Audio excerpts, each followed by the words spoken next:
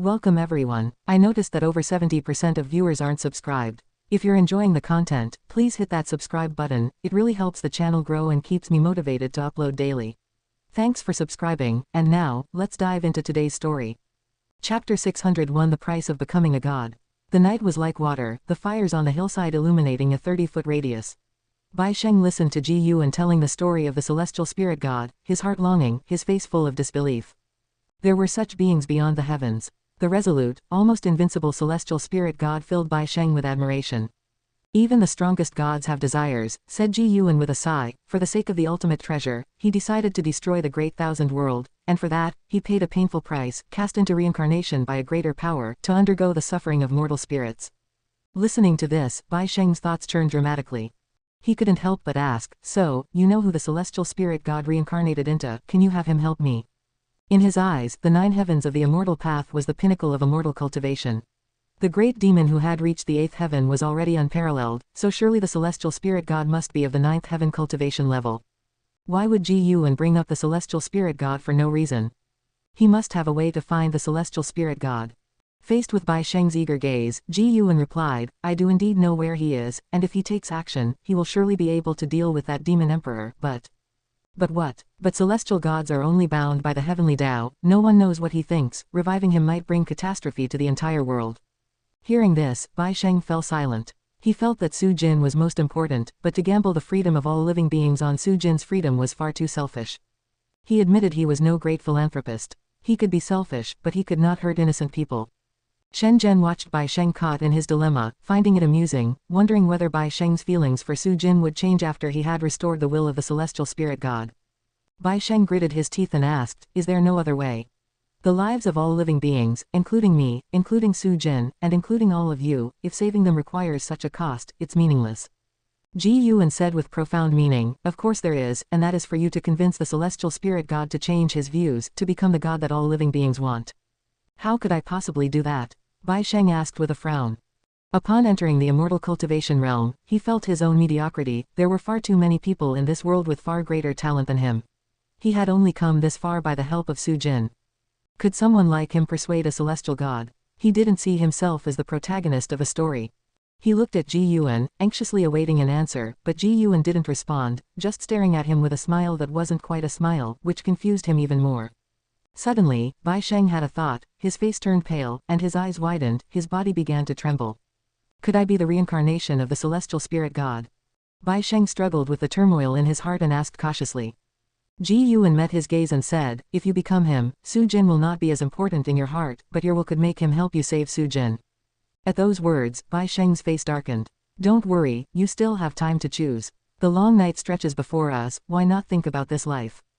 As Ji Yuan spoke, he raised his hand, and a plump chicken, plucked clean of feathers, appeared in his hand, and he began to roast the chicken.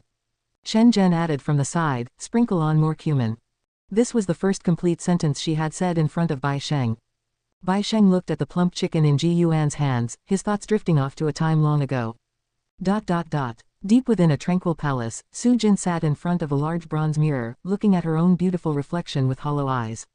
She began to feel weary. In pursuit of Bai Sheng, it took her 10,000 years, helping Bai Sheng with his immortal cultivation, it took her another 10,000 years. Alas, there were always endless troubles in the world, standing in their way. She even wondered, would Bai Sheng have lived a better life without her?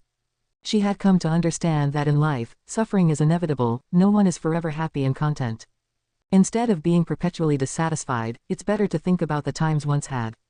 Su Jin began to reminisce about the moments she and Bai Sheng carefreely spent in the human world, her face revealing a sweet smile. Just then, a graceful figure emerged from the darkness behind her, a female demon in a purple dress, with a slender figure and delicate features, tiny purple scales adorned her cheeks. She approached Su Jin from behind and bowed gently. My lady, it's said that the demon emperor has invited the demon emperor from the human world as a guest. This grand marriage is no small matter, it will be a moment for the demon emperor to demonstrate his influence to the entire demon race, and your fame will spread throughout the world. The purple-dressed female demon spoke softly, her voice filled with admiration and longing. Su Jin replied calmly, it seems the emperor has even bigger ambitions. Yes, there are countless demon emperors and demon kings in this world. The human race has the Tao court to unite all, but the demon race doesn't have an absolute ruler yet. The emperor wants to become such an existence, continued the purple-dressed female. Su Jin remained silent, listening to her talk about the affairs of the demon race. She felt a pang of emotion inside. Indeed, the world was so vast, to have managed so many years of joy with Bai Sheng was already extraordinary. How many loving couples could stay together for so long? She knew Bai Sheng would come to rescue her again, but he wouldn't be able to take her away. The only way to save him was to let go of their love. Su Jin's gaze gradually became cold, she was burying her love deep within her heart. By the way, my lady, a celestial has recently appeared in the city. He claims to be a servant of the heavenly Tao, serving the true celestial gods. He says an celestial god will be born within our demon city. The emperor values him highly, allowing him to wander the city freely. It's hard to tell if it's true or false.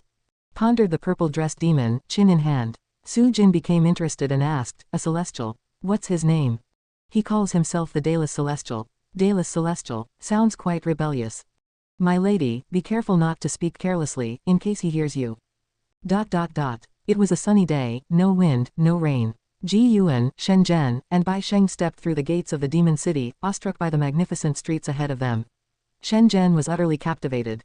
I never imagined the land of the demon race could be so thriving, and there are also many cultivators coming and going, mused Shen Zhen. The demons here were great demons capable of transformation. At first glance, the city seemed like one of the human race, but a closer look revealed many still had characteristics of their original demon forms. The city was vast and limitless, with mountains and uneven terrain within, the streets noisy with clamor, and the skies crowded with various mounts and magical treasures flying past, dazzling onlookers. Bai Sheng had also come to this demon city for the first time, just witnessing its prosperity made him feel immense pressure. Not to mention cultivation level, the fact that the demon emperor could create such a city was beyond comparison with him. At least the opponent could bring prosperity to a region, but what about him? Apart from the cheap love he felt for Su Jin, what meaning did his existence hold in this world? Ji Yuan looked at Bai Sheng and smiled. Whenever you're ready, you can start. Bai Sheng took a deep breath and said, I want to look around a bit more before making a decision. Let's do it together. There's also someone in the city I'd like to meet, Ji Yuan said with a soft laugh, a playful glint in his eyes. He never expected that guy was still alive. Chapter 602, I really thought you were him. HTML. Ji Yuan discovered traces of Wu Daoxian in this demon city. Wu Daoxian was the master of the Black Profound Emperor, and he incited the Black Profound Emperor to slay his reincarnation body. He, like the Black Profound Emperor, had died at the hands of the celestial spirit god, yet he had not truly fallen. Wu Daoxian tutored the Black Profound Emperor in the Taoist unique venerate skill. This cultivation technique was extremely exquisite, and Ji Yuan had imparted it to Zhongxian and Shengxian. With this skill, they were able to strive towards the golden immortal Tao fruit. It was worth mentioning that Zhu Xi also learned the Taoist unique venerate skill from the Immortal Seeker, suggesting that there was some connection between the Immortal Seeker and Wu Daoxian. Of course, there was also the possibility that this cultivation technique was related to the Celestial Court. Currently, Zhu Xi was roaming other great thousand worlds, the Immortal Seeker was nowhere to be seen, and yet Wu Daoxian surfaced first. He could feel that this Wu Daoxian was not the true self, his true self was hidden within a secret space on the path of the Great Tao. The specifics of the location could only be explored after contacting his avatar. Wu Daoxian proclaimed that an immortal god would be born here, which piqued Ji Yuan's interest in him even further. Could it be that he anticipated the revival of the celestial spirit god here? Asterisk. If that were the case, it would certainly be intriguing. Asterisk. Ji Yuan was not afraid of Wu Daoxian causing trouble. Wu Daoxian was not tolerated by the celestial court and had to hide everywhere, so it was unlikely he would collude with the celestial court. As for what sort of backing Wu Daoxian had, Ji Yuan was also quite interested. Bai Sheng did not mind Ji Yuan's proposal. He walked ahead first, indifferent to the person Ji Yuan wanted to meet, as his mind was solely on Su Jin. Shen Zhen and Ji Yuan followed behind him. Shen Zhen used the sound transmission technique to ask, he's so absent-minded, could he be willing to give up Su Jin? We'll know the answer today. Ji Yuan replied using the sound transmission technique. He looked at Bai Sheng's back and felt deeply moved. Asterisk. It wasn't Bai Sheng and Su Jin's relationship that moved him, but his brotherhood with Bai Sheng. Asterisk. He somewhat missed the days of exploring mountains and waters and drinking joyously with Bai Sheng. Bai Sheng did not know he was the supporting Tao Sword Venerable, treated him with less reverence, and had no ulterior motives. They had a sense of kindred spirits. Asterisk. Sadly, times change, and Bai Sheng had lost his carefree nature and had long forgotten him. Asterisk. Over 30,000 years had passed, now the only one he could chat freely with was Shen Zhen. Perhaps the loss of such companionship was the price of power. Asterisk. As Ji Yuan was sighing over the changes brought by time, the demon city grew increasingly lively. A strong wind swept through, startling the demons and cultivators on the streets as they looked up, only to see a large fish with black wings flying over the city walls and heading towards the distance. Its wingspan spanned thousands of feet, blocking out the sky and plunging the street where Ji Yuan and his companions stood into darkness. Bai Sheng, having seen much, was not surprised. But if he knew that there was a pavilion on the fish's back, with someone inside not weaker than the Demon Emperor, he would surely be shocked. The Demon Emperor of this city was named the Great Liang Demon Emperor. Although he was a divine thought true immortal in cultivation, he possessed clues to a heaven and earth ultimate treasure, which was why all the great powers came to celebrate. Heaven and earth ultimate treasure was the immortal cultivation realm's term for the most powerful magical treasures. These treasures were rich with destiny, even capable of creating a world, harboring the power of heaven and earth. These heaven and earth ultimate treasures also originated from the battle court. Those who crafted them were all golden immortals, thus they contained world power. Ji Yuan did not harbor ill feelings towards the great Liang Demon Emperor. Although this guy kidnapped Su Jin, he treated her politely and promised to only win her heart before taking her. The reason for holding the grand wedding in advance was because that heaven and earth ultimate treasure was about to be born. It was worth noting that people from the Dao court also came to congratulate the great Liang Demon Emperor. Different realms had different circles. The great Liang Demon Emperor could at most invite those in the Zizai immortal realm. Such beings were rare great powers in the world and were considered ancient myths to mortal spirits. Bai Sheng, though wandering aimlessly, was being subtly guided towards Wu Dao Xian under the influence of Ji Yuan's Dao intent. As time went by, more and more powerful beings arrived, with steeds even grander than the previous black-winged fish, bringing glory to the city's demons. They did not know just how strong those powers were, they only felt the commanding presence of the great Liang Demon Emperor. An hour quickly passed. Unknowingly, Bai Sheng arrived in front of a giant stele, located at a crossroads on the street, towering 100 feet high and surrounded by hundreds of beings. Wu Dao Xian was also here. In this lifetime, Wu Dao Xian wore a blue Taoist robe, his hair completely white, and held a horsetail whisk in his hand, exuding an immortal-like aura. He held the whisk in one hand and stroked his beard with the other, seemingly deep in thought. Ji Yuan walked directly towards him, brushing past Bai Sheng. Following close behind, Shen Zhen's steps made Bai Sheng subconsciously follow suit. This stele seems to contain some profound meaning. Ji Yuan approached Wu Dao Xian and spoke softly. Wu Dao Xian glanced at him, initially dismissive, but upon seeing him, Wu Dao Xian's expression suddenly changed. Wu Dao Xian scrutinized Ji Yuan, asking, "What? Did you see something?" To him, Ji Yuan appeared to be merely a celestial and earthly immortal, but Ji Yuan's features seemed familiar. Why did he resemble that rebellious disciple of mine from before? Ji Yuan looked at Shen Zhen and asked with a smile, "Did you see anything?" Upon hearing the question, Shen Zhen began to seriously examine the 100-foot-tall stele in front. Wu Dao Xian kept his gaze on Ji Yuan, his eyes sharp, seemingly wanting to see through him. Bai Sheng stood at the back, inspecting Wu Dao Xian. He had seen many Taoists like Wu Dao Xian before, but he could feel that Wu Dao Xian had a certain hostility towards Ji Yuan. "I see a giant red tortoise. This stele is a piece of its shell."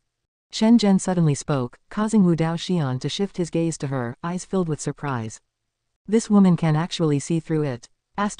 Shen Zhen continued to observe intently. She frowned and said, "The red tortoise is still alive, seeking to find this fragment of its shell." Wu Dao Xian became interested in her and asked with a smile, "This young lady is remarkable, seeing the cause and effect from outer heaven. May I ask whose tutelage you are under?" Shen Zhen snapped back to reality and did not answer Wu Dao Xian. Instead, she looked towards Ji Yuan, giving an answer with her eyes. Wu Dao Xian turned his attention back to Ji Yuan and sighed, "Young brother, you bear a strong resemblance to a certain disciple of mine. Were it not for seeing with my own eyes his soul scattered, I might have thought you were him." His eyes showed a trace of nostalgia, as if reminiscing about that disciple. Bai Sheng, hearing this, breathed a silent sigh of relief. It didn't sound like a vendetta. Although unsure of how strong Ji Yuan was, he sensed that Wu Dao Xian's Dao practice was unfathomable. Such a man was not to be provoked. Ji Yuan nodded and said, "You also resemble a master of mine. Were it not for seeing with my own eyes his beheading, I might have thought you were him." With these words, Wu Dao Xian's pupils shrank suddenly. Almost instantly, he lifted his right hand. Shen Zhen and Bai Sheng were unable to react in time. However, Ji Yuan's movement was quicker. Slap! Ji Yuan's right hand landed on Wu Dao Xian's shoulder, and with this pat, his mana dissipated instantly, his eyes widening. Chapter 603, Innate Immortal Gods. Ji Yuan stared at Wu Dao Immortal, his eyes full of shock and anger. Because it wasn't his real body, he didn't despair. He stared intently at Ji Yuan and said in a deep voice, "I didn't expect you to still be alive." Ji Yuan pressed on him, saying, "I didn't expect you to be alive either."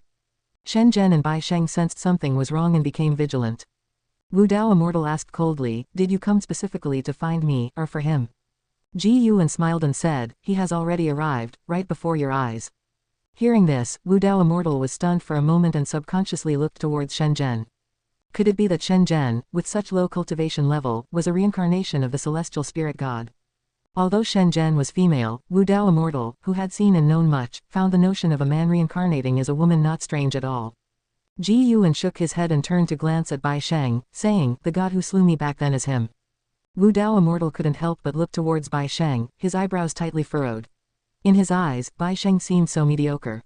Bai Sheng was also stunned. He subconsciously looked at Ji Yuan. Had Ji Yuan died at his hands in a previous life? Wasn't that a deep grudge and great hatred? In such circumstances, why would Ji Yuan want to help him?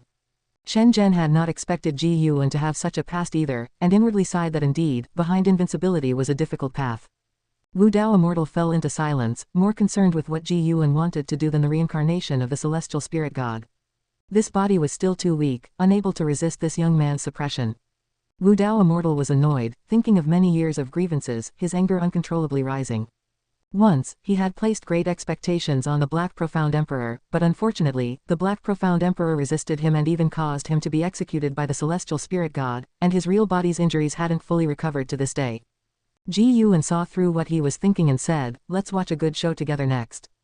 As his words fell, Ji Yuan withdrew his hand, but Wu Dao Immortal felt his chi power being sealed within his body. He was now like a mortal, utterly powerless. Wu Dao Immortal knew he couldn't escape, so he didn't act rashly. He turned his gaze to Bai Sheng and said, the immortal god I'm looking for is not him. Ji Yuan asked, are there other immortal gods in this realm? He hadn't detected the traces of other immortal gods, but he didn't doubt Wu Dao Immortal's words. Instead, it piqued his curiosity. Even though there were no traces of immortal gods, the legacies of immortal gods were there. LV Xian held an immortal god's legacy, and before the reshaping of heaven and earth, followers of immortal gods wandered the human world, promoting the name of the heavenly Tao. These signs proved that an immortal god could appear at any time. Yes, this god is not an ascended god but an innate immortal god, born from the celestial Tao destiny, Wu Dao Immortal replied, not minding sharing this information with Ji Yuan despite being sealed by him. Though they had deadly enmities, both stood against the celestial court. Ji Yuan thought of Fairy Yao Zhan and suddenly guessed something, directing his gaze toward Su Jin. Indeed, Su Jin was pregnant, deliberately hiding and sealing the fetus, stopping its development, undetected even by the great Liang Demon Emperor. Bai Sheng had reincarnated many times and fathered children but had never begotten an innate immortal god. Why could he this time? Ji Yuan carefully observed, the child in Su Jin's womb had no trace of celestial Tao destiny. Could it transform later? Ji Yuan pondered as his gaze shifted towards the 100 Zhong stele ahead. He began to chat idly with Wu Daoshan, discussing the heavens and earth and the origins of the stele. Bai Sheng noticed that those around them showed no reaction as if they hadn't heard the conversation about the immortal gods. He realized he had embroiled himself in great trouble, yet he was prepared to face death if only it could save Su Jin. Past lives, destinies, he didn't believe in any of it. He was him, he was not a god, and should he become one, the god he'd turn into would surely not be ruled by his current will. Whatever being you are, your resurrection was caused by my sacrifice, and you must help me save her, just save her, without harming anyone else. Bai Sheng silently recited this to himself, as though he were conversing with his own soul. Time continued to advance, and the hour of the great wedding grew ever nearer. In the heart of Demon City, a sumptuous feast had already begun.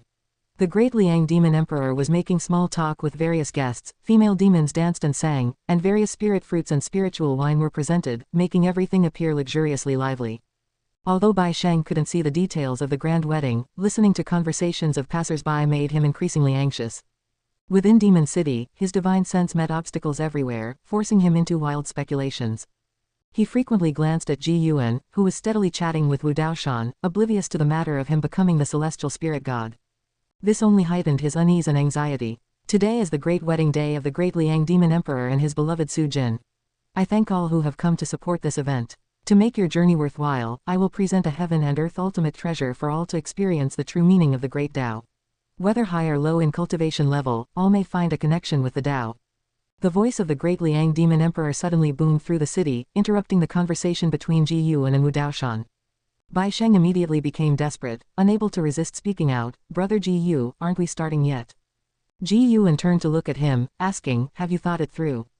Bai Sheng took a deep breath and said, I've thought it through, let me become him. Become the celestial spirit god. Hearing the voice of the great Liang demon emperor had driven him to lose all reason, with his only thought being to save Su Jin. Wu Daoshan also glanced at Bai Sheng, a sneer appearing in his eyes. Could the all-powerful, invincible celestial spirit god really be trapped by love? His gaze shifted back to Ji Yuan, thinking this youngster was definitely up to no good, playing such tricks on a celestial god. Hearing Bai Sheng's words, a change came over Ji Yuan's eyes, and Bai Sheng, meeting his gaze, felt the world spinning around him. At the same time, in central Demon City, on 1,000 steps, Su Jin stood next to the great Liang demon emperor under a red bridal veil, conducting herself with grace. The great Liang demon emperor, clad in a dragon-embroidered black robe and towering in stature with 2 horns amid his blood-red hair, merely standing there emitted an unrivaled aura.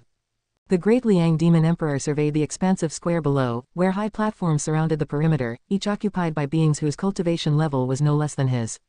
He was quite pleased with his pulling power. After today's grand event, his fame would spread across the whole world.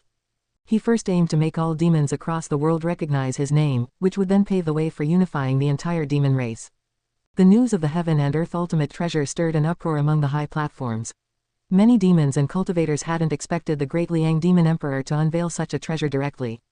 The great Liang demon emperor relished their discussions. Just as he was about to speak, a terrifying aura suddenly exploded from afar, surging to the skies.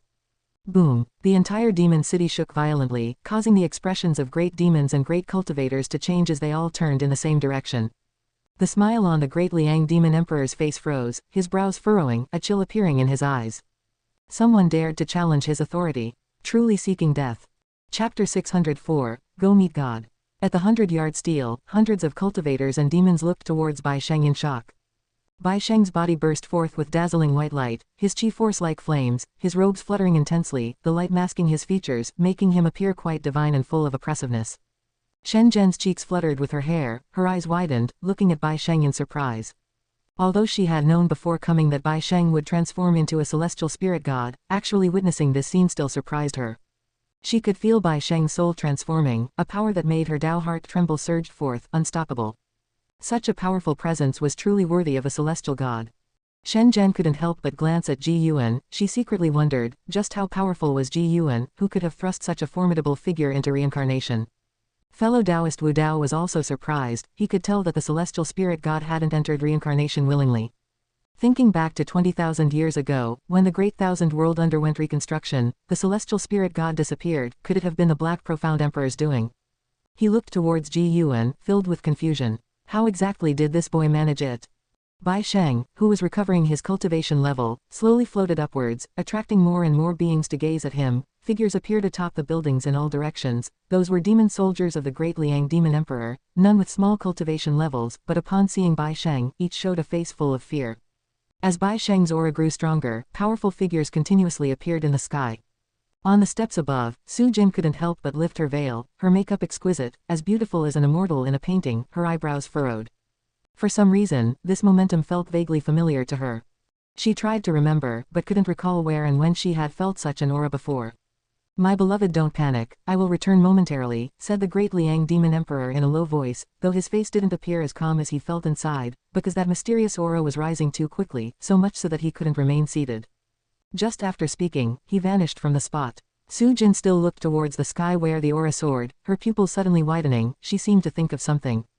Boom! A gust of fierce wind came howling, making Su Jin's dress flutter violently. Time seemed to freeze. She instinctively glanced over, and saw a figure glowing with intense light standing next to her. In this figure's hand, held a demon. The great Liang demon emperor. The great Liang demon emperor was held by the throat by the glowing figure's right hand, lifted into the air, unable to break free, his face showing pain and anger. Su Jin's heart churned wildly, too late to think. The great Liang demon emperor had just flown out and was captured. Even after living more than 20,000 years, she was stunned at that moment. Outrageous. A roaring shout shook heaven and earth. A great power cultivator from the Zizai immortal realm appeared next to the great Liang demon emperor, wanting to rescue him. Accompanied by a deafening explosion, this great power cultivator was knocked back away, smashing through a palace and further buildings, disappearing into the distance. The glow on Su Jin's face faded. She gradually saw the true face of the person next to her, and she couldn't help but widen her eyes. This person was Bai Sheng. Bai Sheng looked no different from before, only his hair was disheveled and fluttering in the wind. His expression was so indifferent, his gaze towards the great Liang Demon Emperor, as if looking at a dead man. You, how is this possible? The great Liang Demon Emperor spoke with a trembling voice, his tone filled with shock. He naturally recognized Bai Sheng. When Su Jin had pleaded for Bai Sheng before, Bai Sheng seemed no different than an insect in his eyes. Had it only been so long. Bai Sheng had actually rendered him unable to resist, he even felt that if Bai Sheng exerted force, he would shatter. He had never felt such a terrifying sensation before, his heart was extremely fearful. Su Jin gazed at the indifferent Bai Sheng, murmuring to herself. At this moment, Bai Sheng was no longer Bai Sheng, but the celestial spirit god. The celestial spirit god glanced at her, furrowing his brow, the coldness in his eyes making Su Jin's heart ache deeply. More and more mighty figures appeared around, they were not aligned with the great Liang Demon Emperor, but were there for the heaven and earth ultimate treasure. Who might you be? The heaven and earth ultimate treasure has not yet appeared, so why are you fellow Taoists in such a rush to act? Who is this person? I have never seen him before. Such aura has already surpassed the 9 heavens of the immortal path, and it is still rising. I feel like he is not here for the heaven and earth ultimate treasure, it's like he has just awakened from reincarnation tribulation. As each powerful being took out their magical treasures, the entire demon city trembled non-stop, with stones even flying around, and dark clouds gradually gathering in the sky, darkening the demon city. The celestial spirit god ignored the discussions around him, slightly tilting his head and looking towards the distance with the corner of his eye. He had already spotted Ji Yuan and Wu Dao Immortal. He knew he couldn't escape, still being under control. He didn't feel the urge to seek revenge on Ji Yuan, he was savoring the experiences of this lifetime. In fact, he was still Bai Sheng, feeling as though he had personally lived this life, just that his mindset had reverted to that of the celestial spirit god, a subtle feeling, yet not discordant at all. Su Jin mustered up her courage and asked again, what exactly? I have already awakened the primordial will, what you faced before was me in the midst of reincarnation, he sacrificed himself hoping I would act to save you. The celestial spirit god cut off her words, saying indifferently with no emotional fluctuation in his voice. After listening, Su Jin's beautiful eyes widened, her mind thrown into disarray. The great Liang Demon Emperor felt even more terrified after hearing this, as he was well aware of the concept of reincarnation, sinking his heart into despair. With his enmity with Bai Sheng, he feared that the other party wouldn't let him go. The great Liang Demon Emperor closed his eyes, bracing himself for death. Just then, he suddenly felt the grip on his neck release, he instinctively opened his eyes, meeting the indifferent gaze of the celestial spirit god, causing him to tremble. He didn't dare turn and run for he had already felt the vast difference in cultivation level between them. For eternity, you shall not come across her again, otherwise, you will never transcend this cycle, no existence in this world can help you. The voice of the celestial spirit god reached the ears of the great Liang Demon Emperor, turning his face pale. As the celestial spirit god turned to look at Su Jin, the great Liang Demon Emperor was so frightened that he immediately fled. As he fled, the celestial gods watching from the sky also began to waver and eventually chased after him. They hadn't forgotten the purpose of their trip, it was the heaven and earth ultimate treasure that they sought. As the sky filled with great power cultivators and demons departing, a strong wind stirred, blowing through the garments of Su Jin and the celestial spirit god. The celestial spirit god slowly lifted his chin, looking down on Su Jin, and said, "Stop looking at me with those eyes, you are merely a trial I encountered in my reincarnations, you shouldn't chase after me, perhaps you aren't even aware that you're being manipulated like a pawn, and any connection between us is false." Su Jin's eyes filled with tears, she gritted her teeth and asked, "Even the feelings we had when we were in love, were those false too?" The celestial spirit god frowned, "In face of the great Tao, all emotions are false, now scram." He turned away, looking in the direction where Ji Yuan was. Su Jin wanted to say more, but the celestial spirit god slapped her abdomen with the back of his hand, sending her flying towards the horizon, quickly disappearing from sight. The entire demon city had descended into chaos, countless demons took to the skies to see what exactly had happened, many also fled in panic. Ji Yuan, Shen Zhen, and Wu Dao Immortal saw the figures around them swiftly dispersing. "Let's go, it's time to see the god," Ji Yuan said softly with a smile, then stepped towards the sky, Shen Zhen and Wu Dao Immortal following behind. Wu Dao Immortal found himself unable to move, only capable of following Ji Yuan flying towards the celestial spirit god.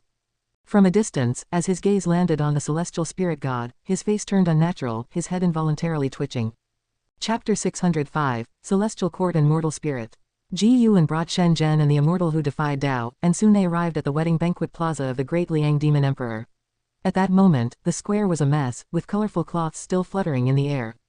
The celestial spirit god stood atop the steps, looking down indifferently at the 3 persons below. Shen Zhen looked at him with a secretly shocked heart. Is this a celestial god? Although there were no changes in facial features or figure, the aura exuded was utterly different. Even with her current cultivation level, facing the celestial spirit god, Shenzhen couldn't help but feel a sense of reverence. This was the sentiment a mortal spirit felt when facing immortal gods. It was hard to imagine such beings would fall into the realm of reincarnation. Facing the gaze of the celestial spirit god, the immortal who defied Tao trembled even more violently, not daring to meet the gaze of the celestial spirit god. So it is. I have seen you before. I felt then that those guys were not their true selves.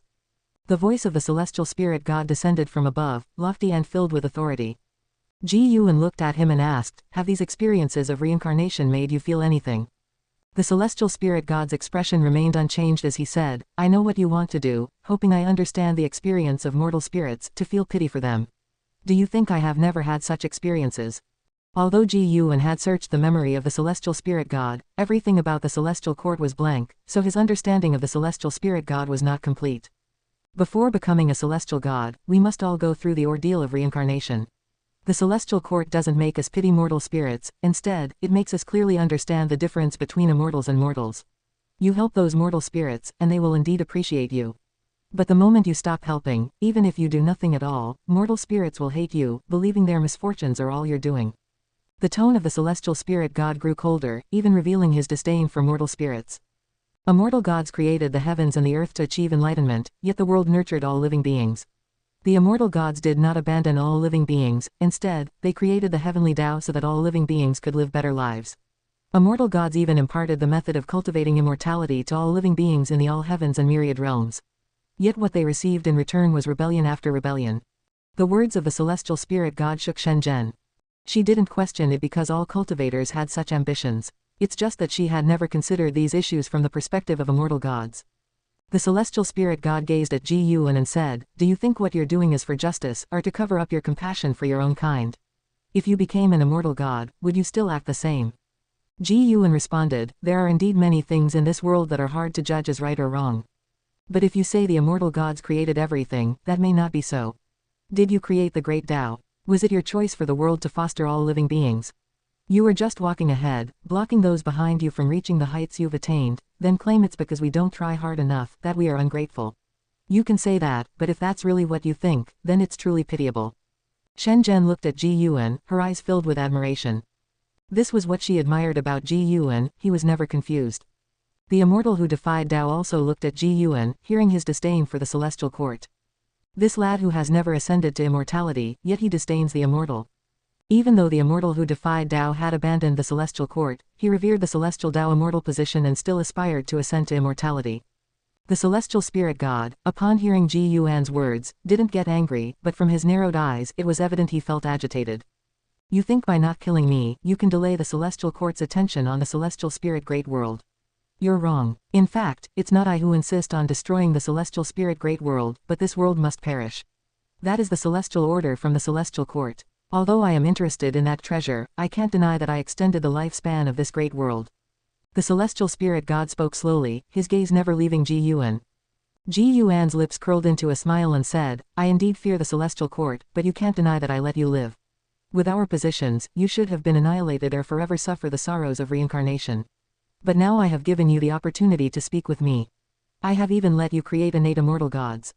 The pupils of the celestial spirit god suddenly dilated, as he hadn't expected that his secret maneuvering was seen by Ji Yuan.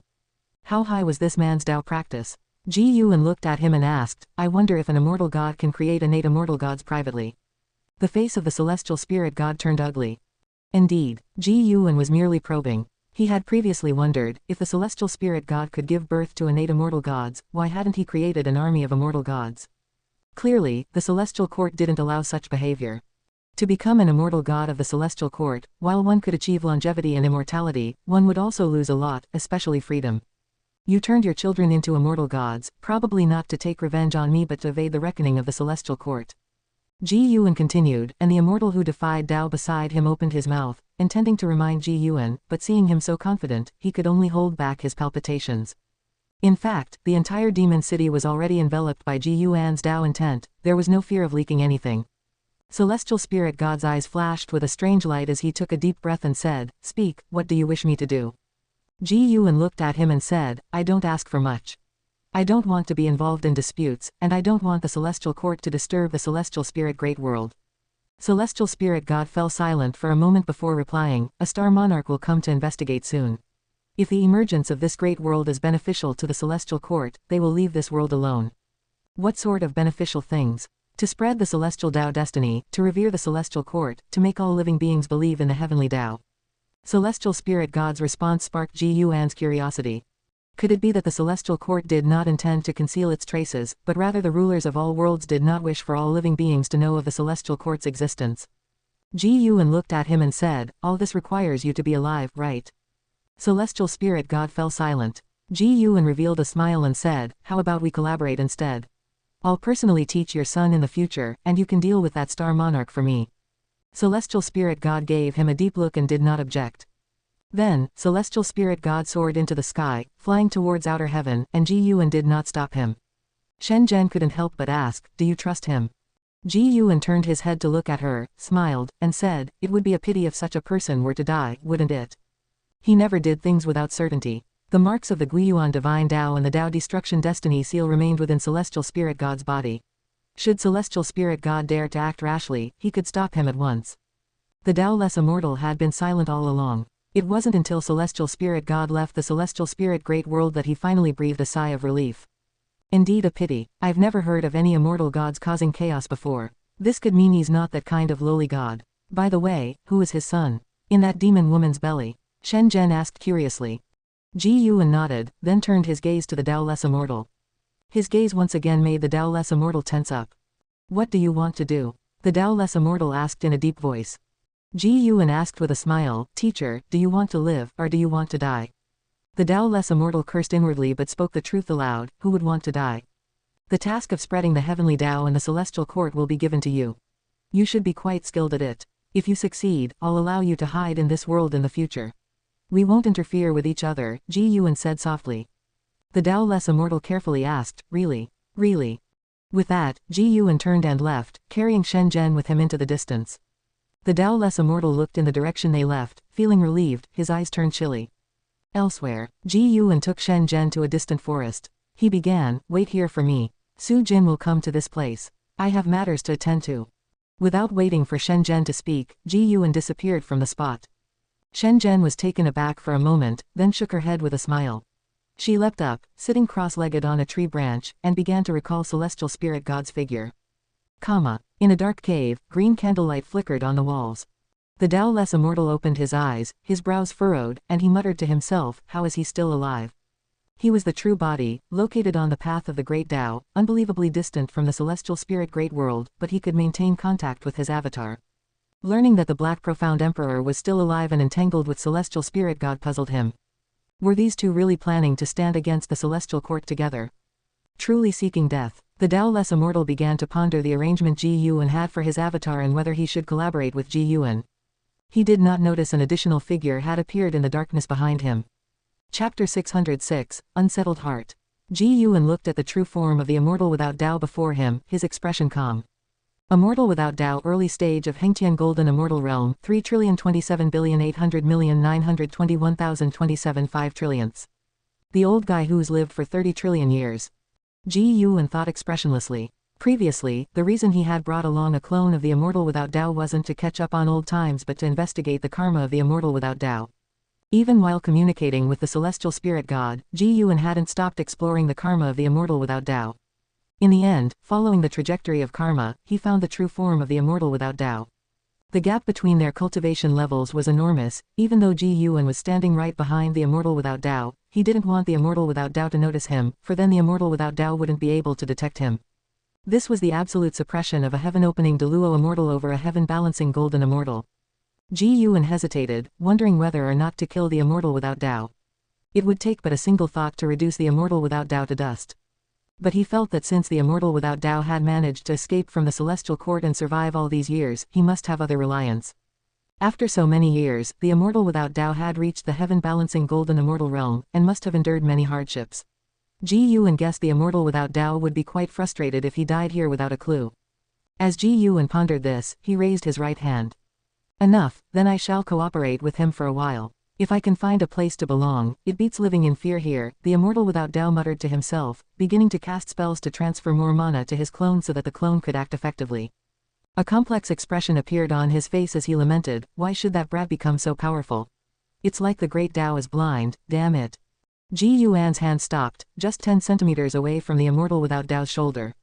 After casting the spell, the immortal without Dao closed his eyes, ready to continue his cultivation. Smack. Suddenly, a hand landed on his shoulder, startling him into snapping his eyes open. Then a voice entered his ears, chilling him to the bone, as if he had fallen into a cold cellar.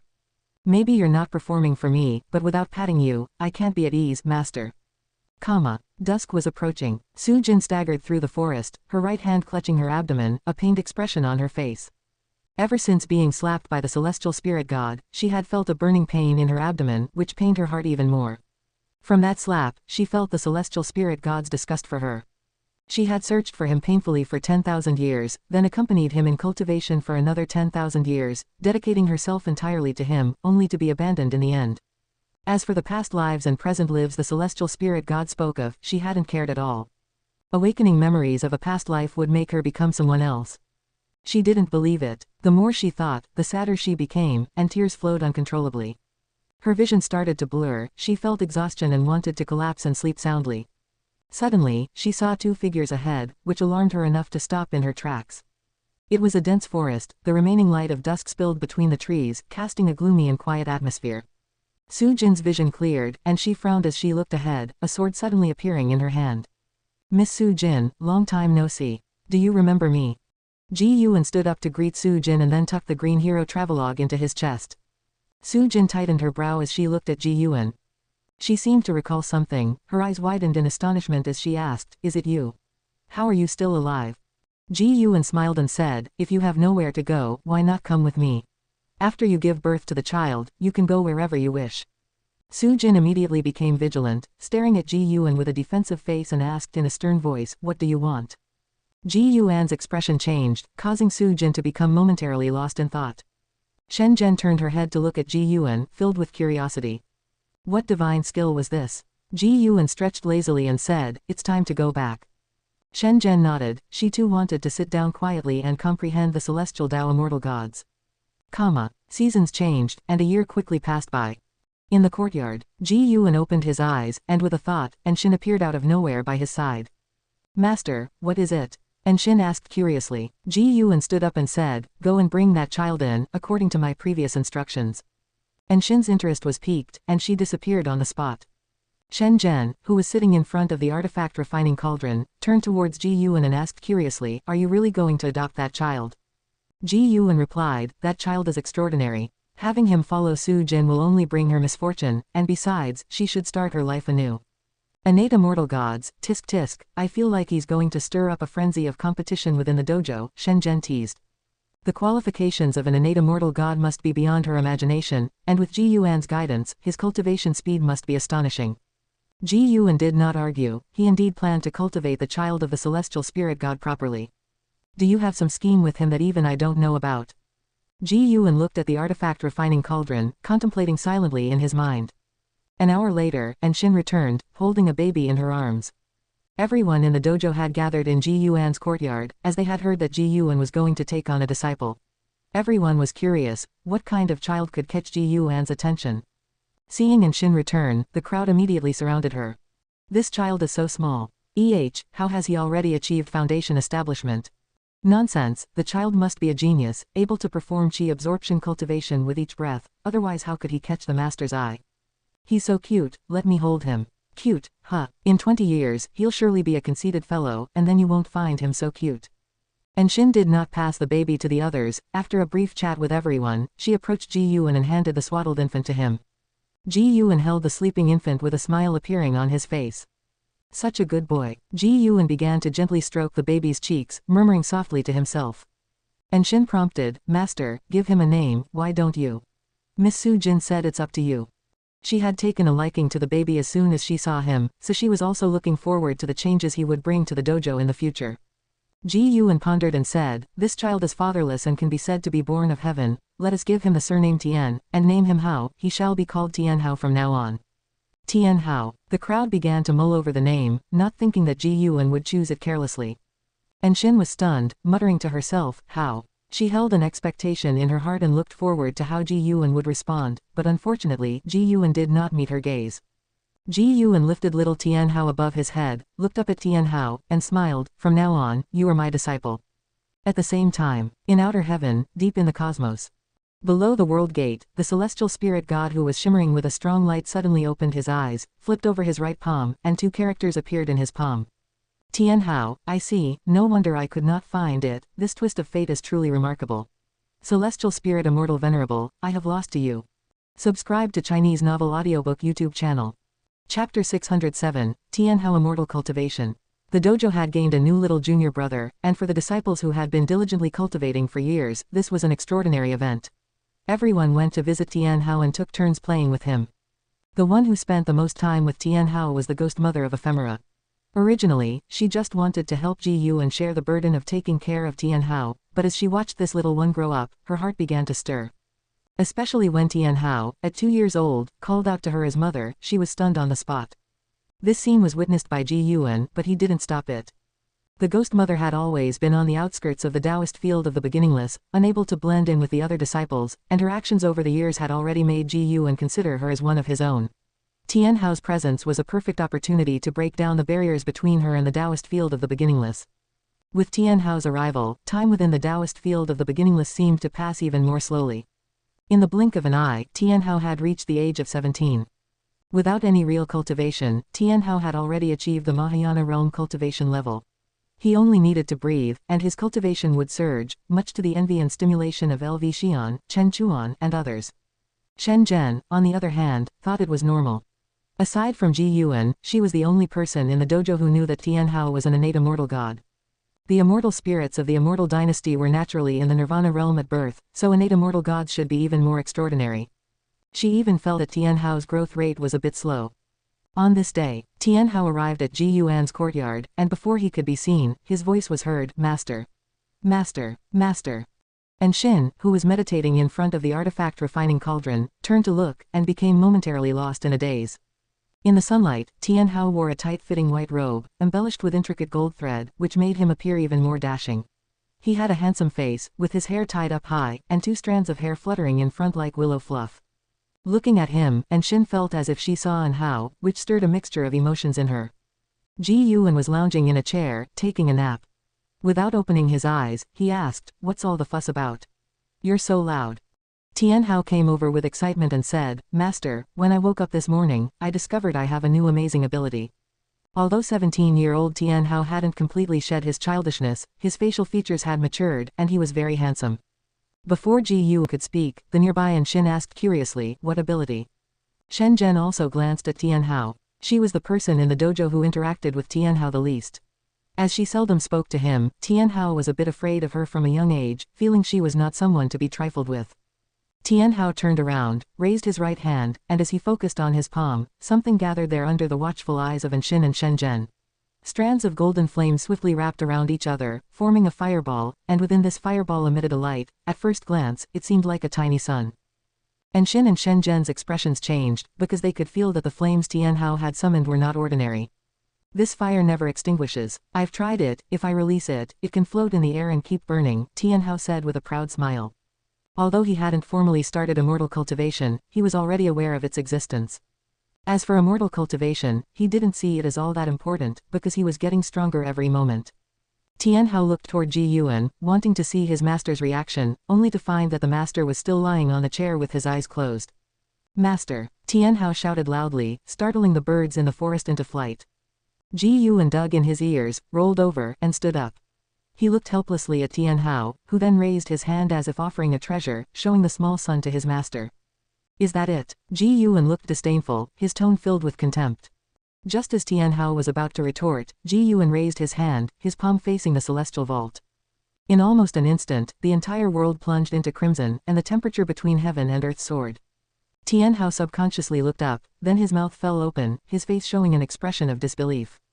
Xin and Shen Zhen looked up to see a colossal sun occupying the entire celestial vault, with no edges visible in any direction. Oppressive, awe-inspiring, it was the first time Tian Hao had witnessed such a spectacular sight. He had lived for 17 years, all within the Taoist field of the beginningless, where no disciples had engaged in combat, so this was truly his first real encounter with the power of the immortal Tao. He shuffled his feet, turned around, and looked in all directions, gradually becoming excited, his body starting to tremble. The corners of Ji Yuan's mouth lifted, and with a squeeze of his right hand, the blazing sun in the sky suddenly vanished as if it had never been there, but the warmth still felt around him told Tian Hao that what he had just seen was no illusion. Tian Hao turned to look at Ji Yuan, suddenly exhilarated, and ran to kneel beside him, grasping Ji Yuan's arm, excitedly saying, "Master, teach me. I want to cultivate as an immortal." Having grown up, he naturally understood the difference between a master and a father. Since his master had taken him as a disciple, he would certainly teach him to cultivate. Go to the Taixuan Sect for immortal cultivation. Ji Yuan raised his hand to touch Tian Hao's head, speaking with a soft smile. The Taixuan Sect. Tian Hao showed a look of confusion. Ji Yuan looked toward Anshin. Coming back to her senses, she asked, "Now?" As soon as he asks, we should send him.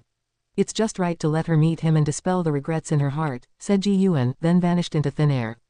Tian Hao stood there, stunned, then got up and looked toward Anshin. Anshin calmed her emotions, her face returning to its usual dignity, and she walked toward the courtyard gate. Tian Hao looked at Shen Zhen, intending to greet him, but seeing Shen Zhen's indifferent gaze, he quickly turned his head away and then quickened his pace to catch up with Anshin. Universe, World Gate. The celestial spirit god, exuding endless divine light, opened his eyes, and reflected in his pupils were the figures of Tian Hao and Anshin. He's finally come out. What exactly do you want to do? The celestial spirit god murmured to himself. Ever since Tian Hao was taken away by Anshin, he had been unable to peek into Tian Hao's specific circumstances, and it didn't take much to guess that it had to do with Ji Yuan. He had originally thought that Ji Yuan would hide Tian Hao away, but he didn't expect Ji Yuan to let Tian Hao out. Watching the way Tian Hao questioned Anshin, a sense of feeling emerged in his heart that he couldn't quite define or articulate. In truth, he didn't really care about Tian Hao. The reason he helped Tian Hao become an innate immortal god was to give Su Jin a chance at life. Now it seemed that Ji Yuan wouldn't harm Su Jin, but his creation of an innate immortal god might instead sow the seeds of some disaster. He had gone through countless reincarnations, and the ones Ji Yuan had led him through were only a small part of it. He had experienced various relationships, had kinship, and his heart had long been calm. He looked down on Tian Hao coldly, with not a trace of pity in his heart. He just wanted to see what heights his created innate immortal gods would achieve. Silence reigned in the universe, and he just stared motionlessly at Tian Hao. Time passed, the length unknown. The celestial spirit god seemed to sense something, and he raised his left hand, from which a golden token flew out, and a voice from within said, "Celestial spirit god, I didn't expect you to slack off either. I will be arriving soon. Get ready, at least don't let me see any trouble." Chapter 608, A Great Opportunity. In the early morning, a dense fog enveloped the land, and mountain peaks emerged like the tips of swords, resembling an ethereal immortal realm of the human world. Atop one of the mountains, there lay a courtyard filled with flora and a slender-limbed white dog sprawled on the ground, deep in slumber. Suddenly, the door swung open, and Li Xuanyu, dressed in a white robe, stepped out. The sunlight swept over the distant peaks and fell upon her. She raised her right hand, and a petal drifted into her palm. She looked down at it, her gaze cold. A female disciple soared on her flying sword across the sea of clouds, swiftly entering the courtyard. Before she even touched the ground, her flying sword swiftly shrank and flew into her sleeve. After landing, she took 2 steps forward and smiled. "Master, a talent of unprecedented caliber has recently emerged from Taixuan Sect. All the branches are vying for him. Master, we should not miss this opportunity." As Dao Court's fame grew, Taixuan Sect also began to emulate Dao Court, establishing different branches to nurture healthy competition and to better manage power. Li Xuanyu, now a branch leader and an elder of Taixuan Sect, had stayed on even after Tang Kai left. Hearing the disciple's words, Li Xuanyu appeared indifferent and said, "There are many talents, why bother competing? This one is different, he comes from the Forbidden Lands. Brought to Taixuan Sect personally by an immortal." The disciple hurriedly explained. Forbidden Lands. Li Xuanyu's expression shifted slightly. She was well aware of the Forbidden Lands and knew that the immortal was Anshin. Why would an immortal bring his disciple into Taixuan Sect? Li Xuanyu asked. I wondered about that too, but now I understand. That disciple called Tian Hao is truly extraordinary. The sect hierarch has already designated him as the next sect hierarch. The disciple was excited, her face full of admiration as she spoke of Tian Hao. Curious, Li Xuanyu inquired, is he really that impressive? The disciple nodded fervently and said, "It's said that upon joining the sect, he mastered the great divine power on the inheritance pillar after just one look. It's unbelievable." Li Xuanyu pondered thoughtfully. Tian Hao. She hesitated, contemplating whether to try to forge more connections with Ji Yuan, yet hesitant to disturb him. She had nothing particular to ask of Ji Yuan, it was just an inexplicable desire to understand him. How had Ji Yuan come to such a distant place, and why did he possess such formidable cultivation level? What adversities had he faced? While the disciple continued to explain the benefits of accepting Tian Hao into their branch, Li Xuanyu listened, but her thoughts had already drifted elsewhere. Time flies. A millennium passed in the blink of an eye. With the thunderclouds dispersed above Taixuan Sect, Ji Yuan and Li Xuanyu sat in a tavern on the second floor, drinking as they leaned against the window. Below, the street was filled with cultivators looking up to the sky. Is Tian Hao even human? To climb from the Mahayana realm to the wandering immortal realm in 1,000 years is just too exaggerated. Could he be a reincarnation of immortal gods? Very likely, given that he was personally brought into the sect by an immortal. Anyway, such a talent is beneficial to us, he could lead Taixuan Sect to a peak it has never before reached. Exactly, rather than feeling jealous, we should look forward to it. Listening to the discussions at other tables, Li Xuanyu glanced at Ji Yuan, wondering whether to ask, yet unsure if she should. Ji Yuan swirled his wine glass, laughing. When I first found him, I felt he was different from the rest, and sure enough, even I find it unbelievable. Li Xuanyu spoke softly, is that so? I don't believe in so many coincidences. From Enxin's strength, it was clear that Ji Yuan was adept at teaching disciples, so Li Xuanyu attributed all of Tian Hao's talents to Ji Yuan, convinced that Ji Yuan had been guiding Tian Hao in secret. She was qualified to say this. After Tian Hao became her disciple, she started by teaching him with all her heart, but soon Tian Hao's understanding of Taoist technique surpassed hers, as if aided by divine intervention.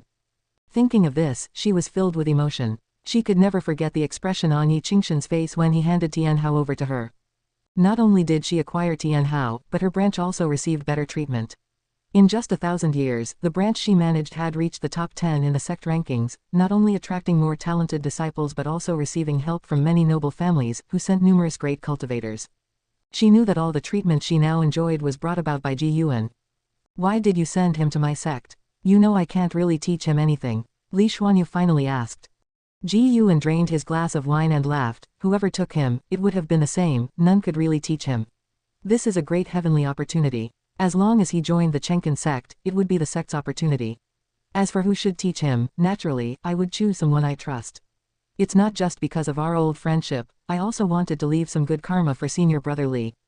Hearing Ji Yuan mention Li Ya, Li Xuanyu felt a sense of relief and more at ease. Li Xuanyu then asked, why not visit my Dao mountain? Ji Yuan looked out the window, saying, I just like lively places like this. You're always in seclusion, don't you find it stifling? While speaking, he raised his left hand to support his face, his eyes lazy. Li Xuanyu also looked out the window, watching the people coming and going on the street. She wasn't sure if it was just her imagination, but she felt a certain mood as well. Although Ji Yuan was watching the street, his heart was actually looking towards outer heaven. The world gate was stirring. A figure was walking out amid the intense light. Celestial Spirit God, finding this great thousand world was not easy. Was it your doing, or has the Celestial Spirit Immortal Venerable not completely fallen?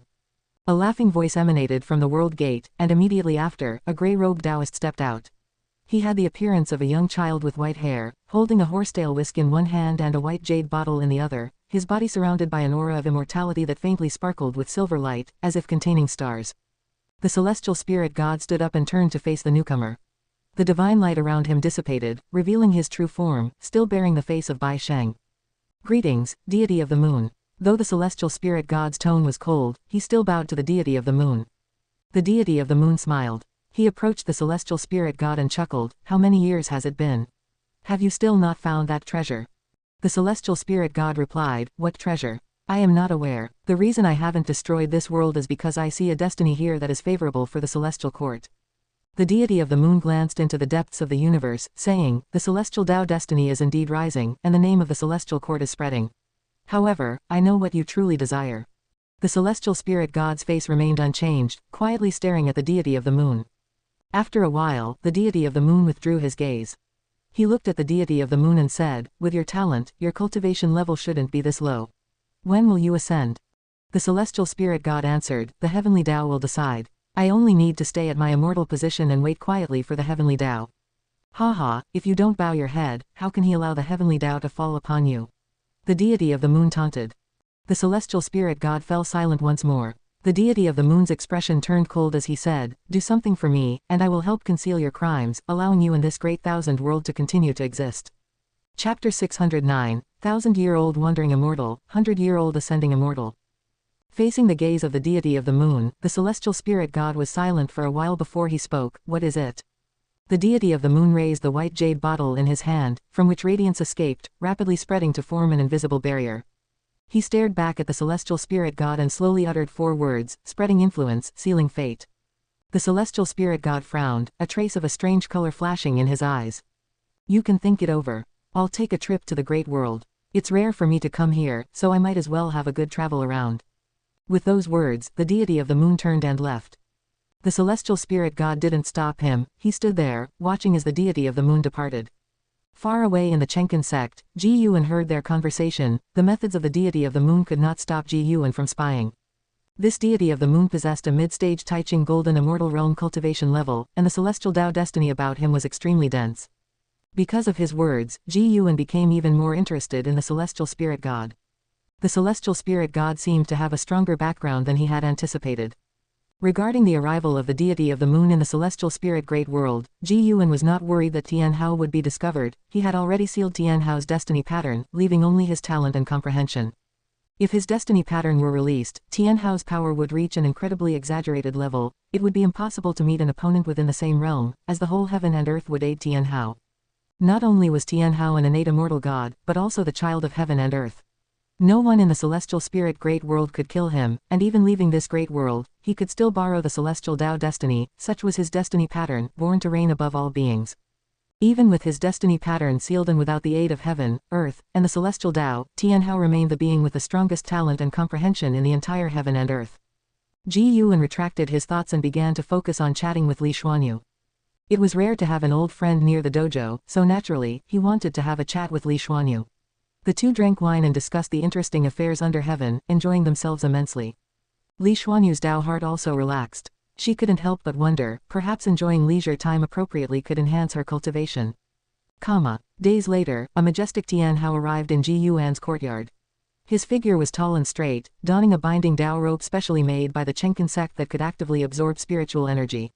As he walked, an aura of immortality swirled around him, his sleeves fluttering in the wind, exuding a detached and elegant charm. "Master, I have reached the wandering immortal realm. Do you know what a 1,000-year-old wandering immortal signifies?" Tian Hao approached Ji Yuan with hands on his hips and a proud smile. Ji Yuan didn't restrict his movements. Even after joining the Taixuan Sect, he still came back often. Ji Yuan, who was reading a book, didn't lift his head and said, "Does it mean reaching the wandering immortal realm in 1,000 years? He thought back carefully. He had not even been 100 years old when he reached the wandering immortal realm.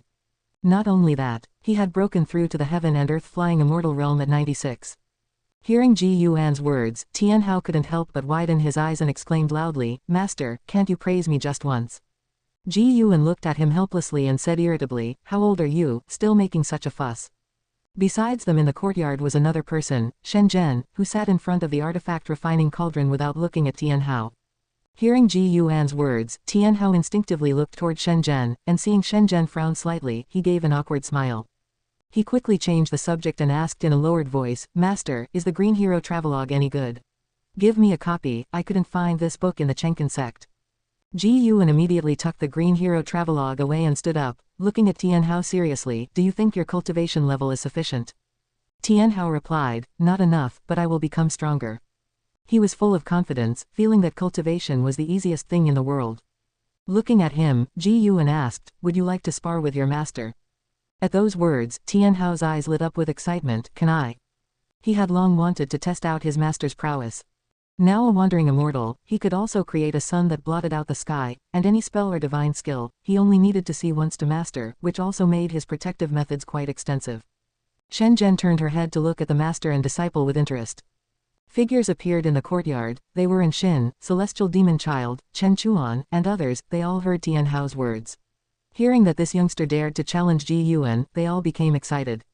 "You brat, you'd better give it your all," the Blood Prison Great Saint teased. And Shengshun laughed, "After sparring with the ancestor, have a match with me." He had already become a wandering immortal and wanted to test Tian Hao's capabilities. Chen Chuan and LV Xian issued a challenge, and Tian Hao accepted them all in one breath. The ghost mother of ephemera opened her mouth, wanting to persuade Tian Hao, but she had no standing to do so here. She looked towards Ji Yuan and, seeing that he was not angry, felt somewhat more at ease. Ji Yuan twisted his neck and raised his hand to snap his fingers. In an instant, the surrounding environment dramatically changed, and everyone found themselves on a gloomy wasteland, under a cosmic starry sky, with an exceptionally broad view. Tian Hao was stunned by Ji Yuan's move and dazedly looked all around. The others were equally shocked by the scene before them. It's not an illusion, it's real. There's still spiritual energy here, although it's thinner than inside the dojo. What divine skills are these? So formidable, completely impenetrable. What a perfect place. Only here can one truly let loose. The previous barrier was too small, unsuitable for battles to the death. What? You still want to fight to the death with your own people? The crowd buzzed with discussion, all very excited. Ji Yuan soared into the air, turned in the sky, and looked down at Tian Hao with a smile. Show me whatever abilities you have. As soon as the words fell, a heaven-piercing momentum erupted from Tian Hao, shocking the others into quickly gathering their mana to form protective barriers. Everyone was surprised by Tian Hao's display, even Shin seemed somewhat bewildered. They knew Tian Hao's cultivation level advanced at an astonishing pace, but only when they truly felt his aura did they find it incredible. Just a mere 1,000 years, and this brat surpassed them already. Especially those who loved to undergo closed-door cultivation, they all had a sense of absurdity. It was as if they had woken from sleep to find the baby from before had grown stronger than themselves. How could they accept this? Tian Hao started walking towards Ji Yuan. The celestial Dao True Fire surged out from his body, blazing fiercely, taking the form of 9 fire dragons coiling around him. Behind his head, a sun rapidly grew in size, his black hair waving violently, his expression becoming arrogant. His lips curled up involuntarily, radiating an air of untouchable superiority. Ji Yuan gazed down at him, thinking of Hao. Hao and Tian Hao's figures overlapped at this moment. Master, I will surprise you. Tian Hao's voice echoed through the cosmic starry sky. Taixuan Sect, amidst a range of mountains, a stream flowed by, and next to the river stood a small pavilion. Yi Qingshan, Lin Chuan, Cheng Meng, Ji Yu Chengsheng, and Ji Yu Chengdao sat inside the pavilion. The 5 of them were the highest authorities of the Taixuan Sect, with Yi Qingshan as the sect hierarch, and the other 4 as elders with great power. Even though they were high in status and entangled in many interests, they still gathered together whenever they had a chance. Big brother, Tian Hao's talent is indeed beyond ordinary. With his recent breakthrough to the wandering immortal realm, I'm afraid we can't keep him hidden any longer. Ji Yu Chengsheng said with concern. Lin Chuan sighed. More than his reputation, I worry that he will become arrogant. Honestly, the last time I faced him, I could no longer suppress him. He's had too smooth a ride, never faced hardship, and it's hard to imagine what kind of person he'll become in the future. Cheng Meng rolled her eyes at him. What's there to fear? He's not just backed by the Taixuan Sect, he has Eldarin to guide him. That may be true, but you've also met Tian Hao. The boy isn't arrogant or domineering, but he's very proud. Once he's set on something, nobody can tell him otherwise. The 4 discussed among themselves, while Yi Qingshan remained silent, sipping his spiritual tea, lost in thought. Just then, a figure descended from the sky and landed outside the pavilion, prompting all 5 to look over and rise to their feet in shock. The newcomer was Tian Hao. At that moment, Tian Hao had a somber face and his gaze was full of oppression. A sudden unease gripped the hearts of those in the pavilion. Had the brat overheard their conversation? Tian Hao took a deep breath and said, Sect Hierarch, 4 elders, I want to grow stronger. From today onwards, please instruct me. Whatever you teach, I'm willing to learn. Lin Chuan frowned. What can we teach you? Soon enough, you will surpass us. My master told me to earnestly experience the Taixuan Sect with you. You don't need to teach me spells or divine skills, just teach me how to conduct myself. Tian Hao said, unable to help but clench his fists. He was not angry or frustrated. He was afraid. Recalling the recent sparring session, chills ran down his spine. Cheng Meng seemed to notice something was often asked, what's wrong? Did something happen? Tian Hao shook his head. I'm fine, I just went back to the forbidden area after my breakthrough and had a round of sparring with my master. Hearing this, the 5 people in the pavilion exchanged glances. Chapter 610, Celestial Court Mythology. Tian Hao's meteoric rise brought unprecedented morale to the Taixuan Sect. His 1,000-year journey as a wandering immortal shook both the past and the present, spreading the sect's name far and wide. Over the long years, many came to recruit Tian Hao, including members of the Dao Court, but these endeavors always amounted to nothing. There were also geniuses who challenged Tian Hao, all of whom were defeated. In the blink of an eye, 10,000 years passed. In the Dao Court, within Shaolan's Cave Heaven Dojo. By a mountain stream, Shaolan, who had just broken through to the heaven and earth flying immortal realm, was discussing its power with Ji Yuan. The two sat cross-legged on a huge boulder, a small table placed between them with fine wine and spirit fruit upon it. As Xiaolan shared her experiences and pondered the true meaning of heaven and earth, she was unaware that the person before her, whom she held dear, was merely an avatar. Ji Yuan's gaze subtly shifted, and his true self replaced the avatar. He had just returned from collecting medicinal herbs at the mountain god temple on Taikang continent, feeling pleased. He called up his attribute panel and began to admire it. Name, Ji Yuan. Lifespan, 45,402 760,382,411,523. Physique, primordial reincarnation undying body. Cultivation level, heaven opening deluo immortal realm perfection. The 1 trillion years of life were drawing ever closer. Ji Yuan liked this peaceful and tranquil life, devoid of external foes, yet his lifespan continued to grow steadily. For him, the lifespan digits were like the experience bar in a video game. Xiaolan picked up a cup of wine, drank it down in one gulp, and said, "Many peerless geniuses have emerged in the world. The current top genius is not from the Tao court but from a sect known as the Taixuan Sect. His name is Tian Hao, a name as audacious as the heavens themselves. Yet his breakthrough speed is truly inconceivable. He seems to be just over 11,000 years old and has already achieved the cultivation level of a carefree primordial immortal." Upon mentioning Tian Hao, her face showed her deep emotions. Ji Yuan laughed and said, "You aren't doing too badly either. The path of immortal cultivation isn't about who's faster, but who lives longer." Xiaolan shook her head and chuckled, feeling that Ji Yuan didn't recognize the terror of Tian Hao. She changed the subject. "Recently, there's been widespread talk of heavenly Tao and the appearance of many mythical narratives, claiming that beyond our world exist more powerful immortal gods from the celestial court. The myths of the celestial court indeed spread throughout the world, backed by the efforts of Tao immortals and the meddling of the deity of the moon.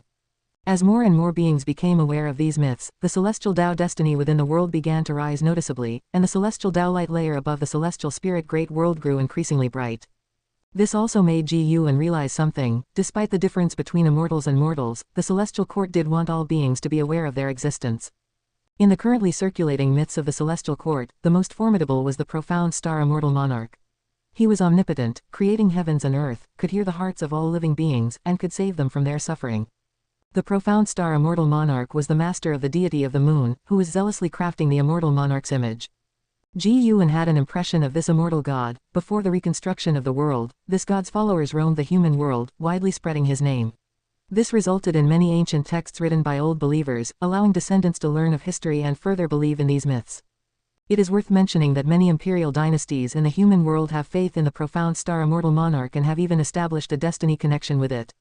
For example, Li Xuandao of the Taikang dynasty was the earliest person to receive the power of the profound star immortal monarch, which occurred in the previous era. Ji Yuan had never interfered with this matter because, in his view, everyone has their own fortunes, and he preferred to observe the development of all things from the sidelines. Xiaolan could not comprehend the existence of immortal gods. In her opinion, those with great power from the Tao court were already the strongest beings. How could there be immortal gods even more powerful than them? Having reached the heaven and earth flying immortal realm, she felt almost omnipotent and even wanted to venture to outer heaven. It was hard for her to imagine just how powerful the mythical immortal gods, if they truly existed, would be. Xiaolan began to conspire, suspecting that there were forces beneath the heavens harboring the intent to subvert the Tao court. The Tao court is the common master of the world, equivalent to the heavenly Tao, and essentially assumes the role of immortal gods, making rules for heaven and earth. Now that all beings are aware that there are even more formidable immortal gods above the Tao court, what should they think of the Tao court? Ji Yuan did not pay much attention to Xiaolan's thoughts. Everyone has a perspective, and Xiaolan, now situated within the Tao court, would naturally consider its interests. The world is still too vast, and the Tao court has not fully unified heaven and earth. Ji Yuan sighed. Xiaolan picked up the liquor bottle and, while pouring Ji Yuan a drink, asked, "Why is it always me talking? Brother Ji Yu, don't you have any questions, or is there something you desire? I can help you obtain it now." Ji Yuan replied with a smile, "Don't worry about me. I was originally just an ordinary person. To have come this far, I'm already very satisfied. I know what you're worried about. I have not lost my freedom. While you've been in seclusion, I often went out for a walk. I've made quite a few friends in the Tao court. I'm truly content, and my greatest joy is hearing others marvel at your prowess. It makes me proud as well." Xiaolan was deeply touched by his words. She put down the liquor bottle, rose involuntarily, then moved closer to Ji Yuan, looking at him with affection.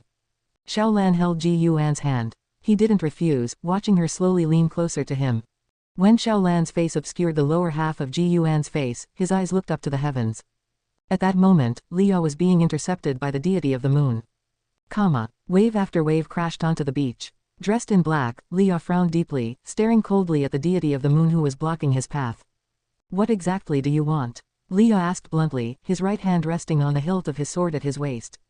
The deity of the moon smiled and said, your fate has deviated from the trajectory that the heavenly Tao had laid out for you. It seems you've had the help of a noble person, and not only that, but this change is ongoing. In the future, you might even form a connection with immortal gods. Although I'm not sure which immortal god it is, a bit of immortal fate has indeed touched you. Leah scoffed disdainfully and retorted, what about you? Are you one of those sanctimonious Taoists who espouse the heavenly Tao and the celestial court? I don't believe in immortals, and I don't believe in gods. If there truly were immortal gods, how could this world have suffered so many tribulations, and each time, it must rely on his junior brother Gu to save the day? If there truly were immortal gods, then it could only be junior brother Gu. The nature of junior brother Gu would not allow others to sing his praises. The deity of the moon smiled, waved the horsetail whisk in his right hand towards the white jade bottle in his left, and from the mouth of the bottle, a droplet of liquid flew out, suspending between the two. Our meeting is also a kind of fate. This is immortal brew, capable of transforming you completely, bestowing upon you an innate body. Let this be the foundation of a good relationship, said the deity of the moon with a smile. No sooner had he spoken than the droplet of immortal brew struck Leah's forehead fiercely, he had no chance to dodge. Leah, startled, quickly reached for his forehead, but there was nothing to touch, he could not track the droplet of immortal brew, nor could he detect any abnormalities within his body. The deity of the moon turned and walked away, saying, this great world is no simple place. In the future, there will surely be many exciting stories to unfold.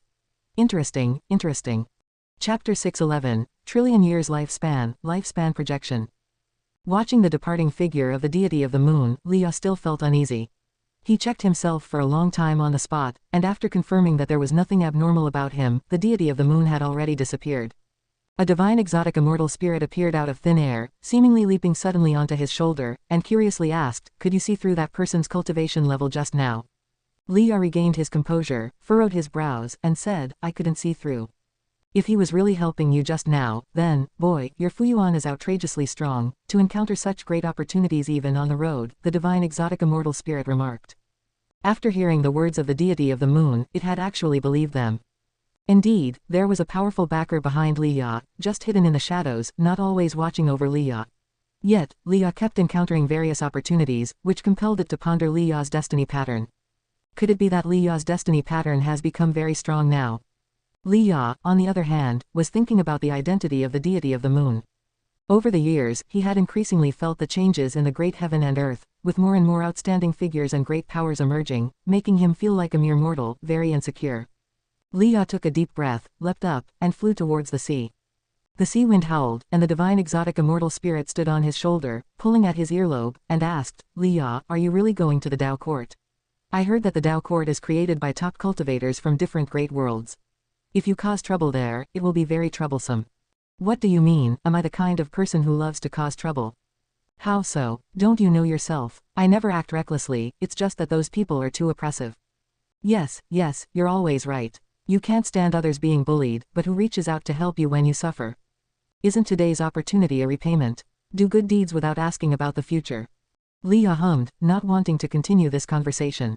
Changing the subject, he asked, do you think Tianhao is really that powerful? Born in an unknown small sect, yet he has become famous throughout the world, a 1,000-year-old wandering immortal, that's too fake. The person is now not a wandering immortal but a carefree primordial immortal, joked the divine exotic immortal spirit. If Enhao were still here, would he allow this Tianhao to be so prestigious? Leah lamented. He considered Enhao as his greatest rival in life. Unfortunately, Enhao was no longer in this world, and every time he thought of this, his heart ached and he felt regret. The divine exotic immortal spirit fell into contemplation. Enhao, Tianhao. Both named Hao, could it be such a coincidence? On the other side, seeing that Leah was unharmed, Ji Yuan then wrapped his arms around Xiaolan's waist, starting to respond to her affection. After a while, Ji Yuan suddenly pushed Xiaolan away, embarrassedly saying, under the broad daylight, isn't it inappropriate? Xiaolan hooked his neck, her eyes flirty, and she licked her lips, softly saying, Brother Ji Yu, don't be afraid, this is my grotto heaven, just you and me. With the sunlight, I can clearly see everything I enjoy. With that, she kissed Ji Yuan again. Ji Yuan's tightly clenched hands involuntarily opened. So be it, After seeing Leah, the deity of the moon left the celestial spirit great world, flew to the world gate, briefly chatted with a celestial spirit, then entered the world gate. Ji Yuan witnessed the whole process, feeling that the threat from the celestial court was temporarily over, and there would be a long period of peace. Indeed, it was so. Human affairs were like tides, but these tides could not shake Ji Yuan. His time naturally passed even faster. In the blink of an eye, more than 6,000 years had passed. On this day, as Ji Yuan was picking medicinal herbs in the Taoist field of the beginningless, his hand paused as 3 prompts appeared before him. You have successfully harvested dandelion grass Tier 4, adding 30 years to your lifespan. Your lifespan has surpassed 1 trillion years for the first time, activating the lifespan projection feature. Lifespan projection. You can expend lifespan to project into the Great Tao worlds, materializing 3,000 projected selves to pursue different Great Taos. Before projecting, you can only choose one Great Tao to chase. The projected selves cannot be deduced, and you cannot retain their memories, but you can gain their insights into the Great Tao. This feature, it somewhat resembled the lifespan reincarnation, yet it was different. Lifespan reincarnation felt as if Ji Yuan was experiencing it himself, and its outcomes were unknown, whereas lifespan projection seemed more like a method of reincarnation to comprehend the Great Tao. Ji Yuan decided he would try it later, as the projected selves couldn't be deduced. Using this feature likely wouldn't cause any trouble. He continued to pick herbs while reviewing the lifespan features he had activated. Lifespan detection, lifespan barrier, lifespan deduction, lifespan prediction, lifespan fusion, lifespan reincarnation, lifespan simulation, lifespan dojo, lifespan breakthrough, lifespan projection. Although he scarcely used half of these features, he was not averse to having more lifespan functions. It's fine not to use them, but impossible not to have them. Ji Yuan's mood improved. Having reached his current realm, it was no longer about simple qi absorption but about comprehending the Great Tao. The stronger his Tao intent, the higher his cultivation level would be. This was an intangible method of cultivation, beyond the understanding of mortal spirits. Seeing that Ji Yuan was in a good mood, the ghost mother of ephemera, who was following him, carefully asked, Master, if Tianhao encounters great trouble outside, would you intervene? Over the 6,000 years, although Tianhao remained a carefree primordial immortal, his renown had grown significantly since he could battle across realms. Once, while on an expedition with the Taixuan Sect, he had actually annihilated the physical body of the divine immortal of wondrous Dharma. That battle had vastly spread his fame, and he became known as the unmatched #1 prodigy in the world. Great fame inevitably brought more troubles. More and more prodigies came to challenge Tianhao but were soundly defeated. There were also those forces that wanted to enlist Tianhao. Tianhao's rejections inevitably made enemies. Recently, the ghost mother of ephemera had been restless. Though she felt exceedingly safe within the dojo, she could only think that perhaps Tianhao was in danger. Ji Yuan laughed and said, Great trouble. There's no trouble that great. What if there is? Don't worry, he is unlike any prodigy you've met. He won't die young, his destiny pattern destined him to become the strongest. You simply don't understand what he represents. Even without me, his brilliance would shine bright. Ji Yuan explained, knowing that the ghost mother of ephemera had the closest relationship with Tianhao, even regarding her as a mother. He didn't mind revealing some karma to her. Hearing this, the ghost mother of ephemera immediately felt relief. Although she didn't fully understand how powerful Tianhao's destiny pattern was, she felt reassured by Ji Yuan's words. Usually, there's no need to be too diligent in managing the dojo, you also need time for enlightenment. The Tao treasure I bestowed upon you is your best aid in cultivation. Ji Yuan spoke sincerely. He had crafted a Tao treasure for the ghost mother of ephemera known as the 9 Netherworlds Heaven Reversing Flag. This flag embodied the path of yin and yang, it could reverse Kangtian in all things, and was extremely domineering. I won't forget about cultivating. The ghost mother of ephemera spoke earnestly, but to herself, she added. Nor forget about managing the dojo. She was well aware of why she possessed all that she did now. She could not relax, could not abandon the path she had taken, and must strive even harder. Chapter 612, Wrapping up the projection. After harvesting the ripe medicinal herbs, Ji Yuan left alone, while the ghost mother of ephemera started to sow as usual. Ji Yuan did not return to his own yard, he just picked a random direction to walk.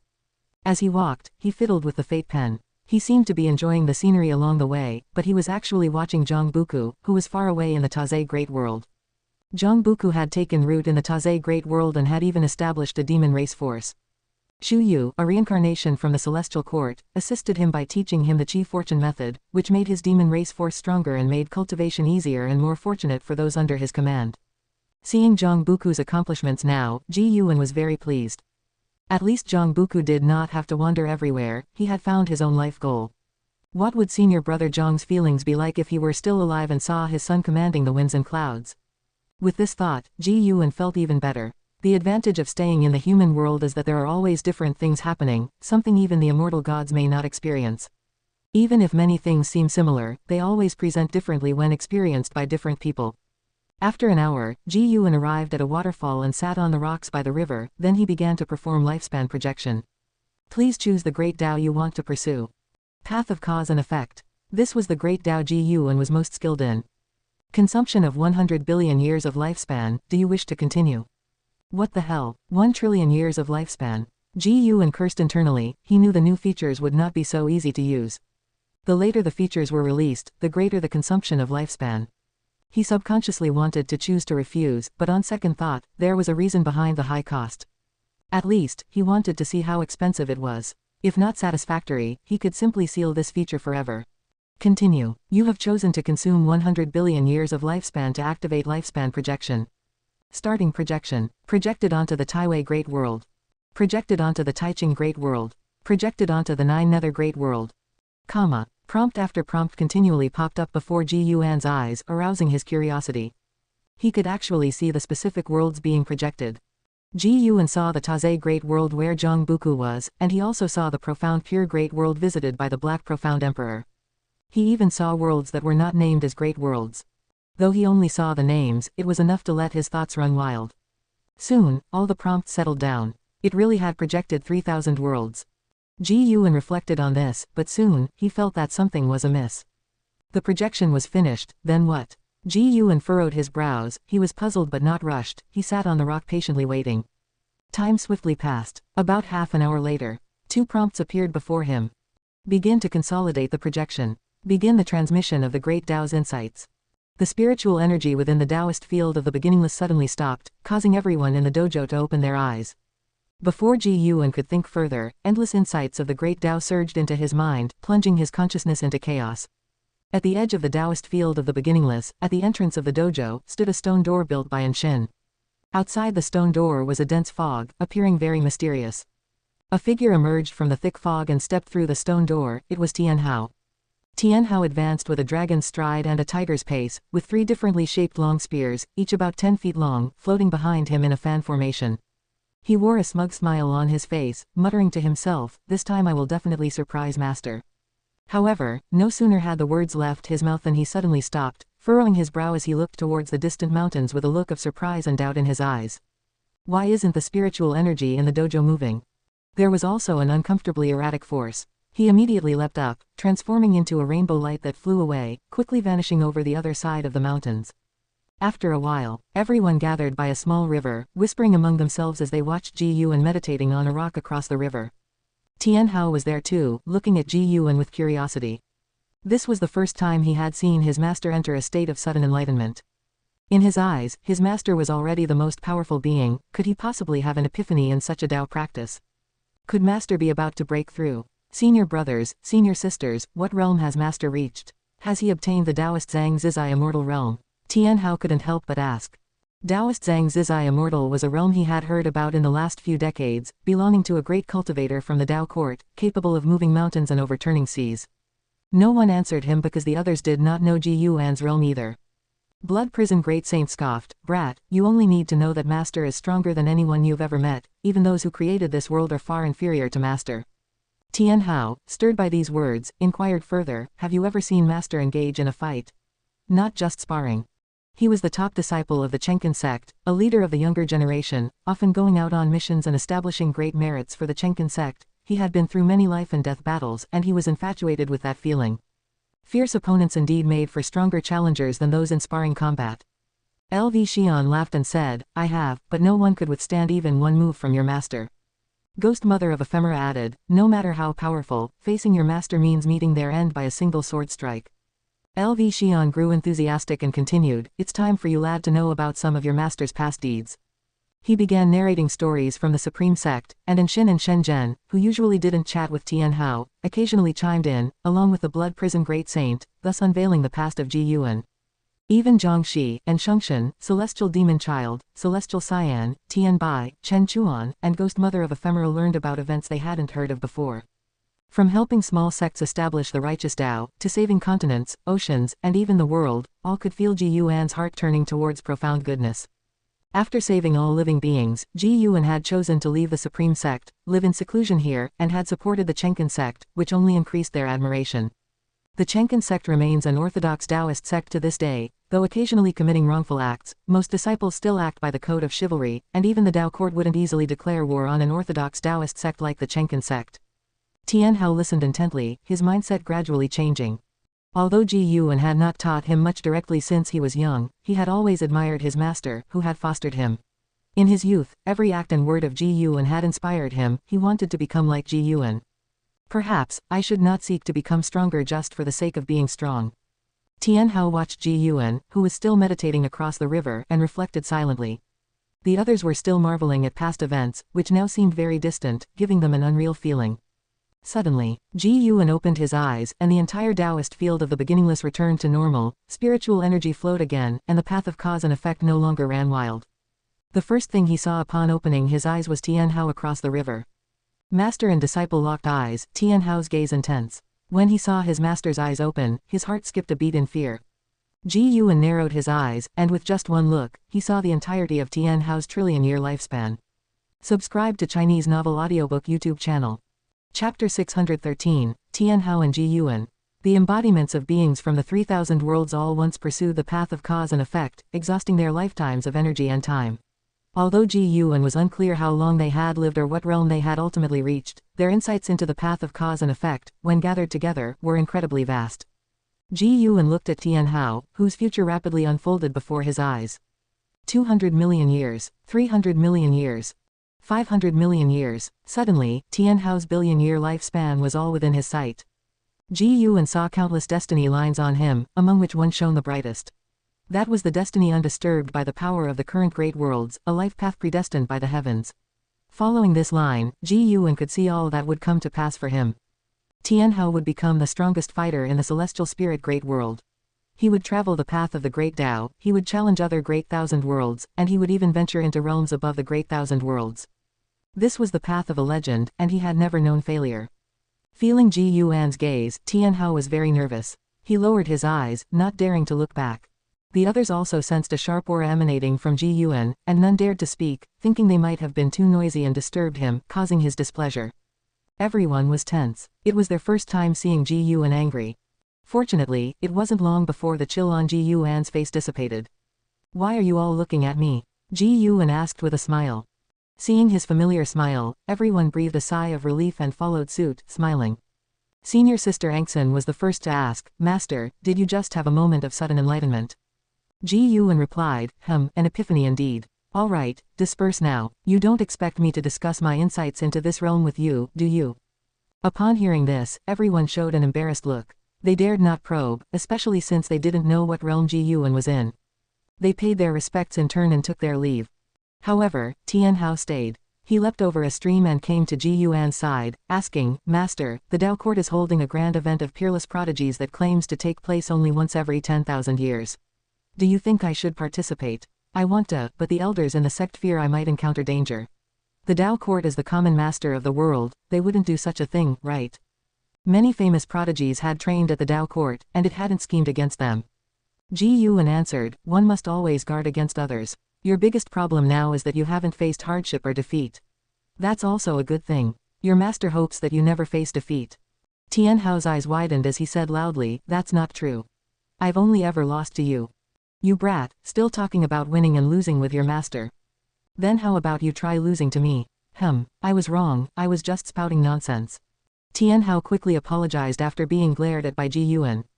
After that, Ji Yuan asked about his experiences over the years, and he answered truthfully, his spirits high. Ji Yuan understood Tian Hao's thoughts. The kid had always been looking for an opportunity to spend quality time with him. Before coming of age, although both were in the dojo, Ji Yuan didn't accompany him in play the entire time. Of course, what the kid wanted most was Ji Yuan's praise. Yet Ji Yuan just wouldn't satisfy him. This kid is already proud enough, he must leave some room for improvement, lest his tail lift up to the sky. While chatting, Tian Hao leaned against the rock, looking up at Ji Yuan. He did not sit beside Ji Yuan. He was indeed very conceited, but he was filled with reverence for Ji Yuan. He did not want to break that attitude, he hoped he would always revere his master, so he would have a goal. So many seniors had been surpassed by him, making him feel that the path of immortal cultivation was very simple. Only when compared with his master did he feel motivated and full of anticipation. He hoped his master would always be stronger than him so that he wouldn't feel alone on the path of immortal cultivation. From Tian Hao's words, Ji Yuan could feel his sense of belonging to the Taixuan Sect, and that his achievements had not led to any contempt for his own sect, which made Ji Yuan all the more satisfied with him. The sect hierarch of the Taixuan Sect, Yi Qingshan, was the reincarnation of his disciple, Lu Jujia. Ji Yuan had his reasons for letting them establish karma, but if the Taixuan Sect were to stray from the right path, he would not blindly support it. Whether the heavenly Tao or the great Tao should be sentimental, Ji Yuan didn't know, he only knew he wanted to follow a path of sentiment. He didn't want to set too many rules and restrictions for himself, he would simply follow his heart. If he wanted to pity all living beings, then he would pity them. If he didn't want to get close to someone, he would keep his distance. The greatest kindness he could offer to all things was not to kill indiscriminately. By the way, Master, they told me a lot about your past. Out of the many disciples you've taken, who is your favorite? Tian Hao suddenly asked out of curiosity. Ji Yuan glanced at him and he quickly added, other than me. You wish, how could it possibly be you? Ji Yuan replied, a little irritated. Tian Hao didn't feel embarrassed, just chuckled. Ji Yuan then said, my favorite disciple should be An Hao. He was the first disciple I truly took to heart to teach, and also the first I adopted. He is just like you, born with the strongest talent. Tian Hao's eyes lit up and he asked, is that senior sister Angshan's brother? He had heard An Hao's name before, but the people in the dojo did not talk much about him, as if they were apprehensive. They come from the same village. Ji Yuan began to recount An Hao's life. Tian Hao listened intently. This time, Ji Yuan spoke at length, which made Tian Hao feel very happy, feeling closer to his master. They talked until dusk. The sky was streaked with crimson, and the celestial vault was desolately beautiful. After hearing An Hao's life story, Tian Hao's mood was hard to calm for a long time. Ji Yuan looked at Tian Hao and asked, where do you think you are better than An Hao, and where do you fall short? Tian Hao pondered and said, I wouldn't abandon my kin like he did, but I don't seem to have his resolve either. He could sacrifice himself for the people of the world, but I can't do it. I would only give my all for the Taixuan Sect. Ji Yuan smiled, not judging Tian Hao's thoughts. He looked up into the twilight sky and said softly, Hao, I gave you the name Hao indeed because of An Hao. I hoped you would go further than he did. As your teacher, I won't demand anything specific from you. You may choose not to sacrifice yourself for all living beings, but never, by virtue of your own strength, wantonly bully the weak. You must realize that no one can stay strong forever. Tian Hao smiled and said, don't worry, Master. If you inquire at the Taixuan Sect, you will find out I never bully others. I only uphold justice. As he spoke, he raised his right hand, used his palm as a sword, and made a few gestures in the air. Only in front of Ji Yuan and the ghost mother of Ephemera did he show his childlike side. To others, he was the proud, reticent senior disciple of the Taixuan Sect. Ji Yuan watched him and asked with a smile, do you know how vast outer heaven is, how many worlds like the celestial spirit great world are there? Tian Hao's interest piqued. He eagerly asked how large and how many great worlds there were. Ji Yuan began to tell him about the existence of other great thousand worlds, as well as the most talented and fortuitous prodigies of various great worlds, which aroused his passion, his eyes brimming with fighting spirit. Chapter 614, The Great Cause and Effect Steel, The Path of Power. After talking with his master for a day, Tian Hao had gained a greater knowledge and developed an even bigger longing for immortal cultivation. Thereafter, he went to the Tao court with a heart full of fighting spirit. Dozens of years later, Tian Hao's reputation spread throughout all the overlord-level forces in the world, and any cultivator who wasn't in some remote area had heard of his name. At the grand gathering of the ages, he overwhelmed the heroes of the world and became the unrivaled #1 talent of all time. The zenith of acclaim spurred Tian Hao to cultivate even harder, and every breakthrough upon his return from the Tao court caused tremors across the world. Time flew by. 20,000 years passed in the blink of an eye. The human world presented a new pattern, and although the Tao court remained the most powerful sect, many strong Taoist lineages had emerged. If they combined forces, they had the power to overturn the Tao court. The self-proclaimed righteous Tao court never initiated war against sects or imperial dynasties, so the human world remained at peace, though only relatively peaceful from a macrocosmic perspective of heaven and earth. In the Taoist field of the beginningless, the lowest cultivation level had already reached the heaven and earth flying immortal realm. LV Xian, and Xin, Blood Prison Great Saint, and Celestial Demon Child had all become carefree primordial immortals. As for Tian Hao, he had reached the divine immortal of wondrous Dharma realm, and moreover, he was at the 9th floor of that cultivation level. Any talent paled in comparison to him, and coupled with the 3 Tao treasures gifted to him by Ji Yuan, nobody could challenge him below the realm of Taoist Zhang Zizai Immortal. Those 3 Tao treasures were 3 long spears, named Divine Punishment, Celestial Punishment, and Immortal Punishment, each containing different powers of the Great Tao. Regarding Ji Yuan's favoritism towards Tian Hao, the other disciples in the dojo had no objections. They wholeheartedly acknowledged Tian Hao's talent. Even the Blood Prison Great Saint could do nothing but admire him. As 20,000 years had gone by, Tian Hao was now someone they all aspired to chase after. Beneath the starry sky, atop a massive mountain peak, there sat a serene palace. Within the palace, Ji Xiaoyu was meditating on a jade platform, surrounded by wisps of gray-tinged energy, a manifestation of the power of the Great Tao. A figure appeared atop the palace. It was the Sun and Moon Nether Emperor. The Sun and Moon Nether Emperor bowed deeply and, looking up at Ji Xiaoyu, spoke, "Your Majesty, Tian Hao, known as the #1 talent of the world, has come to the Yin-Yang Immortal domain. He has stepped into our territory, seeking the Yin-Yang Rebirth Flower. He seems determined to obtain it, and with the 3 ultimate treasures in his grasp, each possessing power not inferior to heaven and earth ultimate treasures, our people cannot stop him." As he mentioned Tian Hao, his expression was incredibly complicated. 20,000 years ago, he had heard rumors of a peerlessly gifted talent born in the central area of the great world. He thought those rumors were exaggerated, but having now encountered Tian Hao, he realized they were no exaggeration. In fact, they might have even underestimated him. Compared to Tian Hao's talent for cultivation, his talent for battle was even more prodigious. Ji Xiaoyu slowly opened her eyes, overlooking the Sun and Moon Nether Emperor, and asked, "You mentioned earlier he came from the Taixuan Sect. What is the background of this Taixuan Sect?" The Sun and Moon Nether Emperor answered, "Strangely enough, the Taixuan Sect lacks any great power but has nurtured such an extraordinary talent.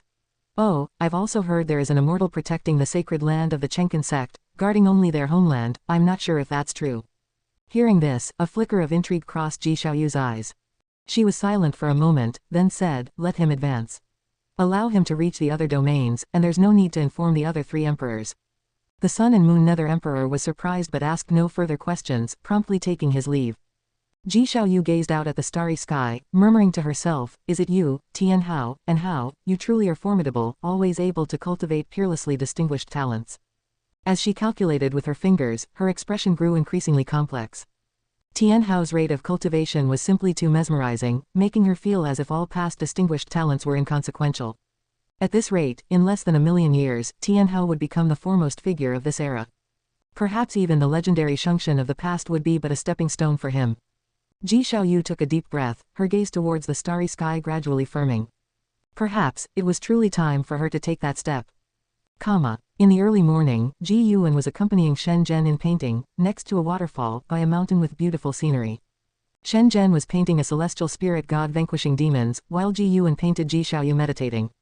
Shen Zhen glanced at Ji Yuan and scoffed, "It seems you really miss your third miss. Why don't you go find her in reincarnation?"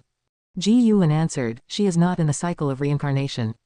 Shen Zhen showed no interest in Ji Xiaoyu. Seeing Ji Yuan's response, she did not press further and instead turned to ask, "Look at my painting, does it capture the likeness of the fairy?" Her understanding of the path of cause and effect was growing stronger. Even though her cultivation level was much lower than that of the celestial spirit god, she was able to depict the celestial spirit god's past without him noticing. Ji Yuan glanced at her painting and said, "Not bad, but isn't it rather interesting to only probe into his past? This process allows me to deepen my understanding of the Great Tao. Besides, what I can see is far from boring," Shen Zhen said proudly. The celestial spirit god was, in her view, second only to Ji Yuan. Unable to depict Ji Yuan, she could only paint the celestial spirit god. Ji Yuan spoke with a profound tone, "Perhaps you should create a divine skill, a skill that only you can wield." Divine skills. Shen Zhen pondered thoughtfully. Her cultivation level was also that of a wandering immortal, and that was even without putting much effort into her immortal cultivation, so she grew increasingly confident, even believing that she would eventually surpass Tian Hao. Although Ji Yuan did not think she could catch up to Tian Hao, her potential indeed seemed limitless. This was not solely due to the power of cause and effect from Fairy Yaoshuan, but also the great cause and effect steel used by the Emperor of Eternal Life. The great cause and effect steel stood within the river of cause and effect, a manifestation of the great Tao itself, eternally indestructible within the great Tao. The existence of the great cause and effect steel was unimaginable. With the Emperor of Eternal Life's sacrifice, some of the steel's power had spread to Shen Zhen. As she lived longer, this power became ever stronger. Ji Yuan could see through everyone's future, but Shen Zhen's future was becoming increasingly obscured in his eyes, a power dissolving her cause and effect, which made him have greater expectations for her. While Shen Zhen was lost in thought, Ji Yuan contemplated his own Tao. He felt it was necessary to focus on developing a second great Tao. Relying on the Taoist dominator skill, Ji Yuan had begun to glimpse the 3000 great Tao, but that was just understanding, not mastery. He wanted to master a formidable great Tao, not as unfathomable as cause and effect, fate, or reincarnation but rather pure strength. Like the bright sun in the sky, glorious, upright, with awe-inspiring might. The 3000 great Tao was just a collective term, the actual number of Tao was uncertain, with Ji Yuan having glimpsed more than 3000. He wished to choose the most vigorous among these Tao. Pure strength. After much contemplation, Ji Yuan decided on the path of power. The path of power wasn't simply about physical strength but represented all types of power at their peak, that was the path of power. To prove the Tao with power meant to prove it with great magical power, with chi power. The path of power was ubiquitous, all beings that possessed strength, that could cultivate mana, demonic power, or any other power-focused cultivation, existed because of the path of power. Ji Yuan immediately employed the lifespan projection and chose the path of power. Still consuming 1 trillion years of lifespan, various prompts wildly popped up before him. But this time was different. He suddenly saw the celestial spirit great world. Almost instantly, he sensed some changes in the celestial spirit great world. It seemed an extra person had appeared. Ji Yuan calculated with his fingers, his expression growing even more peculiar. He couldn't calculate the projected being, but he did foresee Tian Hao encountering a formidable opponent in the yin-yang immortal domain, marking the first time Tian Hao had failed to conquer a being of the same realm. Chapter 615, Manipulating Fate. Tian Hao couldn't defeat the existence that appeared blurred in the causality deduction, but Ji Yuan could see it through his heart eye. The appearance of that being was different from his, but his intuition told him that this was his projected self. After escaping Tian Hao, the projected self turned around and jumped into the sea of reincarnation in the yin-yang immortal domain, entered reincarnation, and disappeared from sight. Start retracting the projected self. Start inheriting the great Tao insights. 2 prompts popped up, interrupting Ji Yuan's thoughts. He vanished from his spot and appeared at the edge of the dojo, starting to inherit the great Tao insights. It wasn't long before a disturbance occurred within the Taoist field of the beginningless, alarming everyone. Since such an event had occurred before, the dojo disciples merely glanced in the direction of Ji Yuan and then continued to cultivate, not bothering Ji Yuan. Under the starry sky, clad in golden robes, Tian Hao stood by the sea, staring at the dark waves ahead, his brow furrowed in thought. A figure descended from the sky and landed beside him. It was the Sun and Moon Nether Emperor. The two had had many dealings and shared a decent camaraderie. Are you still thinking about that person? The Sun and Moon Nether Emperor asked. Tian Hao took a deep breath, looked ahead, and said, yes, I felt pressure from someone of the same realm for the first time. The Sun and Moon Nether Emperor consoled, even if it's the same realm, he must be much older than you, and he didn't defeat you, so why bother? In his opinion, Tian Hao already had the greatest talent. He had witnessed the previous battle, the opponent was indeed fearsome, but Tian Hao didn't lose, it was just hard to determine who was better. Their encounter made the Sun and Moon Nether Emperor question life. The battle of the divine immortal of wondrous Dharma had even a divine thought-true immortal like him terrified. Had this genius from the old era been outclassed? He felt that Tian Hao would surpass him sooner rather than later, and much quicker than he had anticipated. I can't let it go, I feel excited. I'm recalling his combat techniques. He didn't use many divine skills or spells, he simply countered me with pure mana and chi power, truly a display of, one force breaks 10,000 laws. Tian Hao sincerely remarked, feeling very exhilarated. Indeed, Master was right, never underestimate the world, you never know where a strong contender with great fortune might emerge. His talent might truly be the best, but he had lived too short a life and still needed to continuously strengthen his Taoist techniques. Hearing Tian Hao's words, the Sun and Moon Nether Emperor opened his mouth, not knowing what to say, unable to grasp Tian Hao's thoughts. What are your plans next? You got what you wanted, the Sun and Moon Nether Emperor asked. Facing a genius like Tian Hao, he chose to make a strong connection, having a premonition that this connection might save his life one day. Tian Hao withdrew his gaze, looked at the Sun and Moon Nether Emperor, and smiled, I'm planning to go back. Not being able to sweep through the same realm shows that my combat ability is not enough. I will go into seclusion to cultivate for a while before venturing out again. If you ever come to the Nine-Spirit Continent, seek me out. I won't let you down. The Sun and Moon Nether Emperor showed a smile, getting such a promise from Tian Hao was all he wanted, it at least proved that Tian Hao was still willing to maintain their friendship. Then Tian Hao bowed to the Sun and Moon Nether Emperor and transformed into a beam of extreme light, leaping up and quickly vanishing into the horizon. The Sun and Moon Nether Emperor watched his departing figure, a look of envy on his face. Living for so many years, he had never been as free as Tian Hao. A cultivator should be like this, roaming the heavens and earth, unbound. Immediately after, the Sun and Moon Nether Emperor let out a self-deprecating laugh. The reason he was bound by the yin-yang immortal domain was not because of his talent, but because he needed the power of the immortal domain to gather cultivation resources. He used to think his cultivation speed was fast, but now it felt slow. He earnestly wanted to reach the free immortal realm. He now harbored a ridiculous guess. He felt that Tianhao might reach the free immortal realm faster than him. After a while, a figure landed beside the Sun and Moon Nether Emperor, a mysterious cultivator enveloped in black mist, who said in a deep voice, "Emperor, His Majesty has left. She said she would head to outer heaven to pursue the great Tao, leaving you to lead the reincarnation domain." The Sun and Moon Nether Emperor's thoughts were interrupted, and upon hearing this, he couldn't help but be astonished. Go to outer heaven to pursue the great Tao, inside the Taoist field of the beginningless. Ji Yuan opened his eyes, his gaze filled with a forceful presence. He had completed inheriting the 3000's projected selves insights on the path of power. He underwent a transformation, with his chi power and mana rapidly strengthening, a strengthening that required no absorption of spiritual energy but was aided by the invisible and colorless path of power. He felt that the projected self that had entered reincarnation had disappeared, as if it had never existed.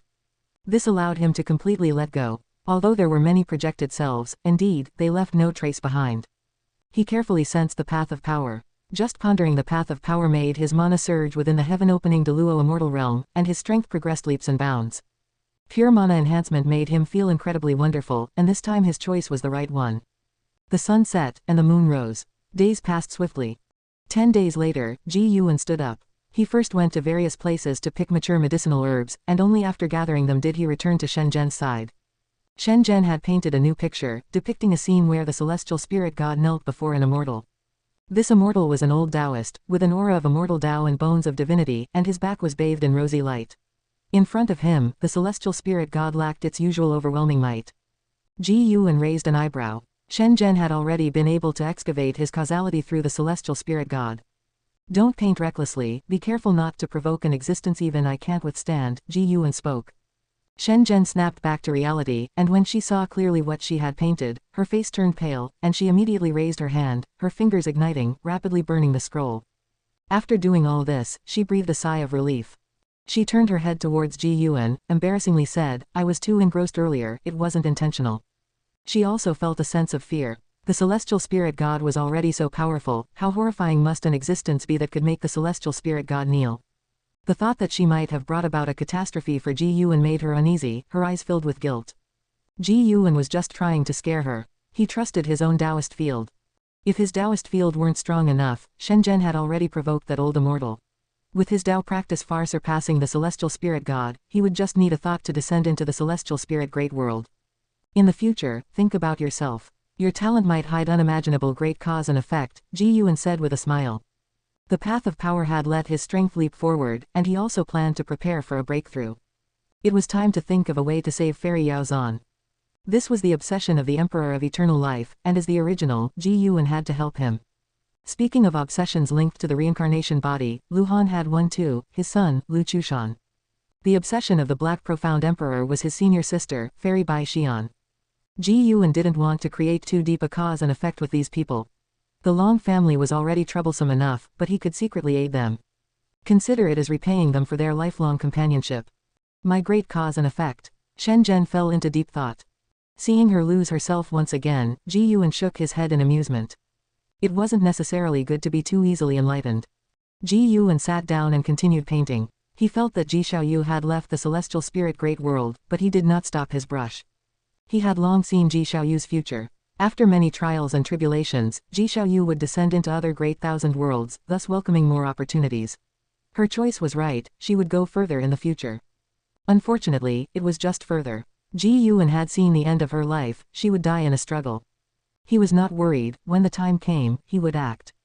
Peering into destiny did not make Ji Yuan feel desolate towards everything because he was not only able to peer but also to change and even manipulate.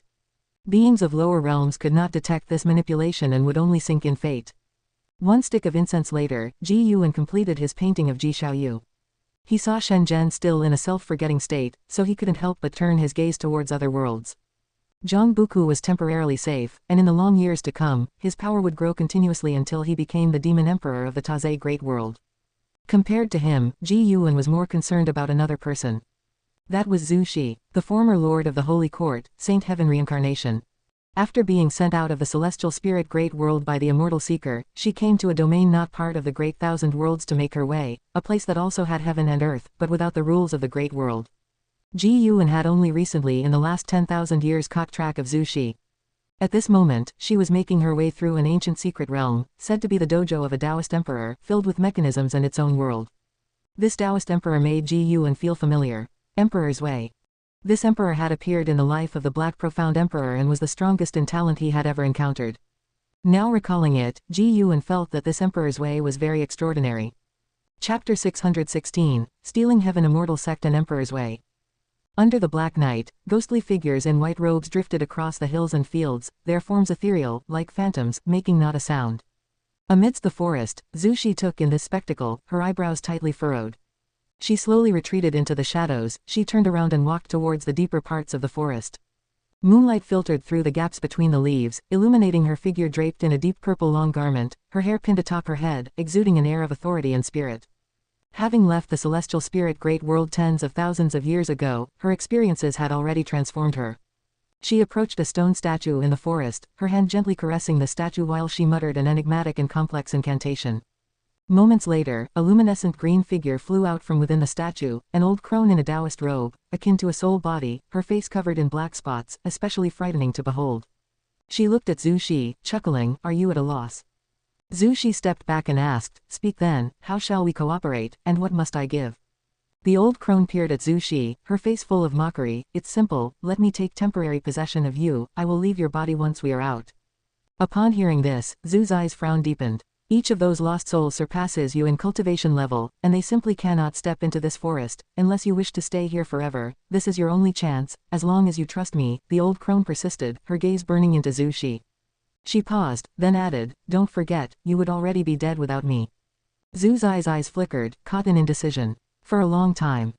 Zhu Xi looked up at the old woman and said, "I can agree to your terms, now tell me your name, and the origins of this Taoist field." The old crone revealed a smile. "I am called the Stealing Mystery Heavenly Maiden. This Taoist field was left by Emperor's Way.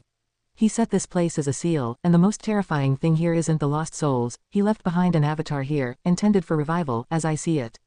Emperor's Way." Zhu Xi silently noted down the name, then said, "Let's begin then." The Stealing Mystery Heavenly Maiden asked with a smirk, "Do you need my help to snatch some opportunities? I know where the good treasures are hidden." Zhu Xi shook her head, "No need, let's just get out of here soon." The corners of the Stealing Mystery Heavenly Maiden's mouth curled up, and then she burrowed into Zhu's eyes body. Instantly, the stone statue burst with green light, swiftly enveloping her. Zhu Xi closed her eyes, welcoming all that was happening. Ji Yuan, in the Taoist field of the beginningless far away, raised his eyebrows slightly. This Stealing Mystery Heavenly Maiden came from the Stealing Heaven Immortal Sect.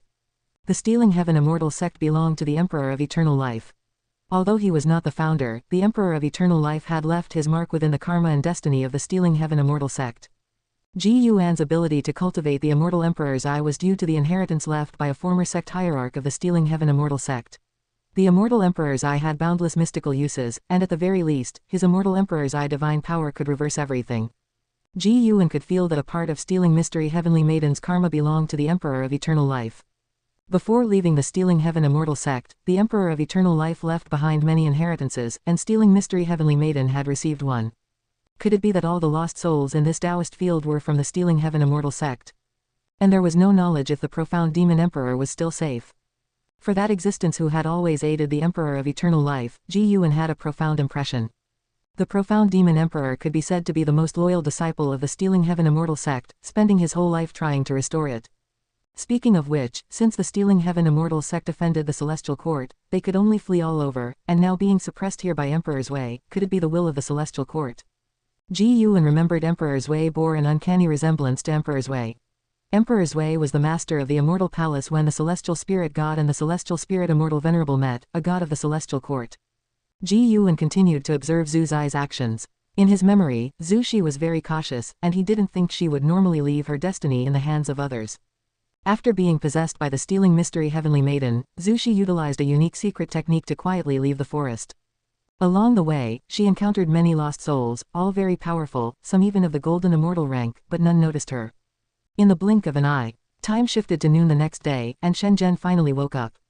Ji Yuan stood up, not bothering to ask what she had realized, but left after dropping these words. Don't be so fixated all the time. Sometimes, taking a break for a while can be more helpful. By the time Shen Zhen came to her senses, she could no longer see his figure.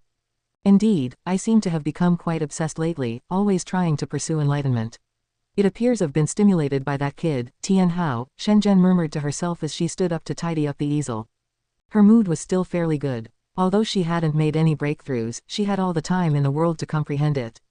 In the Taoist field of the beginningless, she never had to worry about danger and felt as if time was extraordinarily lengthy.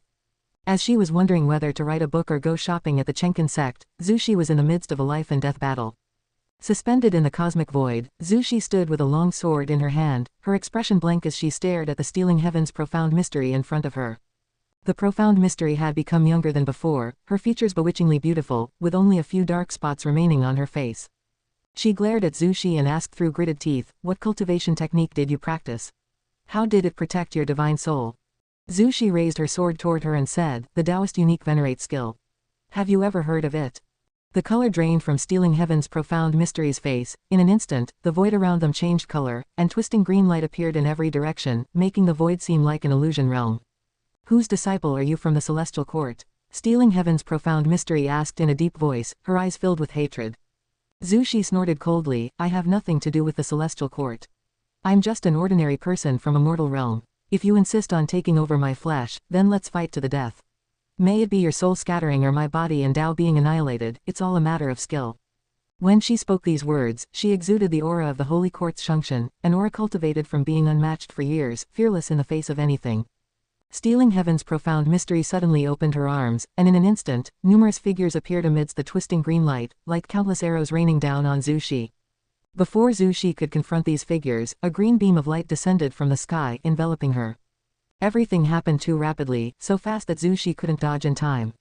"Do you dare to be so audacious in front of me?" Stealing heaven's profound mystery said with scorn. The figures that moved towards Zhu Xi quickly surrounded the green light pole, forming layers upon layers in an arrangement resembling a formation. Upon closer inspection, these figures greatly resembled the lost souls from the secret realm she had encountered before. Zhu Xi was unable to move, feeling as if she was being consumed by countless ants. She didn't despair. Jin Qi started to emanate from her body, circling around her. Gradually, golden lines appeared on her forehead, interwoven, resembling a golden lotus blooming upon her brow. Stealing heaven's profound mystery's pupils dilated suddenly. Just as she was about to speak, the golden lotus on Zhu Xi's forehead burst forth with dazzling golden light, piercing the green light and annihilating the soul shadows along its path. In a flash, stealing heaven's profound mystery dodged to the side, appearing in another location. Just as she appeared, she fixed her gaze and saw that Zhu Xi's figure was no longer inside the formation she had created. Boom! A sword light suddenly attacked, and Zhu Xi appeared out of nowhere behind her, severing her head with a single strike. The sword light extended infinitely after the cut, eliminating the twisting green light in the void and returning everything to darkness. Stealing heaven's profound mystery's head spun in the void, locking eyes with Zhu Xi's sword-wielding figure. "You!" Stealing heaven's profound mystery was furious, her alluring face contorting with rage. Just as she attempted to retaliate, a hand suddenly grabbed her head, rendering her motionless. Her eyes widened as she cried out, "Who?" Zhu Xi stopped, her eyes filled with dread as she saw the figure gripping Stealing heaven's profound mystery's head.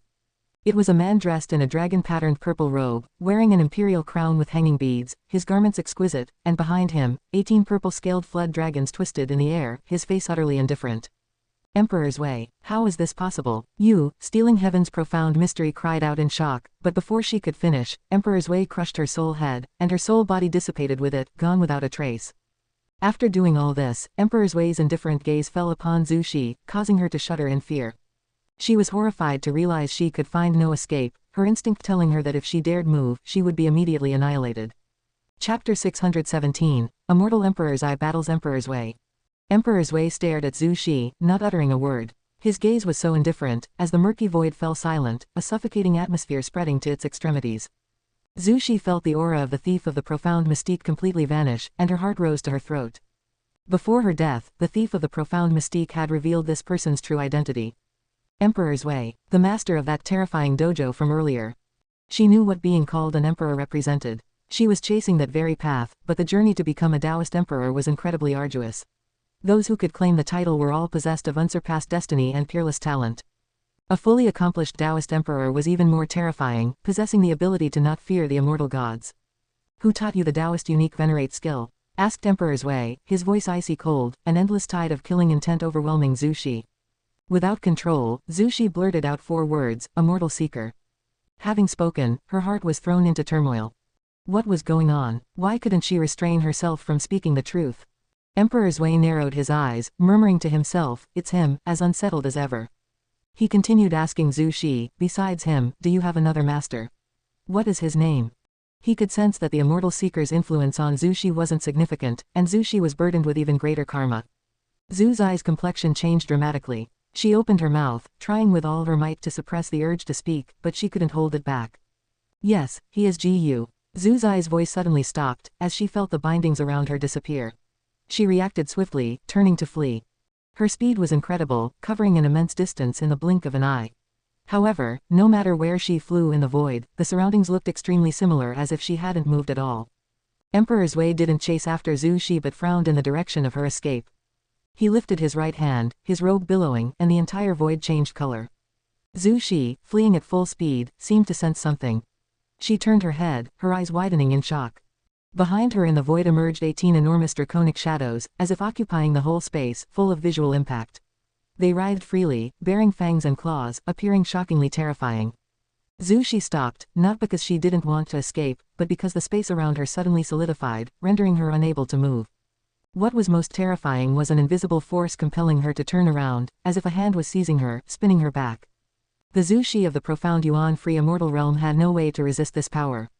Despair filled her eyes. The gap was too great, so vast she couldn't use any secret techniques or divine skills. As the 18 dreadful draconic shadows closed in, Zhu Shi wanted to end her own life but found she was unable to do so. Since you want to protect her, why not show yourself? Spoke Emperor Zui, causing Zhu Shi to be astonished.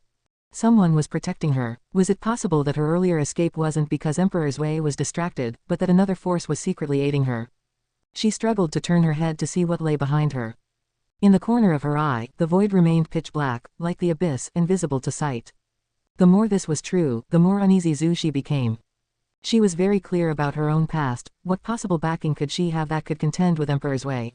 She felt it was more likely that another terrifying being was maneuvering her. Having left the celestial spirit great world for tens of thousands of years, she indeed had been involved in many karmic consequences which she didn't fully understand.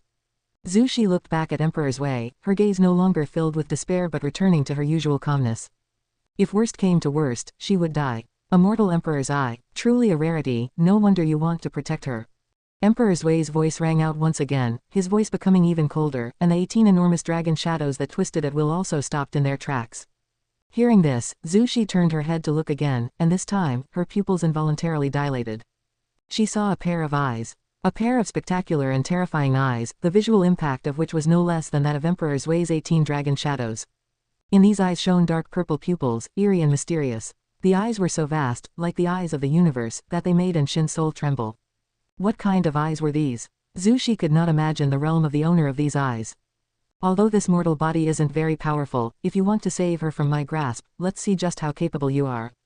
Emperor Zui's voice came from the depths of the void, and as his words ended, the 18 giant dragon shadows moved. They moved like thunder, and the entire void seemed to shatter all at once. The Tao rule stirred up a strong wind that rushed at Zhu Shi, forcing her to close her eyes instinctively, her body and mind in extreme discomfort. At this moment, she felt like a drowning mortal, in pain, suffering, terrified, yet powerless, only able to endure this kind of torture. Fortunately, the torture came suddenly and left just as quickly. The wild force assaulting Zhu Shi disappeared in an instant, and she then felt a warm power enveloping her. Snap! Her shoulder was suddenly patted, startling her into opening her eyes.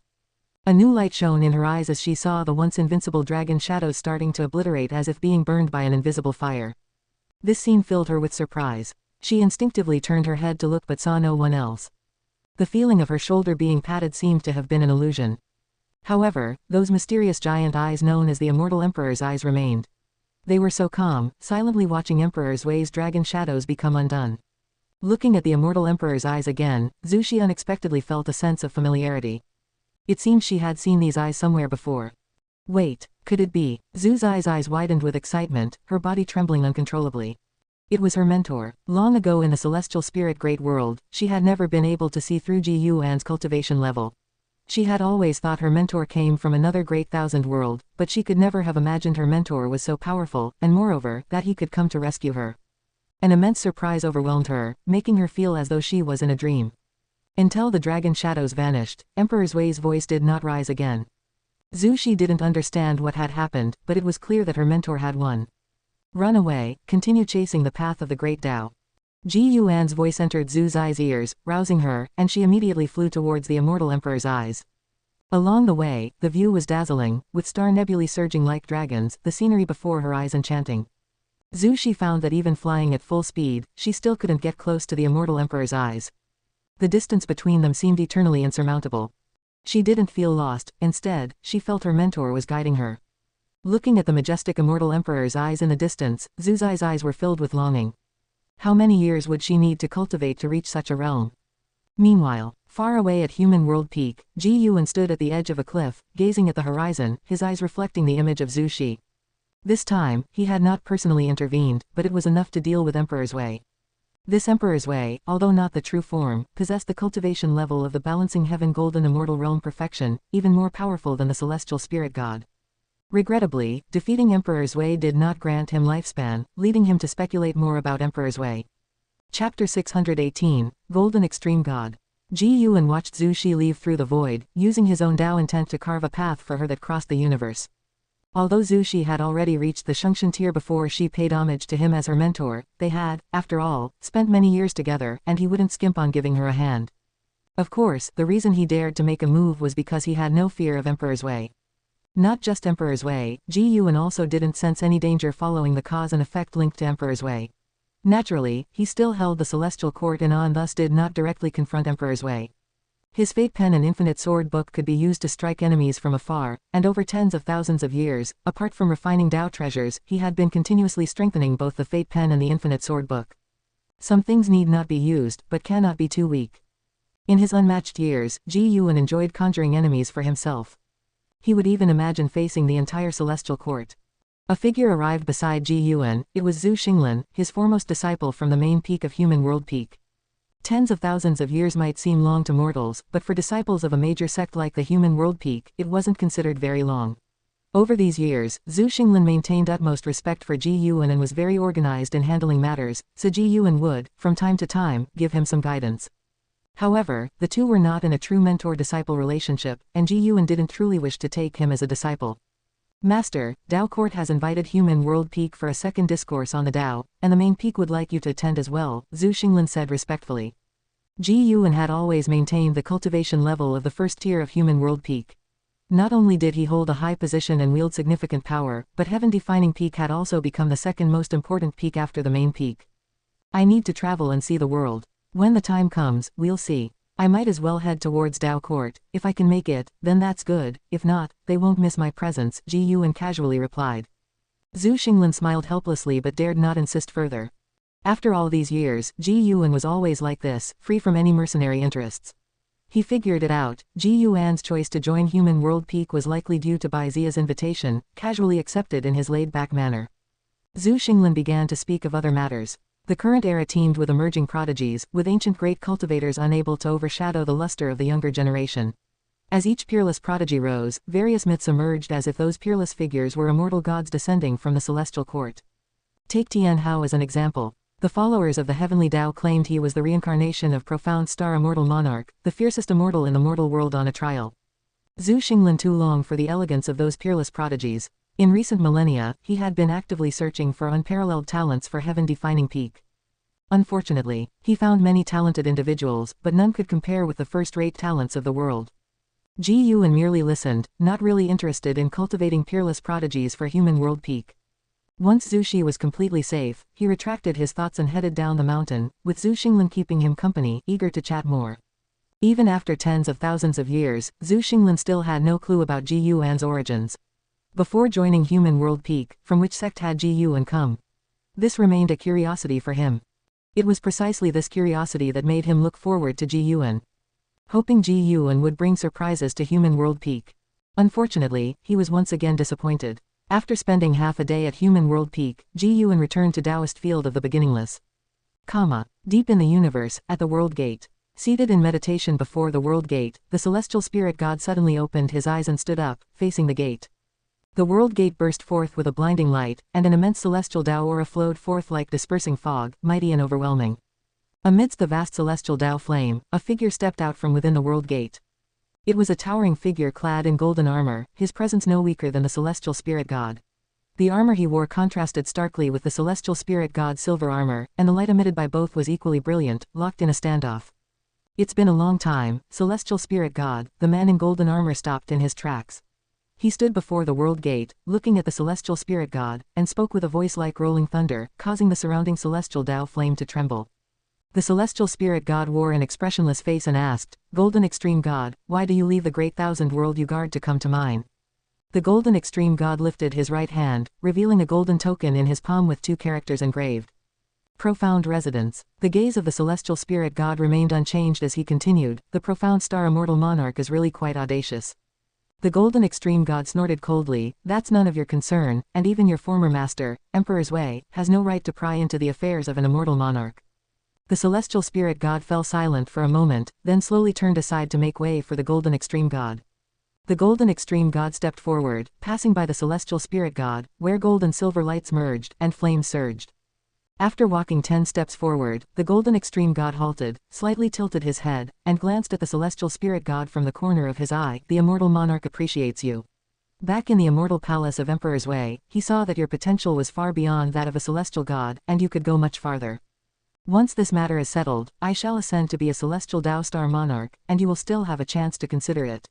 When I return here, I expect an answer from you." With that, he vanished into thin air, leaving behind only strands of golden flames drifting away. The celestial spirit god watched the direction the golden extreme god had left, a look of contempt flickering in his eyes, then returned to his meditation spot. Time flowed like a gentle stream, 100 years passed as swiftly as a single day. Inside the Taoist field of the beginningless, midway up the mountain, Ji Yuan sat on a tree branch, giving Shin guidance on cultivating divine skills, while his gaze lingered on the golden extreme god who had descended into the human world a century ago. This golden extreme god possessed the cultivation level of the late stage of the heaven-balancing golden immortal realm and was on the cusp of breaking through to the perfection realm. After coming to the human world, the golden extreme god did not cause much disturbance. He wandered the human world, created secret realms, divine statues, and left behind legacies, even offering guidance to some beings with exceptional talent, causing these beings to acquire the celestial Tao destiny. Since the golden extreme god was not committing evil deeds, Ji Yuan naturally had no reason to oppose him. Perhaps there was some scheme of the celestial court behind this, but for these beings, it indeed represented a significant chance, even altering their lives. The profound star immortal monarch seemed to want to make the celestial spirit great world a world that worships him. The reason for not showing himself was probably fear of the celestial court's dissatisfaction. Do the immortal gods of the celestial court also need the masses to bolster their destiny? Ji Yuan found this quite amusing. The way of destiny has existed since ancient times. Gathering a group of people's fortunes together can foster a greater power of protection.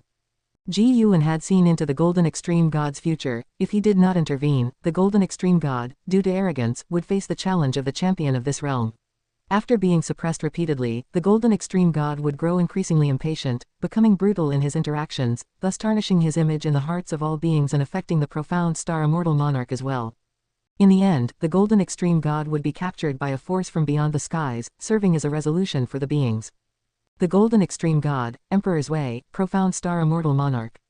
Ji Yuan felt the mystique of the celestial court gradually revealing itself to him, yet he still couldn't fathom just how powerful the celestial court truly was. He sensed that celestial gods like the celestial spirit god and the golden extreme god must be at the lowest tier of the celestial Tao immortal position. For a universe like the celestial spirit great world to be controlled by the lowest tier immortal god, even if the 3,000 great worlds joined forces, they would pose no threat to the celestial court.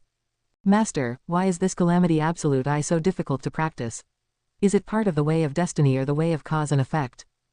Shin's voice came from below, drawing Ji Yuan to turn and look at her. Ji Yuan replied, "It will become whichever great Tao you want it to be." What he taught was not only the calamity absolute eye, but also the methods of cultivating the immortal emperor's eye, to see whether Shin could successfully practice them. Chapter 619, Tianhao's Destiny, The Rise of the Immortal Emperor's Eye. Shin had taken a profound interest in the calamity absolute eye since she began cultivating it. She believed that the divine power had infinite mystical uses, not just limited to calamities, and she cherished the opportunity to be mentored individually by Ji Yuan. Ji Yuan felt that Shin indeed held the potential to master the immortal emperor's eye. He chose to impart the Immortal Emperor's Eye only to Anshin because her comprehension was continuously improving at a pace unmatched by others. She was growing into another and how. While Ji Yuan watched the Golden Extreme God instructing the geniuses of the human world, he preached to Anshin, helping her to better enter the state of enlightenment required for the Immortal Emperor's Eye. At the same time, he pondered when to make his breakthrough. For his next breakthrough, he planned not to enhance his Taoist technique but to advance directly. Why bother enhancing the Taoist technique first when he already felt quite powerful, having recently comprehended the path of power, strengthening his methods for crossing the tribulation? Indeed, either method would consume a vast lifespan, and he could not judge which was better. He just needed to accumulate enough lifespan. Instead of worrying about which method conserved more lifespan, it was better to save up more. Using 2 trillion years of lifespan should likely stabilize the breakthrough. If need be, he would wait until he reached 3 trillion years of lifespan before making his breakthrough. With the Golden Extreme God residing in the Celestial Spirit Great World for many years and the presence of the Celestial Spirit God, it was unlikely that this world would encounter a cataclysm. Currently, the Celestial Spirit Great World did not need Ji Yuan's protection. The profound star Immortal Monarch hidden in the shadows would also devise ways to protect this realm. A spring breeze fluttered past, drifting a tender green leaf over Anshin's head as she opened her eyes and pondered, her pupils shimmering with a strange light. The passage of time left no mark in her eyes. Seas had become mulberry fields, and the stars had shifted. Another myriad years passed. This year, just after the new year, Anshin still resided midway up the mountain cultivating the Immortal Emperor's Eye. Her cultivation level remained at the carefree primordial immortal realm. No one in the Taoist field of the beginningless had yet crossed this major realm, but the number of disciples reaching the carefree primordial immortal realm was increasing.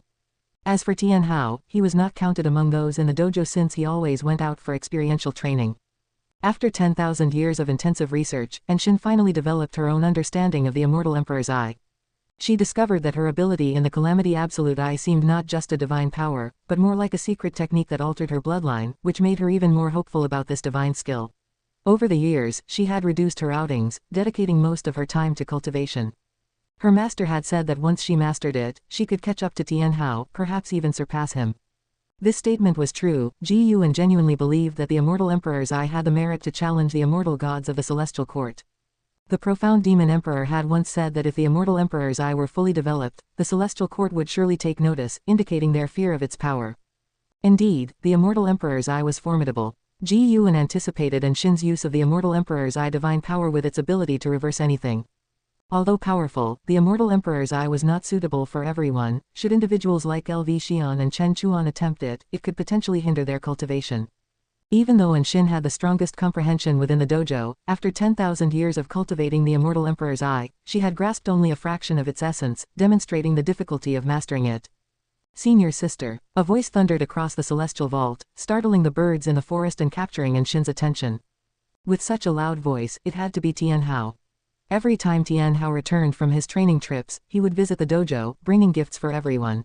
No matter his achievements, he maintained his respect for his senior sister Anshin.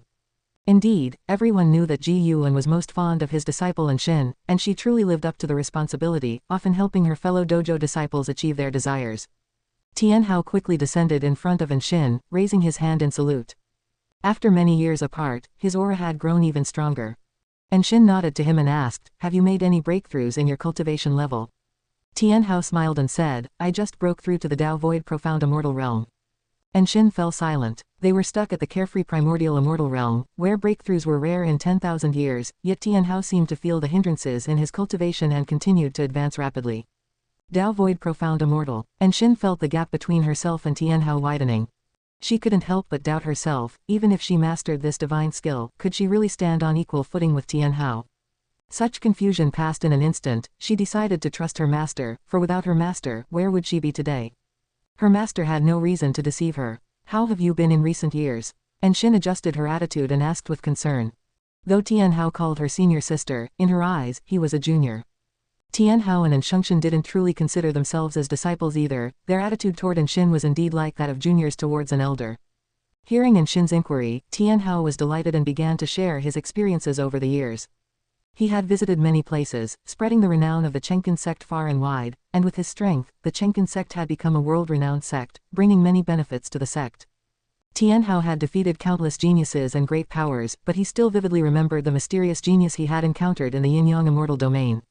"That person is the only one I've given my all and still could not defeat." I really want to fight him again, Tianhao remarked sincerely. And Shin's expression turned odd. Someone was able to suppress Tianhao within the same realm. She couldn't believe it. Could it be that master was disguising himself to play with Tianhao, to prevent this young man from becoming arrogant? The more she thought about it, the more it seemed possible. Such an opponent had neither hurt Tianhao nor left a name. Everything seemed so coincidental, so mysterious. This indeed sounded like something her master would do. She did not voice her conjecture but instead smiled and said, having an opponent is a good thing, he has always been an inspiration to you. Sooner or later, you will meet again. What you need to do is maintain your cultivation attitude before then and not give yourself reasons for regret. Tianhao nodded, then smiled and said, if you and the others also ventured out, with the Dao treasures in your hands, you could certainly make a great name for yourselves. He had always been puzzled by one thing, why did the master only allow him to go out for training? Chen Chuan and Anshungshan had expressed their envy in private more than once. Anshin shook her head and said, we would not venture out, we will always accompany the master. Accompany. Tianhao was even more confused, the master often went out too. He didn't dare to discuss the master, and quickly changed the subject. The two talked for a while longer. Tianhao then took out the prepared gift and bid farewell. Anshin played with the jade hairpin given by Tianhao, squinting her eyes as she watched his departing figure. Anshin was surprised inwardly. She saw a peculiar kind of destiny around Tianhao, entwining him like a dragon, radiating scorching light. What was that destiny? Curious, Anshin pondered. Then, her face showed delight. She raised her hand to touch her eyes, feeling a mysterious power surging within them. Chapter 620, Hongmeng Great World. Reuniting with Tianhao, Anshin unexpectedly felt the power of the immortal emperor's eye. She closed her eyes, deeply immersing herself in understanding. Far away, within the Taixuan Sect, drinking, Ji Yuan also sensed the occurrence. Perception between immortal emperor's eyes was exceptionally sharp. He felt both relieved and curious. Could it be the destiny of innate immortal gods that stimulates the immortal emperor's eye? Wait, could the immortal emperor's eye be the pathway to innate immortal gods? Is this also why the celestial court fears the immortal emperor's eye? Ji Yuan speculated thus, but he couldn't be sure. After all, he hadn't yet seen the celestial court. Brother Ji Yu, what are you thinking about? Why aren't you drinking? The cultivator sitting opposite Ji Yuan asked with a smile. He was a good friend Ji Yuan had made in the Taixuan Sect in recent years, named Guanchu. The two were fair-weather friends, not concerns for each other's cultivation progress. If they met, they would simply enjoy wine and meat, and chat about the pleasures of life. Guanchu's appearance wasn't handsome, but his cheerful personality, combined with his bright smile, easily closed the distance with others. Ji Yuan revealed a smile, saying, I was just wondering when the geishas you spoke of would appear in the city. Guanchu laughed, shaking his head in amusement. This is the Taixuan Sect, how could there be such a place of song and dance? If you're interested, I'll take you to the imperial city later, where the noble officials of the human world know how to enjoy. The two chatted on this topic for quite some time. Eventually, Guanchu was the first to stand up and say goodbye, lamenting, I've got to go out on another mission, to alleviate suffering and difficulty. I fear it may be years before I can return. He was just an ordinary lower-level disciple of the Taixuan Sect, so for him, a few years was quite long. Ji Yuan offered him a blessing, then watched him depart. When Guanchu had left, Ji Yuan drank alone, his gaze passing through the window, appreciating the scenery on the street. Even within a major sect like the Taixuan Sect, cultivators of all realms were striving for their own destiny. Ji Yuan had already seen, while drinking, that Guanchu would encounter hardships on his journey, even be tortured by demon cultivators to the point of preferring death, but he did not intervene. Guanchu would meet the Golden Extreme God during the most desperate moment of his life, marking a turning point. The drinking buddies Ji Yuan had made in the Taixuan Sect long exceeded 10,000. Many had entered reincarnation, and others had forgotten him. Among these friends, Guanchu was very ordinary, but due to the arrival of the Golden Extreme God, he would embark on an extraordinary legendary path. Brother Guan, while the path ahead is perilous, the night will always pass. Ji Yuan picked up a bowl of wine, muttering to himself before tossing it down the building. This action signified the end of their cause and effect relationship. It wasn't that Ji Yuan intentionally wanted to sever ties, rather, Guanchu would no longer be his drinking buddy and he wouldn't retain his current radiant smile. Who's there? Why are you throwing wine downstairs? A beautiful female disciple shouted angrily, covering her head, looking up, but no longer able to see Ji Yuan's figure. The cultivators passing by on the street glanced at her, yet no one approached to strike up a conversation.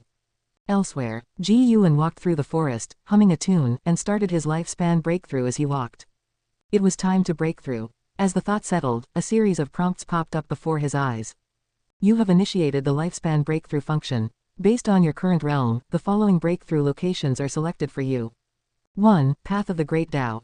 2. Fallen Divine Realm. 3. Abyss Tao Sea. 4. Celestial Extreme 9 Heavens. 5. Tao Origin Ancestor Tree. 6. Ling Mountain. 7. Taichung Deep Realm. 8. Misty Immortal Court. 9. Hongmeng Great World. Most of the place names had appeared before. It was a good thing that the desperate celestial tomb hadn't, at least Ji Yuan wouldn't be entangled in sin anymore. Looking at Ling Mountain and the Misty Immortal Court, Ji Yuan felt a bit hesitant.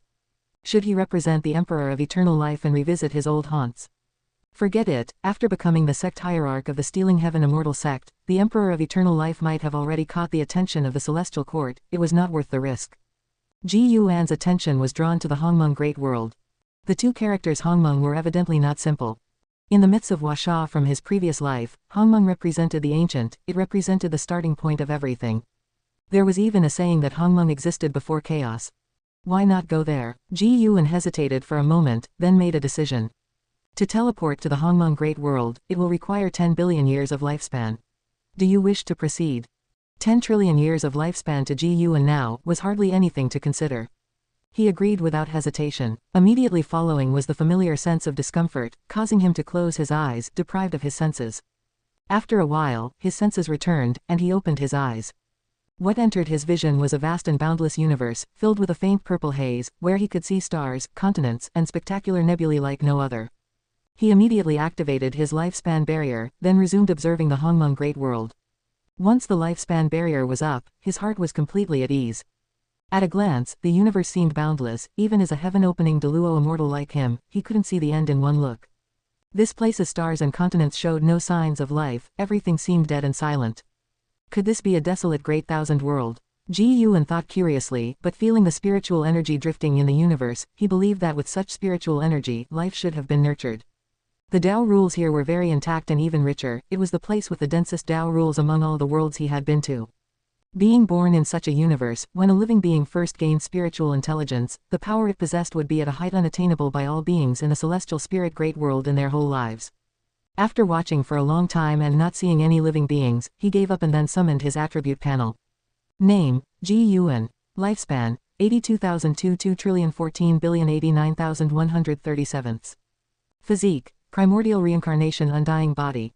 Cultivation level, heaven opening Deluo immortal realm perfection. Unknowingly, he had already reached the age of 80,202. Recalling the past, he felt somewhat emotional. Could those old friends from the Supreme Sect have imagined that he would reach such heights in his cultivation today? 2 trillion years of lifespan was Ji Yuan's confidence for a breakthrough. He immediately invested lifespan into his cultivation level, starting with 10 trillion years of lifespan. You practice Qi absorption cultivation for 1 trillion years, your great achievement in the Taoist dominator skill forcefully impacts the Miaojun Deluo immortal realm, starting crossing the tribulation, you did not endure the lawless and unrestrained creation of the great celestial tribulation, crossing the tribulation failed.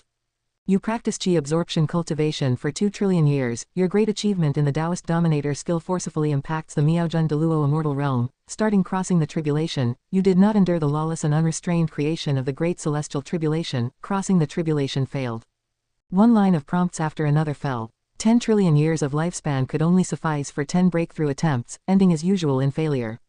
Ji Yuan felt in his heart that lifespan was becoming increasingly less reliable, but looking at the 5 characters of Miaojun Deluo Immortal, his heart was full of anticipation. As long as he could successfully break through, no matter how much lifespan it cost, it would be worth it. He changes the number of years of lifespan he invested, pouring in 100 trillion years of lifespan in one go. What boldness! Although he had not yet succeeded, Ji Yuan already possessed the spirit of a Miaojun Deluo Immortal, or at least, that was how he felt within his heart. Subscribe to Chinese Novel Audiobook YouTube channel Chapter 621, Breakthrough to Miaojun Deluo Immortal Realm Perfection. 1 trillion years of lifespan could endure 100 tribulations. Rapid prompts flashed in front of Ji Yuan's eyes, with no change in length, meaning all failed. Ji Yuan was not at all panicked, he continued to invest 1 trillion years of his lifespan. His eyes were constantly focused on the prompts in front of him. In the mysterious and eerie Hongmeng Great World, purple mist surged. As Ji Yuan continuously invested lifespan, when he had poured in 5 trillion years, his face finally showed a change. He began to have an ominous feeling, but fortunately, he still had 15 trillion years of lifespan left, so there was no need to panic. After investing another 2 trillion years of lifespan, the prompts finally changed. You have practiced chi absorption cultivation for 87 trillion years, you forcefully attack the Miaojun Deluo immortal realm with the great achievement of the Taoist dominator skill, begin the tribulation and fail to endure the unrestrained heavenly creation of great celestial tribulation, tribulation failed. You have practiced chi absorption cultivation for 88 trillion years, you forcefully attack the Miaojun Deluo immortal realm with the great achievement of the Taoist dominator skill, begin the tribulation and endure the unrestrained heavenly creation of great celestial tribulation, tribulation succeeded, your cultivation level breaks through to the early stage of Miaojun Deluo immortal realm. You have practiced chi absorption cultivation for 100 trillion years, your cultivation level has been elevated. At last, a successful breakthrough. A smile bloomed on Ji Yuan's face, and the spiritual energy of the Hongmeng Great World surged wildly, with him being swallowed by the Tao light. He didn't stop there, continuing to invest lifespan into his cultivation. The last breakthrough didn't reach the realm of perfection in one go, leaving him somewhat regretful. This time, he must meet his standard. In the end, Ji Yuan successfully reached the perfection of Miaojun Deluo immortal realm, with 7.5 trillion years of lifespan still remaining. Ji Yuan closed his eyes contentedly, immersing himself in the fortune brought by Miaojun Deluo immortal. As the spiritual energy in the Hongmeng Great World began to surge, the invisible Tao rules also began to tremble, and ethereal auspicious lights appeared in the void, featuring various colors. Towards the end, even lightning appeared within the void, a destructive aura spreading throughout the cosmic vacuum. An hour later, Ji Yuan finally broke through to the Miaojun Deluo immortal realm. He still bathed in the Tao light, and sprouts rapidly sprouted from the top of his head, flowering and fruiting. After the fruit grew, it burst into golden light, forming countless points of light, like a galaxy floating above his head. He slowly opened his eyes. The heaven-opening Deluo immortal can create worlds, even those surpassing the ordinary Great Thousand World, while Miaojun Deluo immortal can transform the world into its own power, condensing the Miaojun Dharma aspect, whose creation is endless. The Miaojun Dharma aspect is composed of the 3,000 great Tao, but one Tao acts as the main body, which is wonderfully similar to the Tao universe known to Ji Yuan. This Dharma aspect is different from the immortal Tao Dharma aspect, capable of achieving everything that Miaojun Deluo immortal desires, able to create, destroy, and even devour everything. Ji Yuan hesitated, should his Miaojun Dharma aspect be mainly the path of cause and effect or the path of power? After much deliberation, he decided to make the path of power the main focus. He needed pure strength, moreover, he was only creating the Miaojun Dharma aspect, not abandoning the path of cause and effect. After deciding, Ji Yuan closed his eyes again, creating the Miaojun Dharma aspect deep within his soul. Various thoughts burst from the depths of his mind, making his mood increasingly joyful. The creation process was not strenuous, it was easy and even felt refreshing. Time continued to pass. Middle stage of Miaojun Deluo immortal realm. Late stage of Miaojun Deluo immortal realm. Perfection of Miaojun Deluo immortal realm. Ji Yuan opened his eyes, his pupils reflecting silhouettes, all of which were his reincarnation bodies. During the creation of the Miaojun Dharma aspect, Ji Yuan thought about the relationship between the heavenly Tao and the celestial court, so he integrated the celestial dragon reincarnation Dharma aspect into the Miaojun Dharma aspect. His reincarnation body would be a god within the Miaojun Dharma aspect, creating even greater power. Utilizing the Miaojun Dharma aspect in battle would be an unimaginable method for all living beings.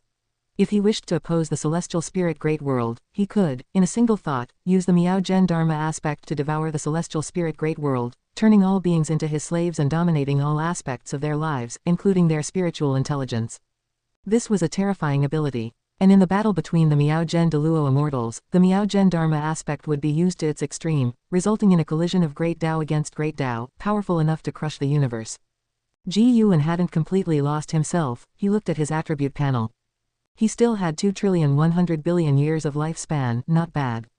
This breakthrough cost a total of 1,800 billion years of lifespan. For the next breakthrough, at least 5 trillion years of lifespan would be required. Ji Yuan's mouth curled upward, feeling the surge of his newfound powerful mana, euphoric. This breakthrough also transformed his great Tao intent, his power had undergone an earth-shattering change. The celestial spirit god was getting farther and farther away from him. Ji Yuan didn't teleport back immediately, instead, he cast his gaze towards the edge of the Hongmeng Great World. The Hongmeng Great World had no connection to the path of the Great Tao nor any space-time channels, seeming like an isolated universe that continuously extended endlessly. There were no beings he recognized here, but there was some kind of will being stirred by the anomalies caused by his breakthrough. Under Ji Yuan's gaze, a terrifying figure, almost imperceptible, wandered in the darkness, only perceivable by those possessing the Deluo Dao fruit. Its shape resembled a dragon, its forelimbs and claws were as long as a dragon's body, its head crowned with antler-like appendages that stood tall like mountain peaks. Two river-like entities flowed around its neck, the nature of which even Ji Yuan couldn't discern. Celestial Judge Chong Luo, middle stage of celestial creation de Luo immortal realm, 907,872,609,327,874 200,000,874 5 quadrillion. Such a long number. 5 trillion years of maximum lifespan. If killed, that would be a fortune. Ji Yuan thought to himself, of course, he wouldn't do that, he had no desire to become Longzhan. Besides, he currently needed lifespan, but it wasn't urgent. Ji Yuan looked in other directions, curious if there were other beings within the Hongmeng Great World. On looking, indeed, he found many wills. They had no flesh but each was powerful, the weakest among them possessing the cultivation level of a Taixuan Golden Immortal realm. The Hongmeng Great World was truly not simple. Suddenly, Ji Yuan's gaze fixed in one direction. Far in the distance, infinite Hongmeng purple chi coalesced into a huge egg, larger than the entire celestial spirit Great World, surrounded by swirling Hongmeng purple chi. Ji Yuan couldn't use lifespan detection on it, nor could he see through its true nature. Though curious, he had no intentions of disturbing it. It appeared the Hongmeng Great World harbored many secrets. This return trip consumed another 100 billion years of lifespan. Back in the celestial spirit Great World, Ji Yuan stood in a forest, opening his eyes to see, one by one, great thousand worlds, cosmic domains, little worlds, and mortal realms entering his view. But he couldn't see the Hongmeng Great World. Beyond this universe there was another universe, above this heaven and earth there was another heaven and earth. He seemed to exist in an infinite world, which made him reflect on the enduring nature of the great Tao. Chapter 622, Celestial God Cataclysm. Ji Yuan stood in the forest for a while, then he withdrew his gaze and stepped forward. With one step, he returned to the Taoist field of the beginningless. Due to Tian Hao's return, the disciples gathered in Ji Yuan's courtyard, creating a lively scene. They listened to Tian Hao recount his experiences over the years, occasionally expressing their admiration, giving great face to Tian Hao, whose smile never faded. Tian Hao was narrating a battle with a peerless genius when his gaze suddenly turned to the courtyard wall, where he saw Ji Yuan's figure. "Master!" Tian Hao exclaimed in surprise, drawing the attention of others who turned to look and saw Ji Yuan return, prompting everyone to rise. As Ji Yuan walked into the courtyard, Tian Hao approached him excitedly, saying, "Master, I've broken through to the Tao Void Profound Immortal Realm." Hearing this, Ji Yuan revealed a smile and said, "Not bad, you haven't been negligent. Disciple, your master has broken through to the Miaojun de Luo Immortal Realm."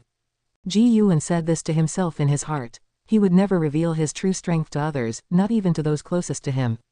The Tao Void Profound Immortal Realm is strong, but it still falls far short of Ji Yuan. Ji Yuan walked towards the crowd, with Tian Hao following beside him, continuing to share his gains. In front of others, he might be humble, but in front of Ji Yuan, he truly sought praise. After a while, everyone sat around the artifact refining cauldron, with Shen Zhenan and Xin also arriving, and they all chatted about worldly affairs together. Aside from Tian Hao, only Shen Zhen, Celestial Demon Child, Celestial Cyan, and Tian Bai occasionally ventured out of the dojo.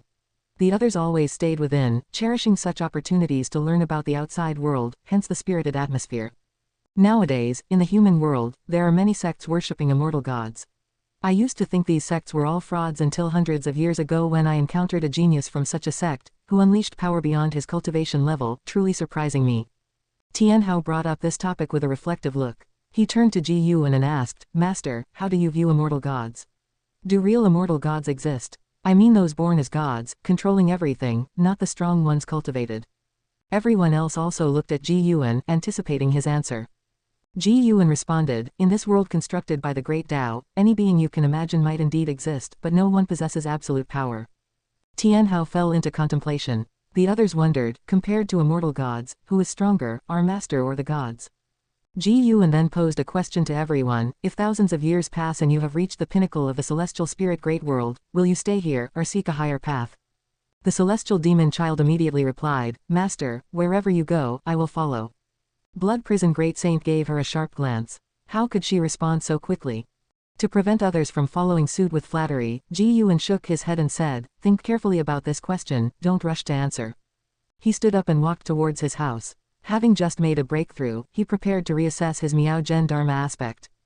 Who knows who will be fortunate enough to first experience the power of his Miao Zhen Dharma aspect.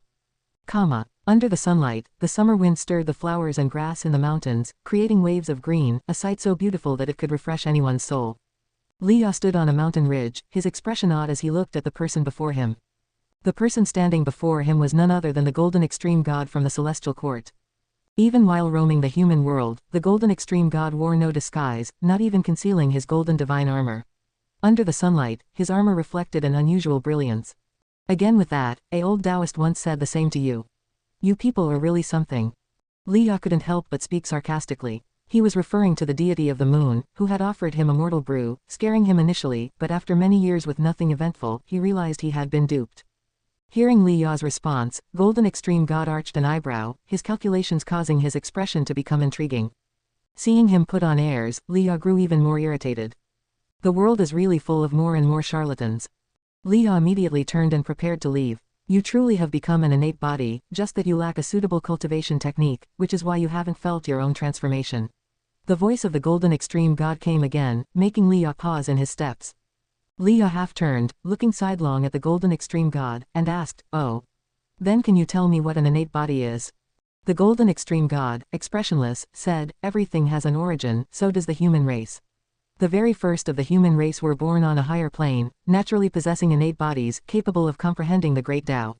Now, you possess the qualities of your ancestors, unmatched by anyone in this realm." Liya wasn't surprised, he asked with interest, "Then can you pass on to me the cultivation technique of the innate human race?" "Of course, I can," the Golden Extreme God replied, "however." "However what?" Faced with Liya's persistent query, the Golden Extreme God did not answer anymore. Instead, he raised his right hand, causing a ring of light to form next to him, expanding rapidly, turning pitch black inside. Liya frowned, he wasn't panicked and continued to stand his ground and wait. Soon, the ring of light grew taller than the Golden Extreme God, and within it, a blood-colored figure could be vaguely seen. "This person is from the innate human race, let him be your opponent, you're of the same realm. If you can defeat him, then you are worthy of receiving everything you desire." As the words of the Golden Extreme God fell, Liya's pupils widened suddenly. Clang! Liya drew the 9 Extreme Sacred Heart sword with incredible speed, blocking another sword that resembled a sharp tooth with his blade. A long-haired man enveloped in a bloody aura appeared before Liya. This man was bare-chested with muscles like tree roots coiling over his flesh, creating a strong visual impact. What powerful chi power! Liya inwardly gasped, his arms trembling. With a bang, a terrifying force exploded, instantly obliterating the green grass across the hills, turning the continuous mountains into wasteland, darkening heaven and earth. Liya and the long-haired man turned into 2 beams of sword chi shooting into the sky, with myriad sword chi descending from the heavens, ravaging the earth and mountains, with explosions occurring one after another, shaking the heavens and earth.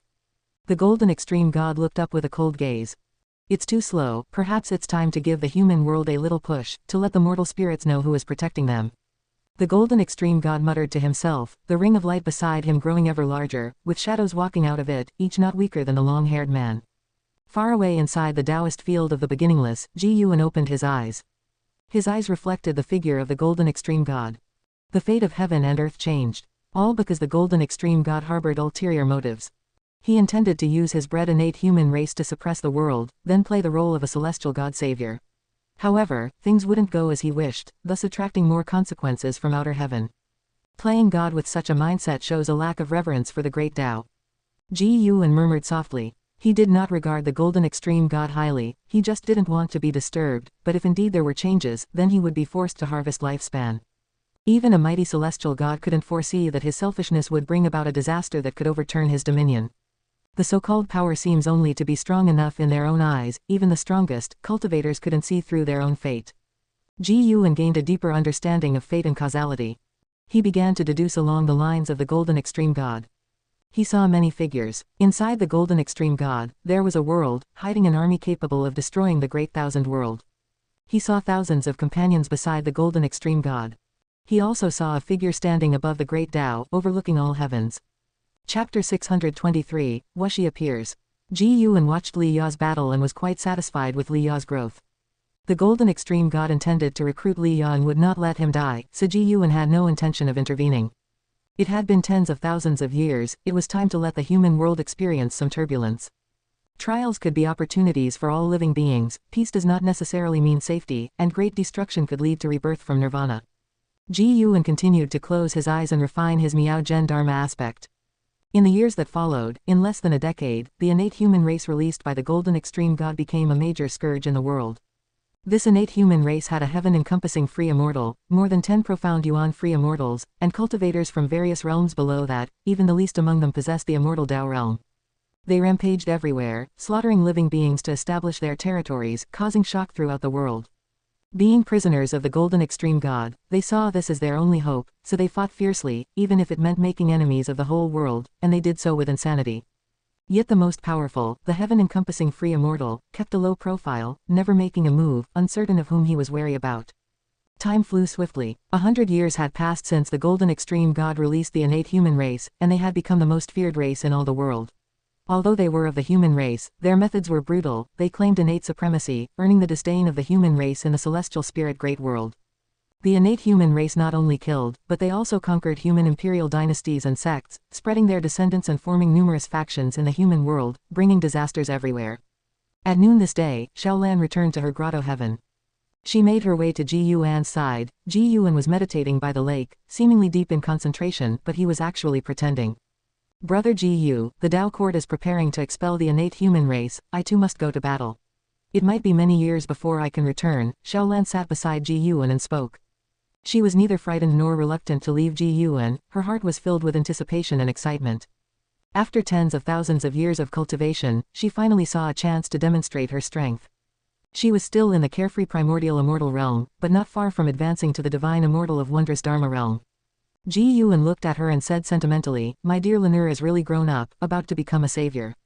"Not really, I'm just following the seniors to battle. Of course, if I come across someone suffering, I will lend a hand," Xiaolan said with a smile. The Tao court's ideals were upright, worthy of being the leaders of the righteous Tao, with the majority of disciples bearing the responsibility to relieve suffering. Encountering people in distress and not offering help would contradict the identity of a Tao court disciple. Due to Xiaolan's connection, Ji Yuan often visited the Tao court and established many contacts there, which allowed him to understand the Tao court from the grassroots level. While there were indeed dark affairs within the Tao court, the disciples believed that as long as these were exposed, the Tao court would provide the answers they sought. Xiaolan began to talk about the deeds of the innate human race.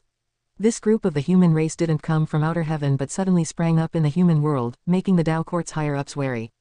Xiaolan heard from one of her free immortal masters that the Tao court had begun to inspect every secret realm in the human world to prevent future calamities like the innate human race. Ji Yuan pretended to be greatly enlightened, satisfying Xiaolan's desire to share. Once she recalls her past life memories, she won't be this lively anymore. Ji Yuan thought to himself, cherishing the current time they spent together. Though the soul had not changed, memories could affect one's personality. What couldn't change was only the innate nature. The two talked for several hours before Xiaolan finally got up to pack her things, and Ji Yuan continued pretending to cultivate. As Xiaolan left, he could also focus his attention elsewhere. When the Tao court officially declared war on the innate human race, the morale of all beings in heaven and earth surged. More and more sects, imperial dynasties, and races joined the siege against the innate human race, including the Taixuan Sect, the Taixuan imperial dynasty, and the Supreme Sect. However, even facing the siege of the entire world, the innate human race displayed terrifying strength. Even the great cultivators of the Tao court couldn't penetrate the territories established by the innate human race. Battles began to turn into the main melody of heaven and earth. Ji Yuan still frequented various dojos, picking mature medicinal herbs. Even though he had reached the level of the Miao Zhen Deluo Immortal, Ji Yuan didn't deliberately seek to increase his lifespan, maintaining a healthy rhythm that neither invited trouble nor overburdened him. As his old friends also got drawn into the conflict with the innate human race, his life became interesting, and watching his old friends' experiences added anticipation to his life. Battles among the strong were the easiest way to become famous. For mortal spirits, cataclysms were disasters, but for those chosen ones, they were enormous stages. More and more chosen ones became famous throughout the world. Those guided by the Golden Extreme God all rose up, extensively promoting the celestial name of the profound star immortal monarch, thereby elevating his status in the hearts of all beings. 300 years had passed since Xiaolan joined the battle. Early in the morning, Ji Yuan returned to the Taoist field of the beginningless, holding the white spirit rat in his arms, which had become smaller compared to the past, about the size of a cat but still chubby. "If you cause trouble in the mortal world again, I won't let you go out." Ji Yuan spoke as he walked, his tone somewhat strict. The white spirit rat shrunk its head, not daring to make a sound. A figure appeared under a tree ahead. It was Chen Chuan. He quickly came up to Ji Yuan and bowed, then hesitated to speak. Ji Yuan smiled. "Speak what you wish to say." He already knew the purpose of Chen Chuan's visit, having contemplated this matter on his way.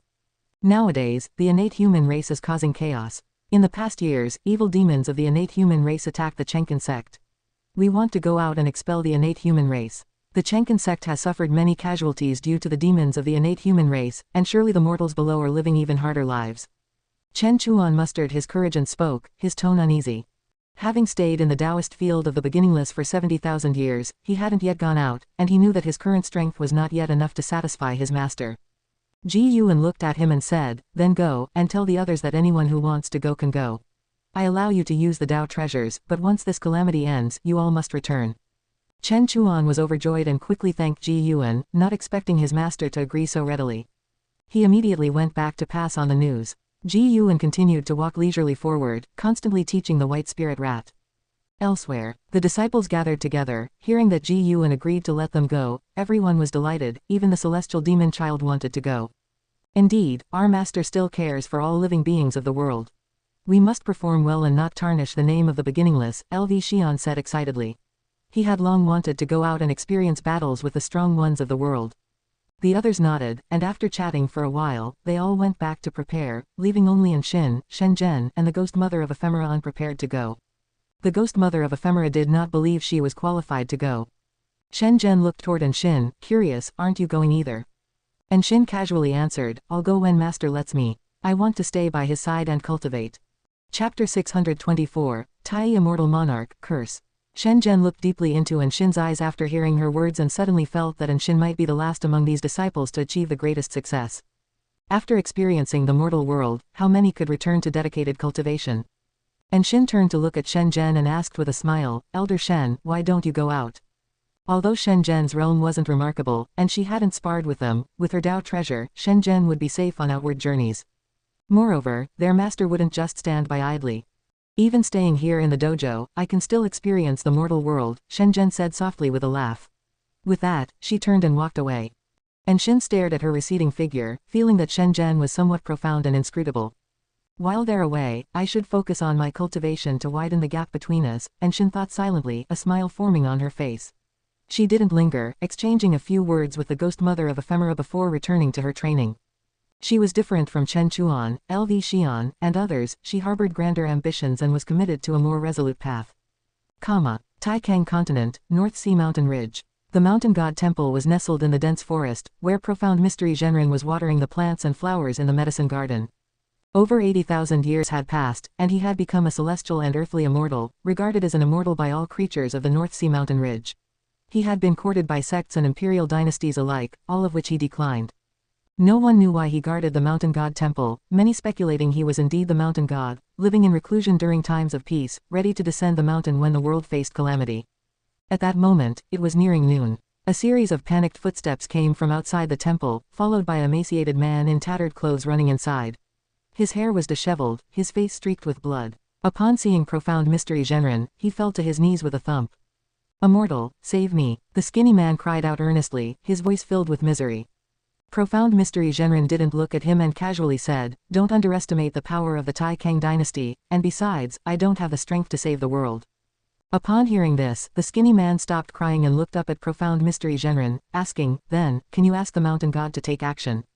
Profound mystery Zhenren halted his work and turned to look at him, his gaze calm.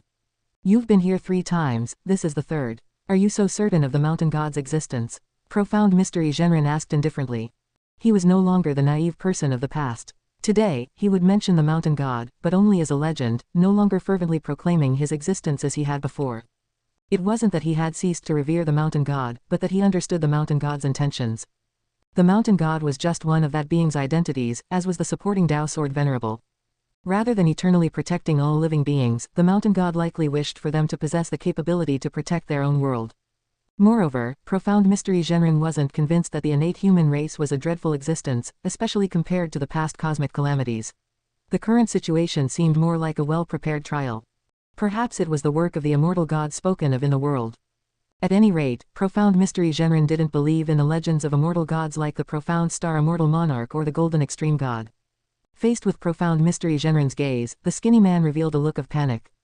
"No need for further pretense. Speak, what is your origin, and what is your purpose here?"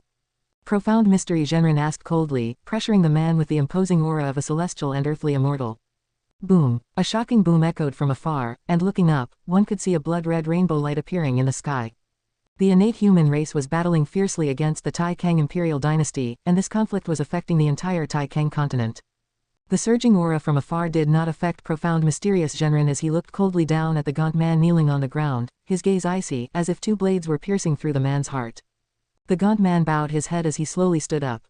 It's rare to find a devotee like you in the human world, worshipping a non-existent mountain god here for tens of thousands of years. Your devotion has moved me. The gaunt man spoke, and his tone seemed transformed, lacking the previous panic. He slowly lifted his gaze, and his pupils turned an eerie silver blue, which made profound mysterious Genren frown. The mountain god you worship does not exist, but there are real immortal gods worthy of your devotion, said the gaunt man with a mysterious tone. Profound mysterious Genren said mockingly, oh, you also believe in the profound star immortal monarch. And how will you prove the existence of profound star immortal monarch? The gaunt man shook his head and said, no, I do not follow profound star immortal monarch. I am a devotee of another immortal monarch, known as Tai immortal monarch. He is far greater than profound star immortal monarch. He has created and saved the world, and it is his great virtue that has earned him a position amongst the ranks of immortals, while profound star immortal monarch merely inherited his immortal position.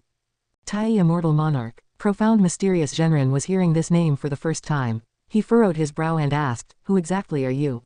The gaunt man replied, who I am is not important. I am simply a follower of Tai immortal monarch. My life once plunged into darkness without hope, and it was he who saved me.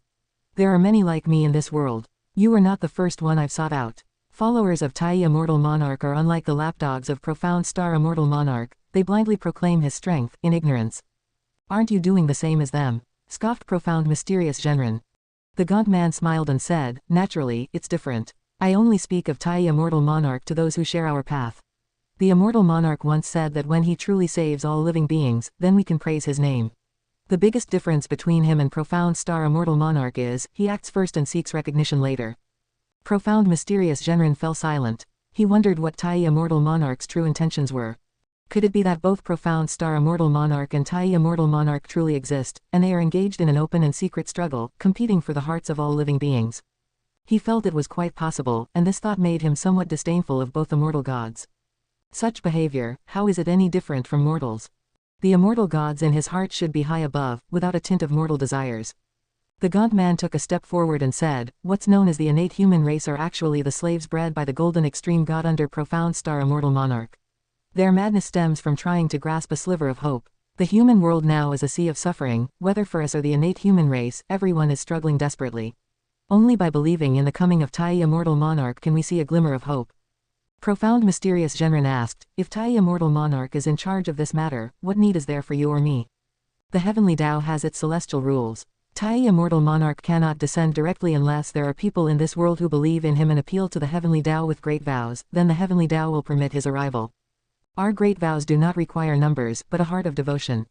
My faith is not enough, perhaps due to my insufficient Tao practice, or maybe I haven't lived long enough. You have worshipped the mountain god for who knows how many years, the great vow you can bring must surpass mine. As the gaunt man spoke, his gaze towards profound mysterious Genren grew increasingly fervent. Hearing this, profound mysterious Genren lost interest and said, whether what you say is true or false, I only believe in the mountain god. Go find someone else. If the heavenly Tao does not allow Tai immortal monarch to descend, there must be another reasoning. The mountain god does not have such constraints. Comparing the two made profound mysterious Genren's respect for Gu and reach a new height. Immortal gods seek names, seek faith, whereas the mountain god seeks nothing. The gaunt man's brows furrowed, and his gaze turned displeased. Profound mysterious Genren humphed, what now? Do you intend to force me? He did not take the gaunt man seriously at all. Could a Mahayana cultivator pose a threat to him? The gaunt man stared at profound mysterious Genren, gritted his teeth, and said, although my cultivation level is inferior to yours, I can still curse you. Your disrespect for Tai immortal monarch will surely bring misfortune upon you. Your loved ones will die one by one in this catastrophe, and because of your lack of reverence, you will be harmed by heart demons, and your latter life will be mired in the agony of hell. As he spoke, his body began to split open, blood oozing out continuously, rapidly turning into a bloodied figure, with even the bones at his joints revealing a dreadful whiteness. Chapter 625, Ji Yuan and Li Xuandao. Watching the emaciated man's abnormal state, profound mysterious Genren's brows furrowed tighter, and he immediately became cautious. Although the emaciated man's cultivation level posed no threat to him, the chill that ran down his spine as he listened to the man's curse was inexplicable. The bloodied emaciated man's face twisted into a fierce grimace, his eyes filled with bitter resentment as he stared at profound mysterious Genren. Quickly, the emaciated man dissolved into a puddle of blood, transforming rapidly into a foul gas, leaving behind only a shallow pit. Profound mysterious Genren looked at the pit, his brow tightly knit, his eyes filled with confusion, and his heart stirred with unease. He was full of dread for that Tai Immortal Monarch, feeling that Tai Immortal Monarch was even more fearsome than Profound Star Immortal Monarch. Profound Star Immortal Monarch, at most, made a fool of all living beings, while Tai Immortal Monarch would not tolerate any refusal from anyone, even being ruthless to his own followers.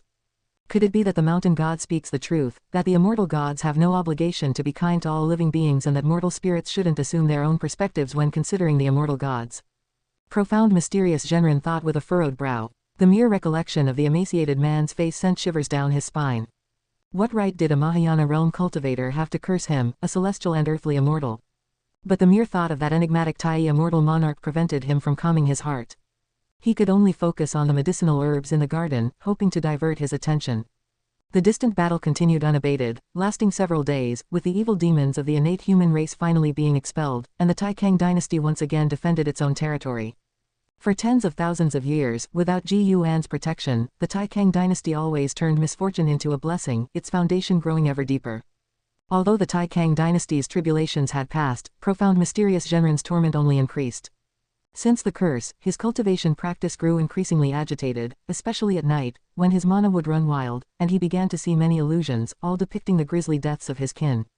He, too, had his own family and relatives. The Li family of the royal house of the Taikang dynasty was also of his lineage. He even envisioned the dreadful scene of Li Xuandao's death and the great chaos of the Taikang dynasty, which only heightened his panic. He could only wait for the mountain god's arrival. Throughout the passing years, he had been able to meet the mountain god 2 or 3 times a month, and this was his confidence. He firmly believed that the mountain god was stronger than that so-called Tai Immortal Monarch. On the 7th day of being cursed, Ji Yuan finally arrived. Ji Yuan still appeared in the form of a masked figure. For over the years, he frequently guided Profound Mysterious Genren in his cultivation. Although Profound Mysterious Genren had guessed that he was the supporting Dao Sword Venerable, he still preferred this form when meeting Profound Mysterious Genren. Seeing the mountain god leap down from the eaves, Profound Mysterious Genren stood up excitedly and said directly, "Preeminent mountain god, I have been cursed." Ji Yuan replied casually, "Don't worry, let me pick some medicinal herbs first." Hearing this, Profound Mysterious Genren immediately breathed a sigh of relief. The mountain god could surely see through his condition. Telling him not to worry meant that the mountain god believed the matter was not difficult to resolve. Half an hour later, after Profound Mysterious Genren finished sewing, he approached Ji Yuan. Before he could speak, Ji Yuan waved his sleeve, and a fresh breeze swept towards him. After the wind passed, he felt an immense sense of relief, as feeling unburdened washed over him. It was quite marvelous, the oppressive feeling from the past few days disappeared instantly. Profound Mysterious Genren immediately knelt down, thanking Ji Yuan for saving his life. "There's no need for such formality. You were targeted by others because you've been worshipping me for years. In fact, you could leave, there's no need to stay here. I am not the immortal or god you think I am. Staying here, such troubles could potentially arise again in the future," Ji Yuan said lightly, looking down at the kneeling Profound Mysterious Genren from his diminished stature. Profound Mysterious Genren looked up at him and spoke earnestly, "I understand that my perspectives in the past were too narrow. I am willing to worship you forever. You taught me how to cultivate, and I can also help those suffering who pass by. My current life is quite enjoyable to me." He spoke the truth. He felt that without Ji Yuan's guidance, he could never have reached the realm he had, let alone lived so many years. Following Ji Yuan, he saw the hope for longevity. He no longer hoped that Ji Yuan would become the immortal god he wished for, because Ji Yuan could grant him the power to fulfill his own ideals. Immortal gods truly had no reason to help mortal spirits, but he could, and the reason was simply that he wanted to help. Ji Yuan sprang up, stepping on his head to leap to the roof's edge, his back to him. He said, "Reflect on what being cursed feels like, it might just be an opportunity." Profound Mysterious Genren was stunned for a moment, and before he could respond, Ji Yuan had vanished into thin air. He didn't ask whether the curse was completely eradicated. He sat down where he was, closed his eyes, and began to recall his feelings over the past few days. Ji Yuan had not left the Taikang continent, but instead, he went to the imperial palace of the Taikang dynasty. Li Xuandao was practicing in the imperial study, which had been transformed to have a vast interior space with a spirit pool, enabling him to cultivate while reviewing memorials. Footsteps reached Li Xuandao's ears. He opened his eyes to look, his face immediately breaking into a smile as he got to his feet, his dragon robe lifting with splashes of water, which swiftly evaporated. You're here, let's have a good drink today, Li Xuandao said warmly as he looked at Ji Yuan. Ever since Ji Yuan had sent Yang Jian thousands of years ago to support Li Xuandao, the two had built a deeper relationship. Every few decades, Ji Yuan would come to drink with Li Xuandao. He no longer offered tangible assistance, merely chatting with Li Xuandao. Li Xuandao didn't expect much. In fact, being able to see Ji Yuan gave him great confidence. Just thinking of Ji Yuan gave him a fearless vigor. Ji Yuan smiled and nodded, and after a while, courtesans brought in wine and dishes, setting them on a long table. They snuck curious glances at Ji Yuan. In their lifetimes it was the first time they saw His Majesty entertaining someone in the imperial study, and this person was quite young. He had invested all his efforts in cultivating Long Tang, making him a renowned prodigy across the lands and the greatest pride of the supreme mysterious dynasty.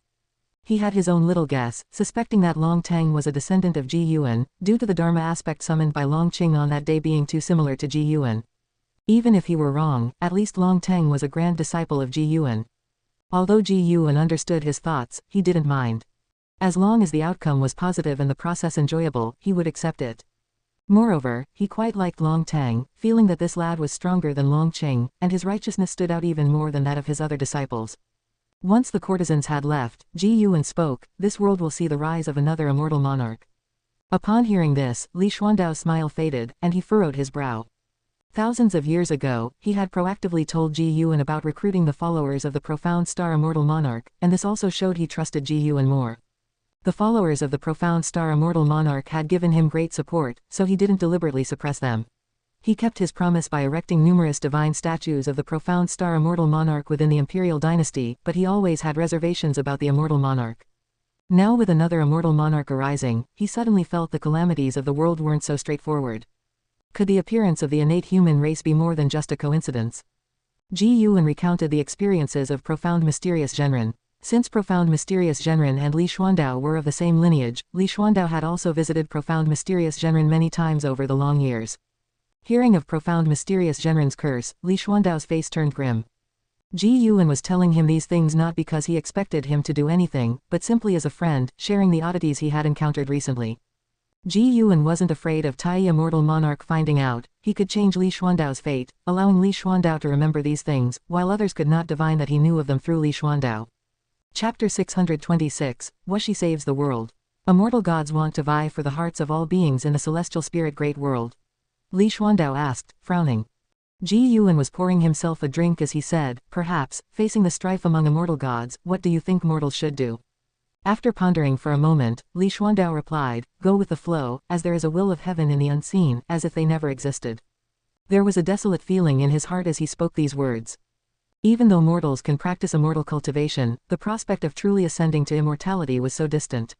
Even Li Xuandao himself, as the emperor of the Taixuan dynasty, with all the resources of the world at his disposal, still could not see a hope of ascension. Ji Yuan, where exactly are the immortal gods? What are they thinking? Li Xuandao looked at Ji Yuan and couldn't help but ask. Ji Yuan shook his head and replied, "I'm not an immortal, how would I know where they are or what they're thinking?" Li Xuandao looked at him but felt that he was no less than the immortal gods. Could it be that Ji Yuan chose to seclude himself in this great world because there were secrets unknown to others hidden here? Otherwise, why would two immortal monarchs come here? Ji Yuan heard what was in his heart but didn't deny it. In fact, he too was wondering why the Tai immortal monarch had also come. Was it because of a grudge against the profound star immortal monarch, or for some other reason? The Dao treasure stolen from Emperor's Way by the celestial spirit immortal venerable was the world punishment Dao pearl. This treasure followed An Hao in his reincarnation, hidden deep within Tian Hao's soul. Ji Yuan had felt the power of this treasure. It was indeed strong, but not enough to drive the immortal gods mad. Ji Yuan was curious, but he did not pay too much attention. For now, it seemed to be just a covert struggle between two immortal monarchs and did not yet represent the celestial court. The fate of the world might change with the intervention of outer forces, but the changes would also appear before his eyes, allowing him to respond in advance. After discussing profound mysterious Zhenren, Li Xuandao brought up the prodigies of the world. Knowing that Ji Yuan was not telling him these things as a warning but just wanted to chat, there was no need to inquire all the way to the end. In the Taixuan imperial dynasty, he was the sky, but compared to the ethereal immortal gods, he was no different from dust. As they chatted, Li Xuandao brought up Tian Hao. Tian Hao was truly too dazzling, which made him think of An Hao. Even though, realistically speaking, Tian Hao's growth rate was more exaggerated than An Hao's, he felt that if An Hao were still around, he might not be inferior to Tian Hao. Both of them had, Hao, in their names, as if it signified some kind of legacy. Even with the innate human race causing chaos in the world, they could not steal the spotlight from Tian Hao because he too was combating the innate human race, maintaining an undefeated record. Tian Hao was shedding the identity of a prodigy, perhaps, after this calamity, he would be a giant of heaven and earth. Ji Yuan and Li Xuandao enjoyed their drinks and conversation, and gradually, Li Xuandao forgot his worries. Only in Ji Yuan's company did he not need to be overly cautious, he relished this atmosphere. Thunder rumbled and seas of clouds churned, meteors ablaze with flames fell from the sky, smashing into the earth, which was covered by seas of fire, and the crisscrossing fissures on the ground were so shocking to behold. Suspended in midair were figures enshrouded in blood qi, all hailing from the innate human race, over 100 of them, each one with cultivation level of immortal Tao. They all looked in the same direction, their faces filled with horror and despair. Looking in the direction of their gaze, beneath the thunderclouds stood a figure proudly against the sky, his hair dyed with blood dancing in the air, his physique robust, holding a broad saber in his hand. The light of the blade flowed along the edge, piercing through the clouds, as countless meteors whizzed by him, striking the earth, shaking heaven and earth. It was the Blood Prison Great Saint. This was a domain of the innate human race, and the bustling city that had existed here just an hour before had now turned to ash. What exactly is that treasure? An old man stared intently at the heaven-breaking blood prison saber in the hands of the Blood Prison Great Saint, clenching his teeth as he asked. His companions around him couldn't answer him, and even those with a realm higher than the carefree primordial immortal couldn't understand. The gaze of the Blood Prison Great Saint turned towards the boundless sea of fire below. In one corner, flames surged into a scorching whirlwind, forming a safe zone at the center where tens of thousands of silhouettes stood. All these people were cultivators captured by the innate human race, their eyes filled with joyful surprise as they looked at the Blood Prison Great Saint. The Blood Prison Great Saint held the heaven-breaking blood prison saber aloft with one hand, a defiant smile on his face, his heart brimming with exhilaration. He had been bottled up for 80,000 years, and now, this kind of slaughter-filled battle was the life he had truly longed for. Massacring the innate human race and being revered as the savior by all living beings, how could it not be joyful? Even if you beg for mercy, I shall not spare you. The Blood Prison Great Saint declared arrogantly, laughing wildly like thunder, resounding through heaven and earth. Tens of millions of miles away, Chen Chuan, and Shengshan, and Zhangxi stood on a cliff, with green mountains stretching out behind them and a dark, smoke-filled world ahead. Hearing the words of the Blood Prison Great Saint, they couldn't help but exchange looks. Why does it feel like this guy is the true apocalyptic evil demon? And Shengshan muttered, unable to restrain himself.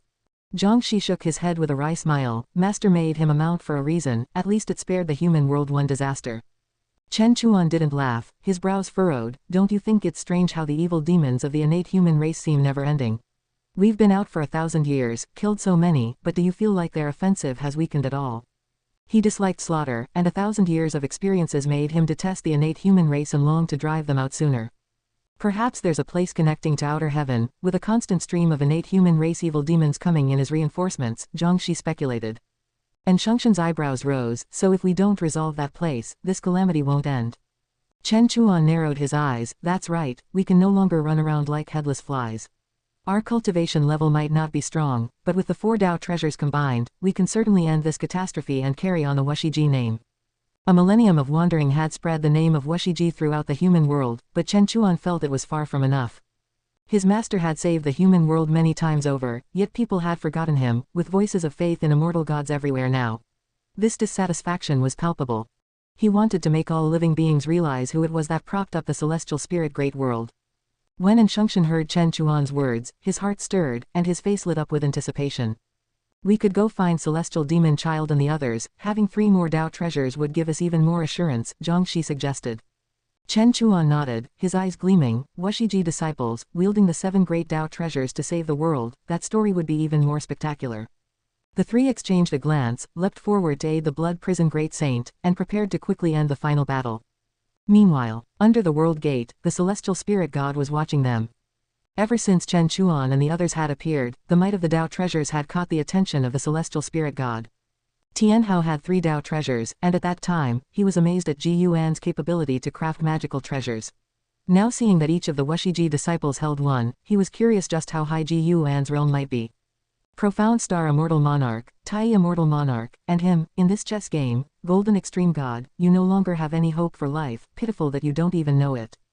The celestial spirit god thought to himself silently. He then stood up and faced the world gate, seemingly preparing to welcome the arrival of some entity. Chapter 627, The 72 Immortals of Golden Cave. The celestial spirit god stood quietly in front of the world gate, his gaze calm, his thoughts unknown. Time sped by rapidly. After a long while, the world gate burst forth with strong light, dazzlingly brilliant, as 72 silhouettes stepped out, men and women both, dressed uniquely, yet all exuding an extraordinary aura, displaying the immortal light. The celestial spirit god's face changed slightly, clearly not expecting the identities of the newcomers. Leading the way was a man in a purple robe, wearing a divine crown with delicately embroidered patterns and luxurious crystals adorning his robe, and 2 dragon horns on the crown reaching to the sky as tendrils of blue flame swirled around him while he walked. The celestial spirit god immediately greeted them with a fist and palm salute. The man in the purple robe didn't respond to the celestial spirit god, walking straight past him, with the others following closely behind. Celestial spirit god, you've been guarding this place for so many years, it's time to bow down to Emperor's way. A young man, clad in golden chain armor, holding a long spear joked with the celestial spirit god. He walked amongst the crowd, and looking at him alone, his presence was no weaker than the celestial spirit god's. The celestial spirit god didn't make a sound, and the golden armored youth, uninjured, continued forward. Watching them fly toward the depths of the universe, the celestial spirit god reflected, Tai immortal monarch has actually sent the 72 immortals of Jindong. It seems the golden extreme god is destined to die. But, does the golden extreme god really warrant the collective arrival of the 72 immortals? The celestial spirit god thought of Ji Yuan. Could it be that Tai immortal monarch knew of Ji Yuan's existence? He had complicated feelings about Ji Yuan. Having once died at Ji Yuan's hands, there was enmity, but since Ji Yuan hadn't truly wiped him out and also showed immense kindness to his son, it made him unclear about his own feelings toward Ji Yuan. Regardless, it was none of his business, he just needed to sit here and watch. As the years meandered by, 5,000 years had passed since Ji Yuan helped profound mysterious Genren lift the curse. While the whole world was contending with the innate human race, they couldn't completely eradicate them. Ji Yuan had also tried, quietly eliminating a wicked innate human race evil demon, but without receiving any lifespan notification. This innate human race had entangled themselves with a bizarre karma power related to the golden extreme god, perhaps their lifespans had long been controlled by him. Unable to seize lifespans, Ji Yuan grew indifferent to further action, leaving it to the beings of this world to solve on their own. Although he didn't take action, it wasn't a sign of his indifference. His disciples acted at his behest, having saved countless lives over 5,000 years. Wushi's fame had spread, and sects throughout the world knew of Wushi's existence. Celestial Demon Child, Chen Chuan, and others hadn't exposed Ji Yuan's name, the world only knew of their origin from Wushi, oblivious to the master of Wushi. On this day, the weather was clear. Ji Yuan was instructing Anshin in the cultivation of the immortal Emperor's Eye. Ever since she had been stimulated by Tian Hao's celestial Tao destiny to a breakthrough, her comprehension of the immortal Emperor's Eye grew deeper. Although far from Ji Yuan's level of achievement, she could now wield the power of the immortal Emperor's Eye. Her immortal Emperor's Eye divine power wasn't karma divine power but a kind of devouring strength that could consume everything, turning it into her own power in a short time. This was a very practical divine skill for combat. The power gained from devouring was temporary, but in evenly matched battles, this could instantly turn the tide. She had only just begun to comprehend, if she were strong enough to devour a part of the great Tao and make it fight on her behalf, the mere thought of such a scene was terrifying. Years had passed, and though Anshin's comprehension was awakening, her combat talent was not exceptionally high. Now, with the immortal Emperor's Eye, she finally had the qualifications to compete with Tian Hao. However, the immortal Emperor's Eye was not related to the cause and effect of the celestial court, and it was not advisable to use it casually after leaving the dojo. Ji Yuan looked at Anshin, smiling as he thought. Unconsciously, Anshin had become the person who had been his companion for the longest time. He was very fond of this obedient and filial disciple, and his favoritism was overt. He wasn't afraid of the envy from other disciples because he felt hardworking and Anshin deserved such treatment. The mentor and disciple duo sat in the bamboo grove, Anshin with her eyes closed. On her eyelids, a pair of purple phantom eyes emerged, mysterious and eerie. Bamboo leaves fluttered down, one landing on Anshin's head. Suddenly, Anshin opened her eyes and looked at Ji Yuan, saying, "Master, I have an ominous premonition. The more I comprehend this divine power, the stronger this feeling grows, as if some terrifying existence is approaching."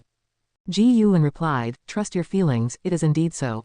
In fact, the divine power you're cultivating is no longer the Calamity Absolute Eye, but a powerful divine power called the Immortal Emperor's Eye, which can even invoke the fear of the immortal gods." Anshin felt this way because the number of immortal gods in the celestial spirit great world was increasing.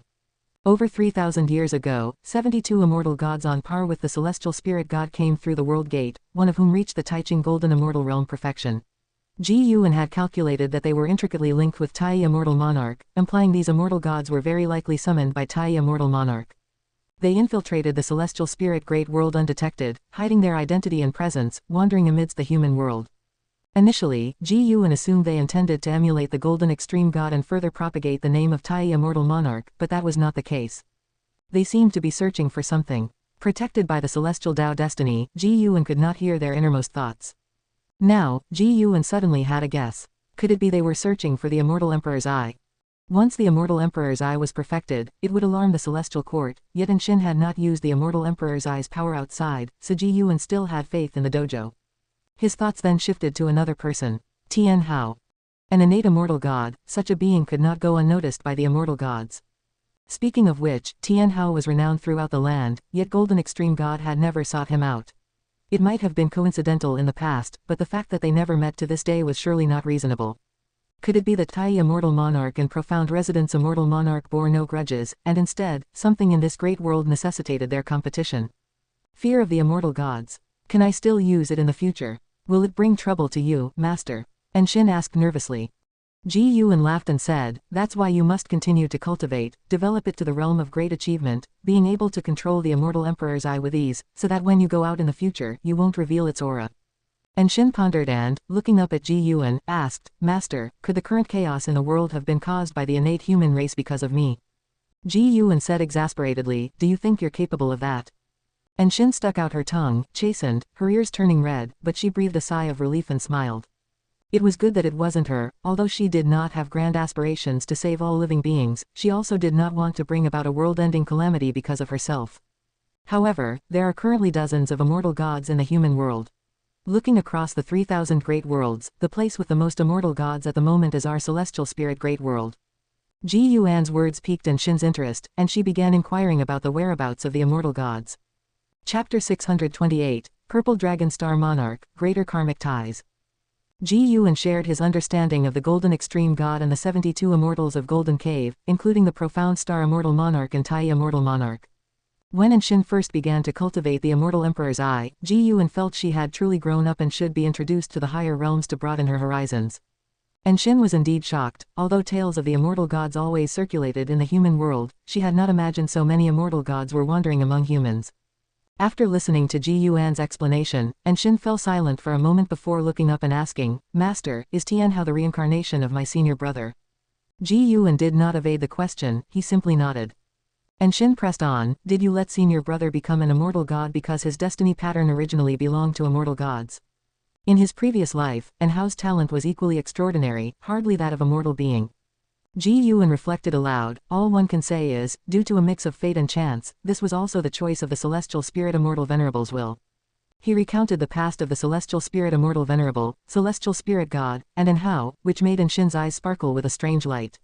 So the final great battle at the end of era had so many grudges and grievances, her senior brother truly was the child of heaven and earth, adored by the universe.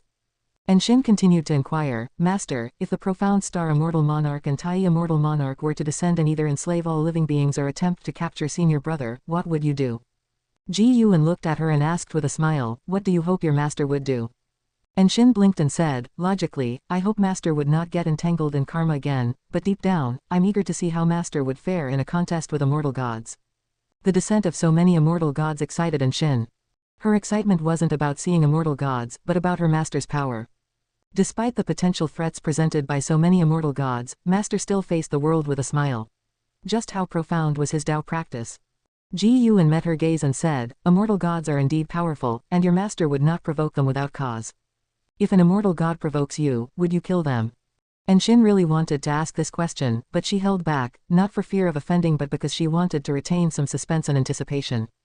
While Ji Yuan and Shin were discussing immortal gods, the wandering immortal gods in the human world finally met each other. Mountains surrounded a large lake, with dense forests by its edge where the mist rose among the trees. The Golden Extreme God stood at the lake's shore, frowning deeply while scanning all around him, clutching a long spear in his hand. Golden Extreme God, you truly are exhaustive in your efforts. If I were the Profound Star Immortal Monarch, I would be moved and support you greatly.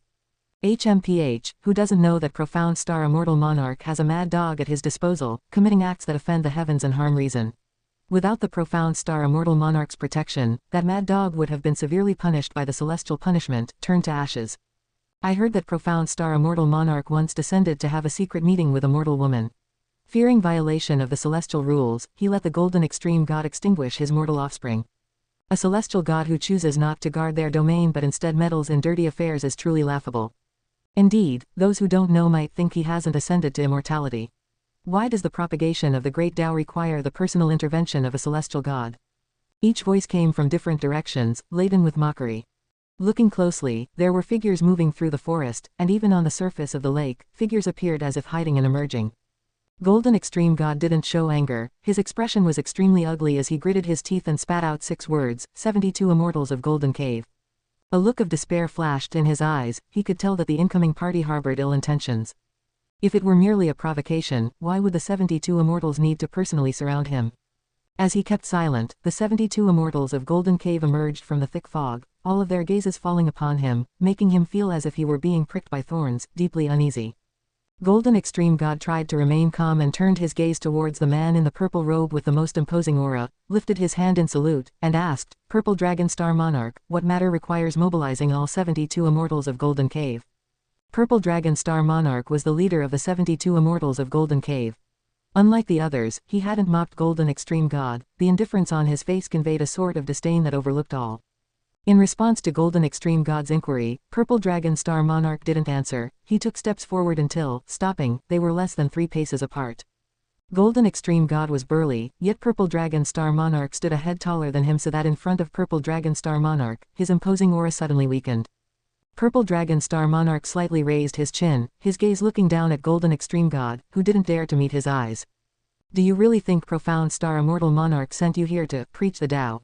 You are, after all, a celestial god," Purple Dragon Star Monarch asked.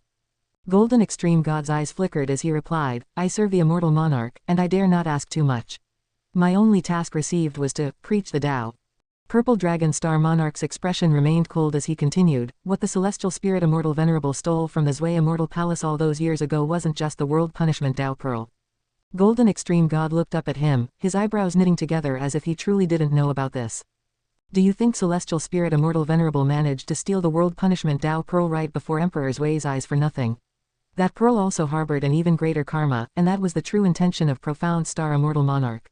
Both immortal monarchs have sensed the destiny pattern of that existence being born."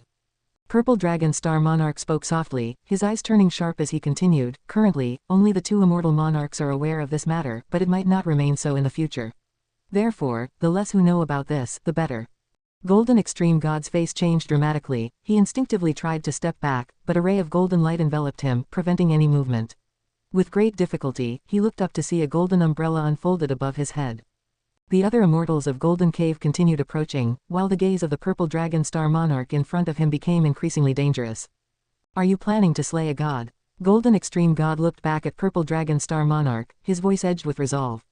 Expressionless, Purple Dragon Star Monarch replied, "Under the brilliance of heavenly Tao, how could we disobey the celestial rules? But we do need you to sleep for a period." As his words fell, he struck Golden Extreme God's chest with a palm, immediately destroying Golden Extreme God's physical body and turning him into specks of golden light. Then he withdrew his hand, and the myriad golden specks shrunk into his palm, coalescing into a golden pearl. He tossed it aside nonchalantly, and a 3-headed Golden Cave immortal caught the golden pearl, immediately popping it into his mouth, beginning to chew and then swallow it down. The immortals of Golden Cave observed this scene with mocking smiles. A female immortal looked at Purple Dragon Star Monarch and said, "Elder brother, we've waited so many years, yet we still haven't found him. In my opinion, why don't we crush this great world? If he's truly here, he would reveal himself." Her words garnered support from many of the other Golden Cave immortals. Purple Dragon Star Monarch looked towards the celestial vault in the distance. "The karma of this great world has been altered, but fortunately, legends still remain in the human world. Next, let's search for the supporting Tao Sword Venerable. The being granted entry by the supporting Tao Sword Venerable has been born into this world, and perhaps pursues the same goal as us. He likely hasn't left." Chapter 629, The Name of Wuxi. When the 72 immortals of Jindong wanted to find Ji Yuan, as soon as the thought arose, Ji Yuan sensed it. He didn't care, he had already erased his causality in the world, even from his disciples and acquaintances. Of course, if the 72 immortals of Jindong came to the Taixuan Sect, perhaps they could find him. But even if they found him, they wouldn't be in for a treat. Ji Yuan observed and Shin restarting her immortal cultivation, his thoughts falling on Tian Hao. It now seemed that the celestial spirit Immortal Venerable had stolen not only the world punishment Dao Pearl from the Zui Immortal Palace but also in Hao. Or rather, it was mainly about in Hao. The celestial spirit god had long delayed destroying the celestial spirit great world, and the celestial court had not urged it. Perhaps, deeper forces were preventing the celestial spirit, involving even Emperor Zui. Stronger forces were restraining the celestial court from destroying the celestial spirit great world, an event that did not leave Ji Yuan feeling fortunate. Without these causalities, Ji Yuan would not have come into contact with the celestial court so prematurely. Of course, these were just hypotheses. He had already established a connection with An Hao and the celestial spirit great world. He wouldn't avoid them unless he was truly no match. With the arrival of the 72 immortals of Jindong, the destiny of the celestial spirit great world changed once more. Ji Yuan calculated that the profound star immortal monarch and Tai immortal monarch would descend into this great world. After their arrival, the great thousand world would meet its end. Due to the celestial Tao destiny, the future had many vague areas, but he could see the general trend and duration. Celestial gods, star monarchs, immortal monarchs. Ji Yuan pondered the hierarchies within the celestial court, wondering what realm he needed to reach to not fear the court's threats. He began to feel the celestial Tao destiny. With the descent of the 72 immortals of Jindong, the celestial Tao destiny in the universe surpassed that of the past. The celestial Tao light layer enveloping the great world condensed infinite golden light, illuminating the universe, dazzling and bright. Ji Yuan had always been curious about celestial Tao destiny. At this moment, he realized that celestial Tao destiny was harder to comprehend than the great Tao, primarily because the great Tao had no will, whereas the celestial Tao seemed to harbor some will, possessing a strong exclusivity. After the golden extreme god was devoured by the golden cave immortal, the innate human race did not disappear. They continued to plague the human world, and they could not be completely eradicated. Although it was impossible to eradicate the innate human race in a short period of time, those who opposed them continued to build their renown. More and more prodigies rose. To the mortal spirits, this was the worst era, but for the sects of immortal cultivation, it was the best. They began using the innate human race to train their disciples. Time swiftly passed, and 1,000 years went by. In the extreme northern lands of the world, snow filled the skies, and mountains and rivers were covered in snow. LV Xian, Blood Prison Great Saint, Chen Chuan, Celestial Demon Child, Celestial Cyan, Tian Bai, and Shengxian, and Zhang Shixing walked along the mountain ridge. The snow falling on them rapidly evaporated, turning into white mist and dispersing. "I didn't expect you to come," the Blood Prison Great Saint said with a smile, looking at LV Xian walking ahead. LV Xian snorted, "Nonsense, I am also a part of the beginningless. Naturally, I must unite with you." In these years, he had fought alone, creating a significant reputation. Although not as famous as Tian Hao, he was still among the top prodigies in the world. Hearing that the beginningless were gathering to save the world, he rushed over. Dao treasures could sense each other and even communicate, so coming together was not difficult for them. Hearing LV Xian's words, the others joined in the conversation. "Indeed, we should show the great cultivators across the world the prowess of our beginningless. The Kanghai Profound Yin sect even dared to besiege me and the Blood Prison Great Saint. We must teach them a lesson," proclaimed An Hao. "Our primary target is to eliminate the calamity of the innate human race. Once this tribulation is over, we'll settle scores with those sects. With the cooperation of the 8 Dao treasures, no one in this world can stop us. The only mystery is what kind of entity the innate human race conceals behind them. Let's hope it doesn't alarm the master." Everyone discussed, brimming with confidence, a confidence imparted by the Dao treasures. After thousands of years of battles, they had grown significantly, each making progress. The least among them had reached the elevation of carefree primordial immortal, while the Blood Prison Great Saint and Celestial Demon Child had even ascended to the divine immortal of wondrous Dharma realm. The Dao treasures contained the intents of different great Daos, always ready to aid them in enlightenment.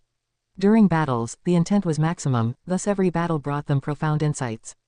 As the beginningless disciples moved forward, several figures dashed through the distant snowy fog. Disappearing, they headed in the same direction as the beginningless disciples, who paid them no heed. In the subsequent times, many surpassed them, vanishing into the fog ahead while they maintained a steady pace, discussing both their individual feuds and the affairs of the world. After a long time, they walked through swaths of fog and reached the edge of a cliff, standing side by side and looking ahead to a majestic icy lake. Nestled among mountains, the high surface of the lake threatened to flood over the peaks and deliver a cataclysm to the lands behind them. Looking around, the cliffs surrounding the icy lake were crowded with countless figures grouped by forces, with tremendous demons swirling in the clouds above. The scene was truly awe-inspiring. LV Xian gazed down at the icy lake and asked, "Is this the source of the innate human race? Why haven't any evil demons emerged from it in these days?"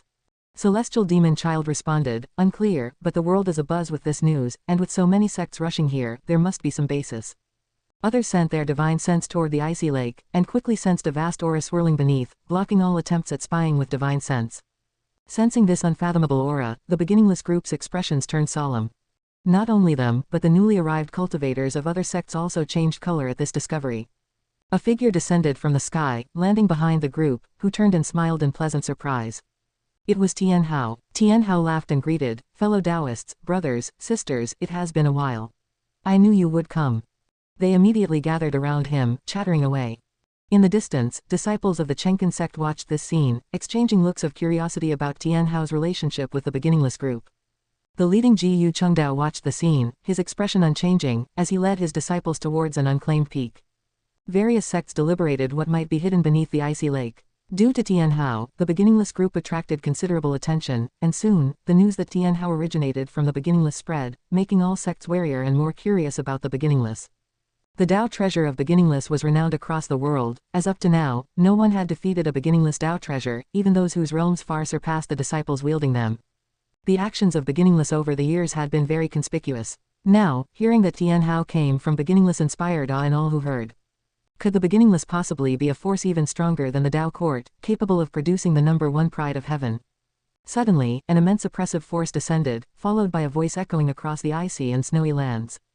I am Elder Fu Chun of the Tao court. I will open the barrier beneath this lake. Only fellow Taoists who have reached the ninth heaven of the immortal path may enter the lake with me, others must stay outside to guard against any attack from the innate human race. As the voice faded, the sea of clouds above churned violently, forming a massive vortex. The beginningless group looked up to see a giant sword materializing at the center of the vortex, larger than mountains, a broadsword with a sharp blade and ancient hilt, exuding an air of endless antiquity. As the sword descended, its handle became visible, with an old Taoist standing upon it, his right hand on his chest, casting a spell. That's one of the 4 divine swords of the Tao court, the sky-breaking sword. Someone exclaimed, revealing the origin of the sword. Gazing at the imposing sky-breaking sword, the cultivators from various sects were shocked, while the people from Taoist field of the beginningless compared this sword with their Tao treasures. They found that although the sword was stronger, it did not possess the great Tao intent like the Tao treasures. The reason their Tao treasures were not as strong as the sky-breaking sword was still because their Tao practice was not sufficient. If they had the cultivation level of the Tao court elder Fu Chun, the Tao treasures in their hands would definitely be more terrifying than the sky-breaking sword. They looked at the sky-breaking sword, and began to fantasize about how powerful their Tao treasures would be at their strongest stage. Tian Hao also summoned his 3 Tao treasures, Divine Punishment, Celestial Punishment, Immortal Punishment, 3 Tao spears hovering around him, exhibiting their respective glories. The Blood Prison Great Saint glanced at him, his eyes filled with envy. It was said that these 3 Tao treasures could also condense formations, and their offensive power was considered the strongest among Tao treasures. The Blood Prison Great Saint could only envy silently. He knew he was no match for Tian Hao, but he believed he would surpass Tian Hao one day. Tian Hao was already standing on his own, and given this situation, it was unlikely that he would return to the Taoist field of the beginningless often. Even though his relationship with Ji Yuan would not end, it would inevitably become distant. The Blood Prison Great Saint had seen such situations several times. And Hao, Yang Jian, Long Qing, all considered themselves extraordinary, but after leaving Ji Yuan, they either died or vanished into the mortal world. As he had stayed by Ji Yuan's side all along, he had now become divine immortal of wondrous Dharma and wielded a Tao treasure exclusive to himself. He had inquired and found out that those who reached the stage of divine immortal of wondrous Dharma within 1,000,000 years were considered to have exceptional talent and immense destiny, and he had reached this realm in less than 100,000 years. If there had been no Tian Hao in the world, he would have been at the pinnacle of the cultivation speed. Thinking of this, the Blood Prison Great Saint smiled, no longer envying Tian Hao, and even started to look forward to the future. Will Tian Hao regret his current choice billions of years later? And by then, he would surely regard immortal gods as mere trifles. The more the Blood Prison Great Saint thought about it, the more excited he became, even forgetting to pay attention to the ice lake. The sky-breaking sword continued to descend, and the surface of the ice lake surged with flame-like icy vapors, as if a giant hand wanted to block the sky-breaking sword. Standing on the hilt of the sky-breaking sword, Tao Court Elder Fu Chun's eyes turned cold, and an immense and boundless aura erupted from within him, making the sky-breaking sword flash with sword light. Boom! The sky-breaking sword trembled, then plunged violently downwards, hitting the surface of the ice lake, and the terrifying aftermath forced the cultivators from various sects to retreat en masse, immediately gathering their mana to resist. The weakest of the cultivators who were able to come here were of the realm of celestial and earthly immortals, possessing the ability to fly to outer heaven, but at this moment, facing the power of the sky-breaking sword, they all felt as feeble as insects. After pausing for a moment, the sky-breaking sword abruptly pierced through the ice lake. The celestial demon child only felt the world before her eyes suddenly shatter. She blinked subconsciously, and when she reopened her eyes, the sky-breaking sword was already gone. She saw innumerable Dao court cultivators descending from the sky like a flurry of carp and diving into the ice lake. Looking down, she saw that the surface of the ice lake had shattered, revealing a vast black hole, flickering with blood-colored lightning, resembling the entrance to hell, a sight that struck terror into the heart at mere glance. The voice of the blood prison great saint came from beside her. We should also go down. Staying behind to guard is not a task for us from the beginningless. As soon as he finished speaking, he took the lead and rushed downwards, with LV Xian, Chen Chuan, and Enshungshan following closely behind. The celestial demon child came to her senses and, along with the others, flew downwards. Tian Hao watched from a distance towards Taixuan Sect. Jiyu Chengdao gave him a nod, and he immediately followed the beginningless crowd into the black hole of the ice lake. After crossing a dark area, the celestial demon child felt the world spinning as she descended from the sky, arriving in a dim world. The ground was scorched red, not a blade of grass in sight, and white bones dotted the landscape like snowflakes. Giant mountains in the distance spewed hot magma. The sky was covered in rolling black clouds, oppressively looming, and the black hole above the celestial demon child's head seemed terrifyingly vast, as if a great hole had been torn in a celestial vault. We should stick together in this place. Something is not right here. Zhangxi spoke, and the others had no objections, quickly gathering together. Out in the world for thousands of years, Zhangxi's strength was not the top among them, but his steadiness and meticulousness made him the backbone in their actions. Chen Chuan looked towards the distance, observing the Dao court cultivators flying like a dragon towards the faraway lands, and his sword-like brows furrowed. For some reason, upon entering this realm, he felt an indescribable horror, unable to control his emotions. Tianbai cautiously asked, "Do you all feel like we're being watched?" And Enshungshan surveyed the surroundings and responded, "Indeed, everyone be careful.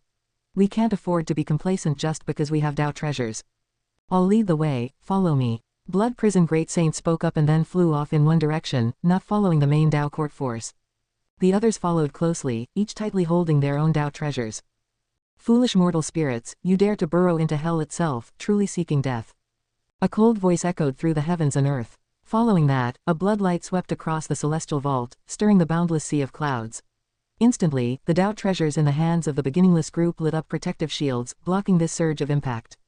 Despite that, they all still felt the shock. Zhangxi, Celestial Cyan, and Tianbai had blood trickling from the corners of their mouths, faces filled with terror.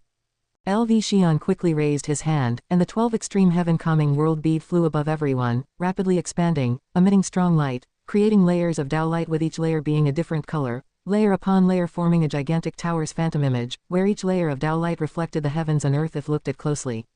Celestial Cyan lifted the Cyan Hong Linglong Tower. Tianbai held the White Spirit Exquisite Tower in one hand and cast spells on it with the other. From within the twin towers emerged two mystical birds, one cyan and one white, intertwining as they rose high, spreading their wings over the phantom tower, creating a second layer of defense. Before they could even discuss their situation, a deafening roar came from the distance, with the oppressive might of battle sweeping over them, drastically changing their expressions. "What kind of realm is this?" Enshungshan exclaimed. He thought of the oppressive force that the mysterious outer heaven evil demons brought to all beings at the end of the last era. Equally impenetrable, equally invincible. Just as LV Xian was about to speak, a violent wind came sweeping from afar, a blinding light submerging everything between heaven and earth, causing all things to lose their color. Meanwhile, alongside a great river, the 72 immortals of Golden Cave were advancing. Purple Dragon Star Monarch led at the forefront, looking at his right hand where a blood pearl floated in his palm, displaying a great battle within it, including the figure of Tian Hao. Tens of thousands of Dao Court great cultivators were surrounding a world-level evil demon of the innate human race. The vast majority could only maintain the formation, unable to join the battle. Tian Hao's figure was reflected in Purple Dragon Star Monarch's eyes. The golden-armored youth floated next to him, curiously observing the blood pearl in his hand. This Tian Hao has an ordinary destiny pattern, but considering his age, his cultivation level is quite impressive. The golden-armored youth remarked, clicking his tongue in amazement. As an immortal god, just one glance at Tian Hao was enough for him to know Tian Hao's background. Purple Dragon Star Monarch, emotionless, said, with such talent, his destiny pattern cannot be ordinary. Maybe someone has concealed his destiny pattern. Oh, could he be the one we're looking for? Could it have been the work of Celestial Spirit Immortal Venerable? The golden-armored youth pressed on. Purple Dragon Star Monarch replied, "We'll know soon enough." He lifted his left hand, fire igniting at his fingertips, quickly forming Golden Extreme God Soul Body. Golden Extreme God looked up at him, eyes full of fear. Without saying much, Purple Dragon Star Monarch tossed his soul body into the blood pearl. The golden armored youth laughed playfully, "No need for Golden Extreme God to act, that world conceals a heaven encompassing free immortal, enough to force out the person behind the scenes." Purple Dragon Star Monarch spoke softly, "I'm not trying to force out Celestial Spirit Immortal Venerable or supporting Tao Sword Venerable, but Profound Star Immortal Monarch." The golden armored youth was momentarily stunned, then his face broke into an excited smile. He turned to the immortals of Golden Cave behind him and exclaimed, "Hey, we're going to battle Profound Star Immortal Monarch." The Golden Cave immortals had various expressions, some were as excited as the golden armored youth, while others frowned with worry on their faces. However, no one voiced objections, they just directed their gazes towards Purple Dragon Star Monarch. Chapter 631, World Subduing Floating Mountain Aspect. Heaven and earth were in a tumultuous state, with fierce winds and swirling sand mingled with shattered bones rampaging across the landscape, as if nature itself was in a furious rage, punishing those who dared to offend it. Tens of thousands of great cultivators from various Tao courts were arrayed in a formation, spanning over tens of thousands of miles. Their immense mana converged into a giant azure formation, its light piercing the sky. Within the light, silhouettes of azure fish could be seen fleeting across, and within the formation, azure winds formed streams converging upon 7 great cultivators. These 7 great cultivators were all profound yuan-free immortals, with cultivation levels that reached the heavens and penetrated the earth. Their mana made it difficult for the tens of thousands of great cultivators maintaining the formation, almost all of whom were trembling. The 7 profound yuan-free immortals were jointly attacking a colossal figure that was 100 zhang tall. No matter how they attacked, they could not shake this colossal figure. This figure, with its upper body bare, resembled most of the evil demons of the innate human race. It had disheveled hair and held a dark long saber in its hand. Its body was surrounded by a bloody aura, which blocked all spells and divine skills from all directions. Despite the divine skills employed by the Tao Court's profound yuan-free immortals, they simply couldn't penetrate the bloody aura surrounding him. He had his eyes closed, seemingly still in slumber, unaffected by the attacks around him. Meanwhile, more cultivators were continuously arriving from distant places, joining the encirclement. Those from the Taoist field of the beginningless had also arrived. And Shungshan widened his eyes and swallowed nervously, asking, "What realm is that guy in?" Every cultivator aligned in the Tao Court's formation seemed profoundly inscrutable to him, not to mention those 7 great cultivators within the formation. So many powerful beings gathered yet unable to shake an evil demon of the innate human race. Perhaps resolving him could end the calamities brought by the innate human race.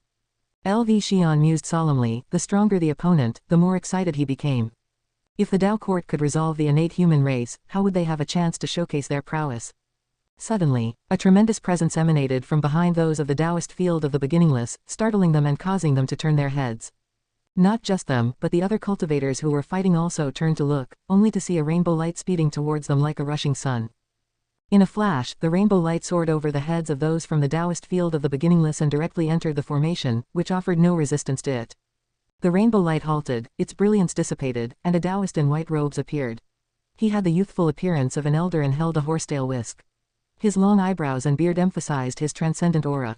He looked at the 100 zhang tall figure and said, "Elder Zhu, long time no see." Indeed, he was the master of the Tao Court, Yuan Songzi. Seeing Yuan Songzi appear, the great cultivators on the side of the Tao Court all breathed a sigh of relief and smiled. The Tao Court, as an alliance-like sect, had managed to gather various sects together and establish a new sect. The leader of such an influential lineage surely possessed extraordinary capabilities. The great cultivators present were all high-ranking members of the Tao Court and had witnessed Yuan Songzi's capabilities to some extent. In their hearts, Yuan Songzi was the strongest being. As long as he was present, all difficulties would be resolved. The 100 zhang tall figure then opened his eyes. He looked at Yuan Songzi, his fierce face showing no change in expression, and said, "You're called Yuan Songzi, right? It indeed hasn't been easy for you to come to this great thousand world and to possess such immense fortunes of heaven and earth." Yuan Songzi smiled and replied, "It has indeed been eons and the world has transformed tremendously since we last parted. Being able to meet in this great world is also destiny, but I wonder, Elder, how did you come to find yourself in such a state?" Hearing Yuan Songzi knew the evil demon of the innate human race, the cultivators of the Tao Court looked at each other in bewilderment. They did not take the matter lightly and continued maintaining the formation. Those from the Taoist field of the beginningless were also curious. Led by Zhang Shi, they flew towards the back of the 100 zhang tall figure. Offending beings one should not provoke leads to such consequences, yet you still have a slim chance of survival. You should leave quickly. The being referred to as Elder Zhu responded, his tone indifferent but not forceful. Yuan Songzi said helplessly, I am already the sect leader of a sect, bearing the lives of all living beings in the world. How can I flee? From what the elder suggests, it seems you two are compelled against your will. In that case, I can only apologize as I must offend. As his voice faded, he raised his left hand and gently swung it, causing a majestic green mountain to rise up behind him, swiftly growing flowers, grass, and trees. These trees quickly took root and sprouted, growing enormously large as if a divine army stood upon the mountain. The green mountain surged into the clouds at an incredible speed, expanding in bulk in less than 2 breaths of time, filling the space within the formation and leaving the cultivators outside staring in astonishment. Even for those from the Dao court, it was the first time most had seen such a mountain. As soon as the mountain appeared, Elder Zhu's oppressive presence was immediately weakened. Is that a divine skill or a magical treasure? Such terrifying suppressive force, even though separated by the formation, I feel my mana being restrained. The master of the Dao court is said to be the greatest great cultivator of our time, possessing the finest treasures and divine skills of anyone. It seems that the rumors are not unfounded. Indeed, not to mention our master, he truly deserves to be called the best of our era. This must be some kind of power of the great Dao. The inhabitants of the beginningless were amazed by Yuan Songzi's power. Facing the divine skill displayed by Yuan Songzi, Elder Zhu's eyes flashed with admiration and he exclaimed, I had not expected you to refine the world-subduing floating mountain aspect to such a degree. Giving you this legacy was not a waste, but alas, you have not stepped into the realm of Luotian and in my presence, you are still but an ant. As his words fell, his expression turned fierce. He suddenly raised his long knife and in a flash of the blade light. Boom! The Dao court's grand formation was instantly shattered, a terrifying shockwave flinging everyone, including the 7 profound yuan-free immortals who had previously surrounded Elder Zhu. During their backward flight, half of the great cultivators from the Dao court side were annihilated. The people from Beginningless, thanks to the protection of their Dao treasure, managed to survive, but were completely disoriented, staring unbelievingly at Elder Zhu. Standing in front of the world-subduing floating mountain aspect, Yuan Songzi furrowed his brows as he raised his hand to block the knife energy, with the giant green mountain behind him trembling as if it were about to shatter. Waves of shock surged within Yuan Songzi's heart. Heaven-encompassing free immortal, he had not expected Elder Zhu to have reached such a realm. He remembered that when they had first met, Elder Zhu had lamented that he could not surpass the profound Yuan realm in this lifetime. In an instant, many terrifying possibilities flashed through Yuan Songzi's mind considering Elder Zhu's current state. To eradicate all of you, and to cut in half the destiny of the celestial spirit great world, Yuan Songzi, blame only your fate that your cultivation level cannot see through the consequences behind this. Elder Zhu's voice sounded again. Yuan Songzi's expression changed drastically as an unimaginable terrifying power assaulted him, leaving him unable to resist. Boom! Yuan Songzi's robe shattered, resembling a burst of blood flowers, as he fell into the giant green mountain, which immediately broke apart. The blade energy swept across the land, cutting through the world-subduing floating mountain aspect, severing the earth, and reaching to the very edge of the heavens, seemingly poised to split the whole world in two. Although the inhabitants of Beginningless were not directly in the path of the blade energy, they were still blown towards the horizon by the aftershocks, unable to defend themselves. Their Dao treasure could only protect their lives. With this slash, outside the world, in reality, all living beings looked up to see a magnificent blood-red rainbow in the celestial vault, splitting the sky into two. Even Shen Zhen at the Taoist field of the Beginningless saw it. Sitting in front of the artifact refining cauldron, Shen Zhen turned to glance at Ji Yuan not far away, reclining on a chair reading a book, and asked, with such commotion, aren't you planning to take action? She could feel the oppressive force from Elder Zhu, which, despite the great distance, filled her with terror. Such a being was beyond any worldly power to confront. Exclamation mark. Subscribe to Chinese Novel Audiobook YouTube channel Chapter 632, Mysterious Magic Shadow, Master. Upon hearing Shen Zhen's words, Ji Yuan did not stand up or look towards her, merely responding casually, don't worry, the ones showing off their power are just pawns, this world is not going to be exterminated yet. Pawns. Shen Zhen was stunned. She stood up and walked towards Ji Yuan. She squatted down in front of Ji Yuan and feigned helplessness, can I watch this great battle? In the past, Ji Yuan had used his divine skills to let them peer into the battle from beyond the heavens from within the dojo. She was eager to know who was carrying the terrible pressure that enveloped the heavens and the earth, and what kind of being would appear next. Ji Yuan waved his hand casually, and Shen Zhen turned her head to see blue smoke coalescing on the artifact refining cauldron, showing the scene within that mysterious world. Elder Zhu, holding a long saber, stood like a primeval demon god amidst the mighty clouds of dust, towering into the sky with unparalleled dominance. Shen Zhen immediately sent a message to Anshin and Ghost Mother of Ephemera, inviting them to watch the battle. Yuan Songzi, who had reached perfection in the profound Yuan-free immortal realm, was no match for Elder Zhu, who shattered the hope of the Dao court with a single strike. Yuan Songzi, deemed invincible in the world by the hearts of Dao court cultivators, could not withstand even one move from Elder Zhu, and those who survived did not dare to step forward. The heavens and earth were vast, and evil demons of the innate human race started flying into the black hole in the sky, signifying that the external defenses had been breached. I had intended to slowly grind you down, but you insist on delivering yourselves to death. The calamities brought by the innate human race to this world are not of an apocalyptic nature. The voice of Elder Zhu boomed, deafening and stimulating every cultivator's divine sense. Upon witnessing his power, most people indeed felt regret, thinking they should not have come. The followers of Wuxi burst out of the rolling dust clouds and regrouped, looking towards the gigantic figure in the distance with eyes full of terror. Blood Prison Great Saint muttered under his breath, "This is tough to chew." The aftermath of just one strike had already left them in such a sorry state. How terrifying might it be to face this evil demon directly? The others also found themselves in a predicament. Parting now would leave them with a sense of unwillingness. If this battle did not end the innate human race, then the human world would be utterly doomed unless their master intervened. LV Xian suddenly frowned, his gaze locking onto a figure in the distance. It was Tian Hao. While everyone else was retreating in fear, Tian Hao was the only one charging towards Elder Zhu. 3 Dao spears glowed with mighty aura, shielding Tian Hao as he quickly approached Elder Zhu. The 100-meter-tall Elder Zhu looked down at Tian Hao, his eyebrows slightly furrowed. The innate human race had been descending upon the celestial spirit great world for thousands of years. Although he had not appeared in the world, he had been paying attention to the human world and was aware of Tian Hao, the contemporary greatest prodigy of the world. With his insight, he had determined that Tian Hao's destiny pattern was extraordinary, yet he could not fathom it, indicating that a transcendent being was protecting Tian Hao. He did not want to get involved with such a person. Although he was now a prisoner, he was not foolish. With so many worlds in the Great Thousand World, the Golden Extreme God had chosen the Celestial Spirit Great World and made them pawns. Clearly, this world contained a great cause and effect. When he sensed that the strongest person in the Celestial Spirit Great World was merely at the stage of the profound Yuan-free immortal realm, his wariness of the Celestial Spirit Great World deepened. Tian Hao looked at Elder Zhu, his eyes devoid of fear. He knew he was no match for the Elder, but he had to stand up and show the world through his actions that they had no room to retreat, and they must fight. Many gazes and divine senses fell on Tian Hao, bolstering his courage. He grasped the divine punishment spear, pointing it at Elder Zhu and said, "With your abilities, the innate human race would have swept the world long ago. Who exactly is supporting you from behind? Could it be one of the immortal gods rumored in the world?" A figure appeared beside him out of thin air. It was the master of the Dao court, Yuan Songzi.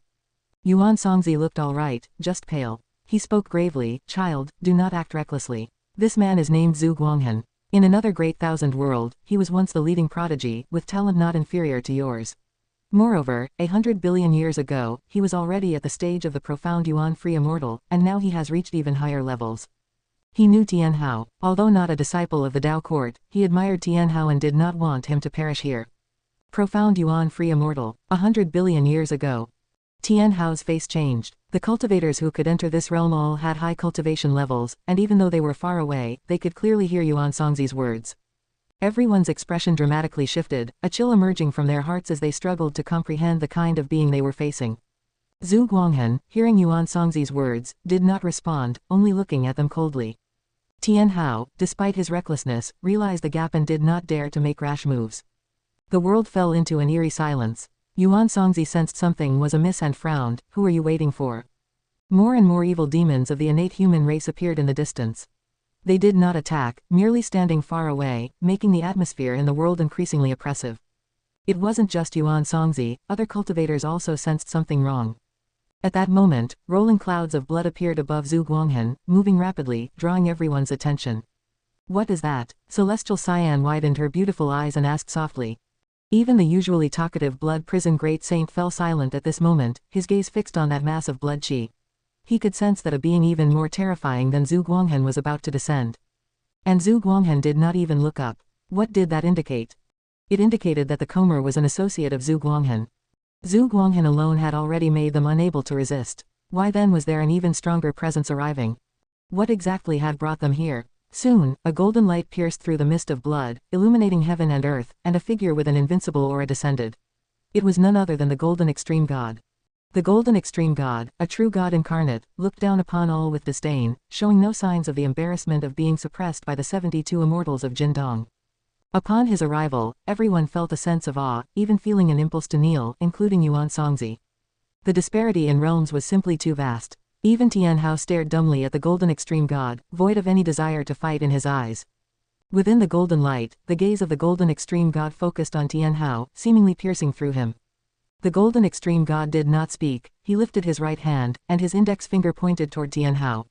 Tian Hao, immobilized by the aim, felt an overwhelming sense of suffocation, causing his pupils to constrict. Far below the world gate, the celestial spirit god opened his eyes, and amidst the intense light, his eyebrows slightly furrowed.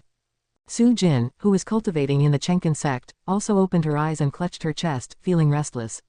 Could it be Hauer? Su Jin furrowed her brows, mumbling to herself. She wanted to get up, but not knowing where to find Tian Hao, she had no choice but to sit back down. Facing the pointed finger of the golden extreme god, Tian Hao could only hear his own heartbeat, intense like never before. For the first time, he felt that he might actually die. This feeling was horrendously awful. Yuan Songzi wanted to intervene, but he found himself unable to move. He could only watch as Tian Hao stood beside him, facing death. Suddenly, several figures appeared before Tian Hao, led by the people of Wuxi, each holding a Dao treasure. They lined up, 8 Dao treasures radiating Dao intent, forming a spectrum of light that shielded the front. Tian Hao inexplicably breathed a sigh of relief. His 3 Dao spears also burst forth with Dao intent, merging with the Dao intent of the other Dao treasures to collectively resist the golden extreme god. The golden extreme god stared at the people of Wuxi, his eyebrows knitting together. He could see that these treasures were not simple. Having witnessed LV Xian in combat before, the Dao treasures had made an impression on him, but he had not anticipated that there would be so many of such treasures. Interestingly, his divine sense enveloped heaven and earth, yet he failed to detect the presence of these Dao treasures. Wuxi, who is backing you up? The golden extreme god asked, managing only to deduce the name Wuxi, which remained mysterious in his predictions. Yet he was not afraid, for he had someone behind him as well, and not just the profound star immortal monarch. Beyond the boundaries, the 72 immortals of Jindong were also observing. The people of Wuxi did not respond. They simply exhausted all their strength to resist the aura of the golden extreme god. Although the Dao treasures were strong, the gap in their cultivation levels compared to the golden extreme god was too vast. Even without the golden extreme god taking them seriously, they struggled to withstand his presence. Tian Hao, watching the backs of the celestial demon child, blood prison great saint, and others, felt profoundly touched. These were the people who had watched him grow up, and in his heart, they were like family. Watching his senior brothers and sisters protect him, he also felt a thrill of excitement. As a child, he had fantasized about fighting alongside his brothers and sisters, almost forgetting about his childhood hopes. Seeing that they refused to answer, the golden extreme god snorted coldly and pushed his finger forward, releasing a terrifying aura that seemed to crush the people of Wuxi. Yuan Songzi, being the closest, felt as if his soul was about to scatter. As a fully realized profound Yuan-free immortal, fear was all that remained in him, unable to maintain the usual indifference. However, the sensation of terror came quickly and left just as quickly. He felt as though he had fallen from the sky to the ground unharmed. The sense of survival after a calamity made him gasp for air, and he looked up at the golden extreme god with confused eyes. However, he saw the golden extreme god frowning, his gaze seeming fixed on someone. He unconsciously followed the direction of the golden extreme god's gaze. There, he saw a figure enveloped in dark purple demonic chi standing above Tian Hao. Tian Hao, LV Xian, and others also turned their heads to look. Tian Hao turned around, his face showing astonishment, while LV Xian, celestial demon child, and others breathed a sigh of relief. 80,000 years had passed. The world had long forgotten this shade of demons, and the cultivators in this realm, faced with this shadow of demons, felt only confusion and curiosity, with no one recognizing the origin of this demon shadow. Master, LV Xian exclaimed excitedly, turning his head back to face the golden extreme god, his eyes filled with contempt, as if to say, "You're finished." Master, Tian Hao widened his eyes, looking closely. The silhouette of the demon shadow indeed resembled his master. He had not expected his master to appear. He had never seen Ji Yuan in action and thought that Ji Yuan, having retreated to the Taoist field of the beginningless, would disregard worldly affairs. The golden extreme god, looking at Ji Yuan's demonic shadow, asked, "Are you the master of Wuxi?" Ji Yuan did not respond. He stepped forward from in front of Tian Hao, and LV Xian, celestial demon child, and others made way, their gazes filled with adoration and fervor. Yuan Songzi, looking closely at Ji Yuan, could not see through him. The demonic chi around Ji Yuan was so scorching it made his divine sense ache. Chapter 633, No Need to Take Action Personally. Watching Ji Yuan's demonic shadow approach, the Golden Extreme God furrowed his brows. Although he couldn't see through the demonic shadow, he wasn't afraid. He was a celestial god, blessed by the celestial Tao destiny, and even if he couldn't overcome his opponent, he wouldn't be completely obliterated from existence. The Golden Extreme God didn't inquire about Ji Yuan's origins, as asking would be meaningless. However, this fellow dared to walk directly towards him, and as a celestial god, he wouldn't just wait to be killed. His right palm lifted, facing Ji Yuan. His expression was cold and indifferent. All cultivators, the innate human race and evil demons fixed their gaze on Ji Yuan's demonic shadow, including Tianhao and LV Xian. Tianhao looked the most expectant and excited. Although he had sparred with his master, the gap in the cultivation level was vast, and he had no idea how strong his master truly was. Moreover, he had never seen his master fight a life-and-death battle with an enemy. He had only heard from his senior brothers and sisters about the past, which made him long to see his master's powerful side. A golden red light gathered in the palm of the Golden Extreme God. Lightning intertwined, resembling billions of demon birds screeching. The lightning illuminated the faces of all living beings between heaven and earth, making their expressions shift between light and dark. The heaven and earth began to tremble, the ground split open as if the world was about to collapse, permeated with a suffocating and dangerous aura. Yuan Songzi, who was nearby, could feel the terrifying power of the Golden Extreme God. His gaze fixated on Ji Yuan, and he made a guess. Could it be the supporting Tao Sword Venerable? Has he not left? Although Yuan Songzi had never seen the supporting Tao Sword Venerable manifest a demon body, he had heard of the legend and even felt the supporting Tao Sword Venerable's formidable aura when battling with the Celestial Spirit God and the Silent Destruction God Emperor. He could only think it was the supporting Tao Sword Venerable. The supporting Tao Sword Venerable hadn't left. As Ji Yuan drew closer to the Golden Extreme God, more and more cultivators recalled the legend of the supporting Tao Sword Venerable. The Golden Extreme God raised his right hand above his head, the clouds above pierced by golden lightning bolts, which then interwove in his palm. Nature's spiritual energy rushed forth, forming violent winds that howled, making the trembling of heaven and earth even more intense. Zhu Guanghan watched Ji Yuan with curiosity filling his heart. He silently stepped back, not interfering with Ji Yuan's confrontation with the Golden Extreme God. In the eyes of Tianhao and others, Ji Yuan, who walked towards the thunder, appeared so powerful, his silhouette exuding an unshakable aura. The Golden Extreme God swung his hand towards Ji Yuan. Endless golden lightning from all directions of heaven and earth struck at Ji Yuan with a devouring force. Boom! The vast golden lightning was instantly dispersed, and the Golden Extreme God vanished in a flash. The 100-foot-tall Zhu Guanghan widened his eyes in disbelief. He and his kin were enslaved by the Golden Extreme God, so he knew very well how fearsome the Golden Extreme God was. Even though he had become a heaven-encompassing free immortal, in front of the Golden Extreme God, he was no different from a mortal spirit. Such a powerful celestial god was completely no match for this man. He hadn't even seen how Ji Yuan made his move, but he was sure that the Golden Extreme God hadn't merely dodged and disappeared but was obliterated body and soul. However, a celestial god could resurrect using the celestial Tao destiny, so it was challenging to kill him thoroughly. Therefore, he didn't pay attention to the Golden Extreme God but kept his eyes on Ji Yuan, filled with fear. Everything happened too fast. Previously, the Golden Extreme God seemed capable of destroying heaven and earth, but now, the entire world was returning to calm.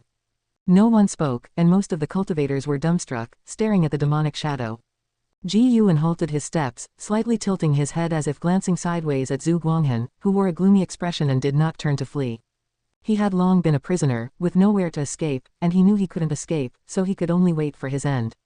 Meanwhile, in the courtyard of Taoist Field of the Beginningless, Shen Zhen, and Xin, and Ghost Mother of Ephemera were staring at the illusion above the artifact refining cauldron. All three women widened their eyes, then turned their heads to look to the side. Ji Yuan still lay on the chair reading a book, making them look back and forth, confirming that the demonic shadow on the battlefield was identical to Ji Yuan's figure. Is that an avatar? And Xin couldn't help but ask Ji Yuan. Ji Yuan turned a page of his book and said, yes, dealing with those guys, why should I personally take action? I'm very busy, okay. Whether it's immortal gods or the innate human race, none can grant him lifespan, hence, he naturally couldn't be bothered to act personally.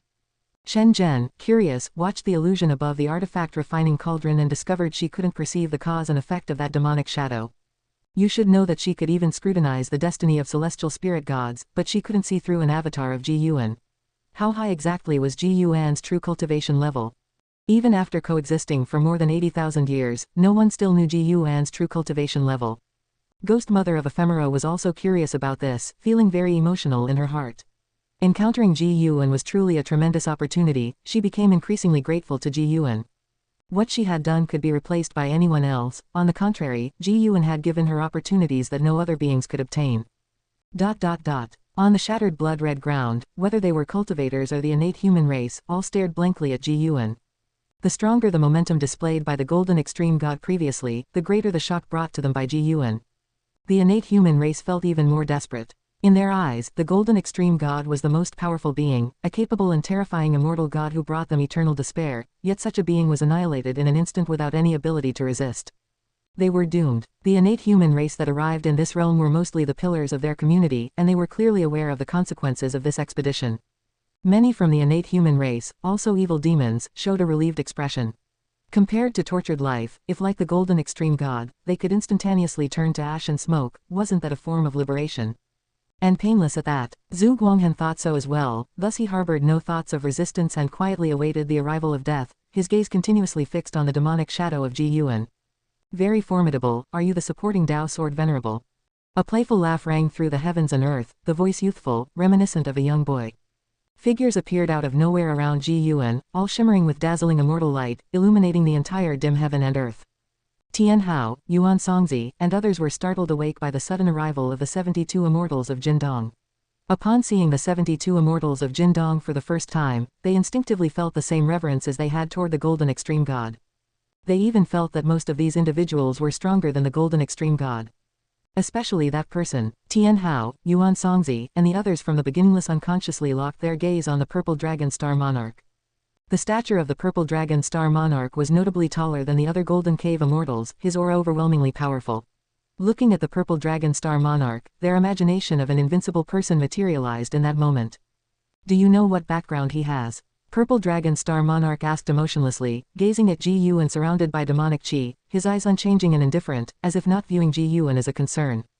As soon as he finished speaking, the other golden cave immortals suddenly erupted with their own aura. The entire heaven and earth shattered in an instant, turning into nothingness. All beings only felt as if everything before their eyes suddenly vanished, and they appeared out of nowhere in the cosmic void, while the immortal light of the 72 immortals of Jindong caught their gaze, preventing them from looking away, unable to think of anything else. Chapter 634, Son of Heaven, Gaining Experience. Facing the encirclement of the 72 immortals of the Golden Cave, Ji Yuan's demonic shadow remained calm, as if he had long anticipated the arrival of the 72 immortals of the Golden Cave. He did not answer the purple dragon star monarch. He felt that the purple dragon star monarch was not qualified to speak to him, and with things having gotten to this point, there was no misunderstanding to discuss.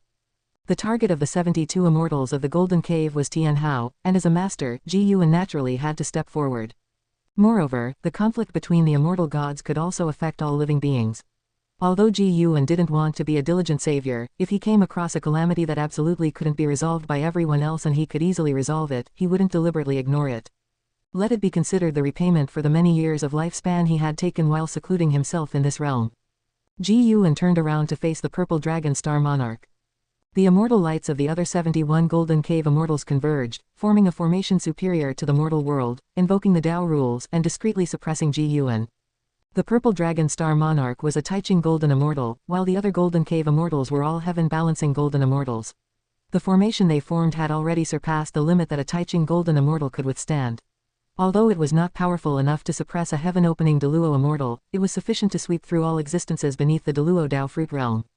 This formation is the Golden Cave Absolute Immortal Array. No one except a Deluo immortal can escape. A Golden Cave immortal spoke with a proud tone. Why would a Deluo immortal come to this realm? If their target was the same as theirs, why would they need to stay in the celestial spirit great world? They could have already taken away the person they were trying to find. Cultivators, innate human race evil demons, and others watching from afar all watched the battle nervously, not daring to move. Tian Hao, Yuan Songzi, LV Xian, and Celestial Demon Child and others were curious about what a Deluo immortal was. The people of Wuxi had indeed heard of this name from the books written by Ji Yuan. They quietly thought that indeed, the books the master wrote were not entirely fictional but were mythical stories that had truly happened. Zhu Guanghan looked at the 72 immortals of the Golden Cave, and his expression drastically changed as if he thought of something. He became extremely anxious and very much wanted to flee the place. Once the Golden Cave Absolute Immortal Array was deployed, those outside the formation could only feel the grandeur but could not personally experience the oppressing force. However, simply witnessing the immortal light of the Golden Cave Absolute Immortal Array made them feel their insignificance, as if they would be reduced to ashes upon mere contact with the immortal light. Ji Yuan's demonic shadow remained silent, waiting for either the profound residence immortal monarch or Tai immortal monarch. From a causal deduction perspective, it was unlikely that either of the two immortal monarchs would intervene, at least not in the short term. Ji Yuan looked at the 72 immortals of the Golden Cave, contemplating how to deal with them. To kill them was definitely impossible to accomplish thoroughly. Even if annihilated, they could be resurrected through heavenly Tao. It would be possible to seal them like he dealt with the celestial spirit god, preventing their resurrection and letting them endure the torment. Seeing that Ji Yuan refused to speak, the Golden Cave immortals grew furious, and one burly Golden Cave immortal immediately spoke, "Elder brother, destroy him. Since the person we are looking for is right before us, why worry so much? We are immortal gods." As immortal gods, they had absolute confidence. Becoming an immortal signified immortality. They would only fear other immortal gods. Facing someone of higher realm who wasn't an immortal god, they weren't scared at all. The celestial court was their greatest backing. Over the endless years, they had experienced innumerable tribulations and faced every possible scenario. The purple dragon star monarch deeply looked at Ji Yuan and nodded slightly. Seeing this, the 71 Golden Cave immortals immediately took action, using their divine skills simultaneously. Their immortal light rapidly expanded, and wind, fire, thunder, and rain suddenly erupted, instantly engulfing Ji Yuan's figure.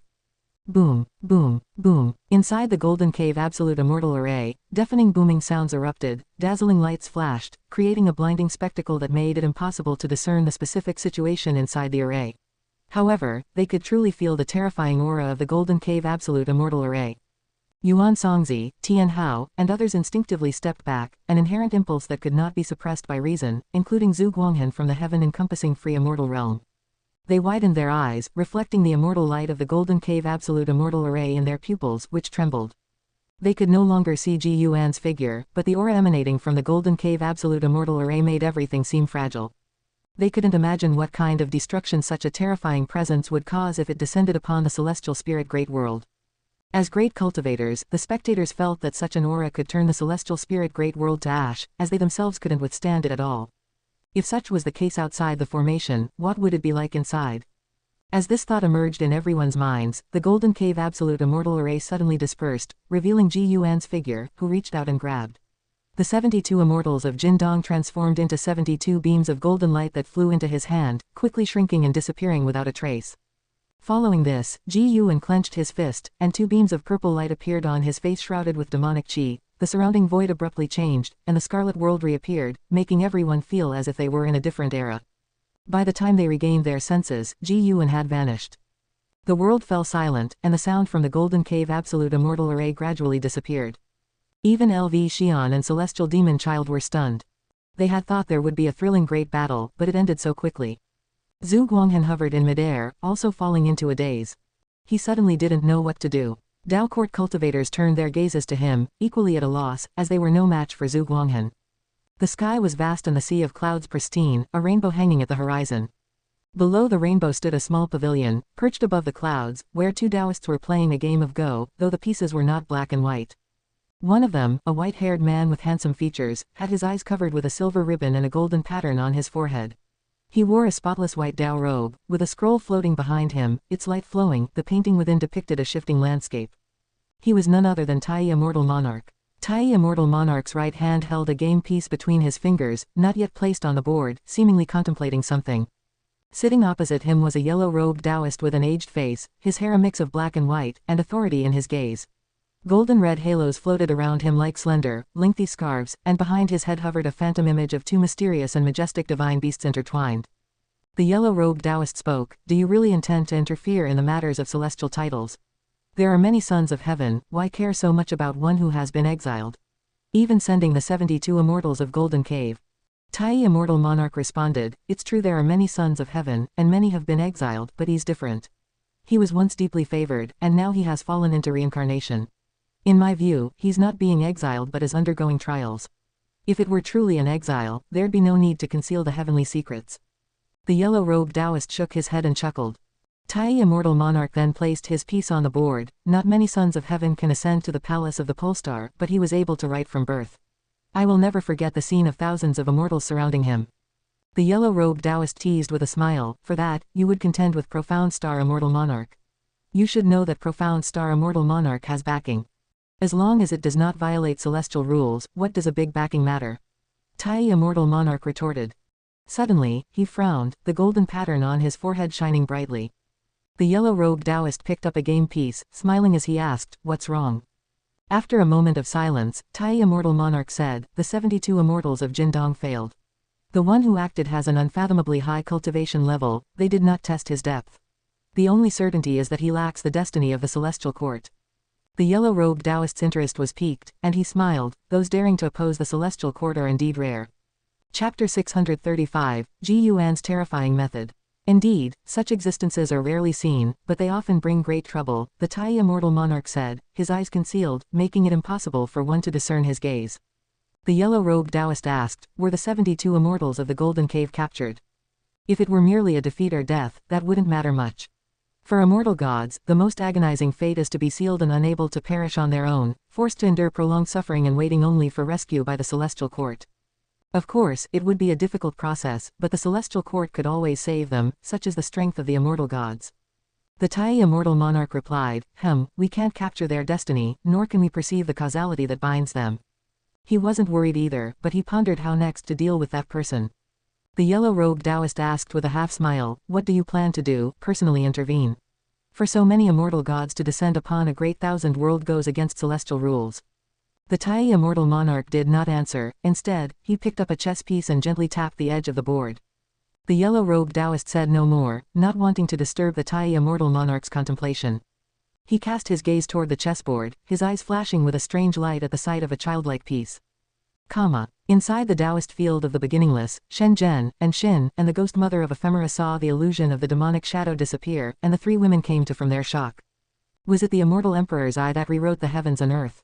And Xin thought curiously to herself. Before the void reverted to the mundane world, she had seen the divine light of the immortal emperor's eye flash across Ji Yuan's face, brief but unmistakable. Shen Zhen turned to look at Ji Yuan, who still held the Cyan Hero's Travelogue in a lounging pose. The more nonchalant he was, the more she admired Ji Yuan. After so many years, seeing Ji Yuan take action again still left her in awe. At that moment, Ji Yuan's demonic shadow appeared out of thin air beside his true self, then dissipated into smoke, leaving behind 72 tiny orbs of golden light floating in the air. Ji Yuan sat up, tucked the Cyan Hero's Travelogue into his chest, then raised his right hand, and the 72 orbs of light dispersed, revealing small wooden plaques that fell into his palm. These wooden plaques were only 5 or 6 centimeters long and thin as leaves, crafted as if by an artisan, with different figures carved on each, all images of the Golden Cave immortals. Ji Yuan grabbed the batch of plaques, then took out a red thread, threaded it through the forehead of each plaque, strung them together, and hung them on his belt. And Shen Zhen, and the ghost mother of ephemera witnessed this, their eyes widened and their perception challenged severely. Transforming living beings into such small trinkets was already astonishing, and these plaques originated from beings of great power.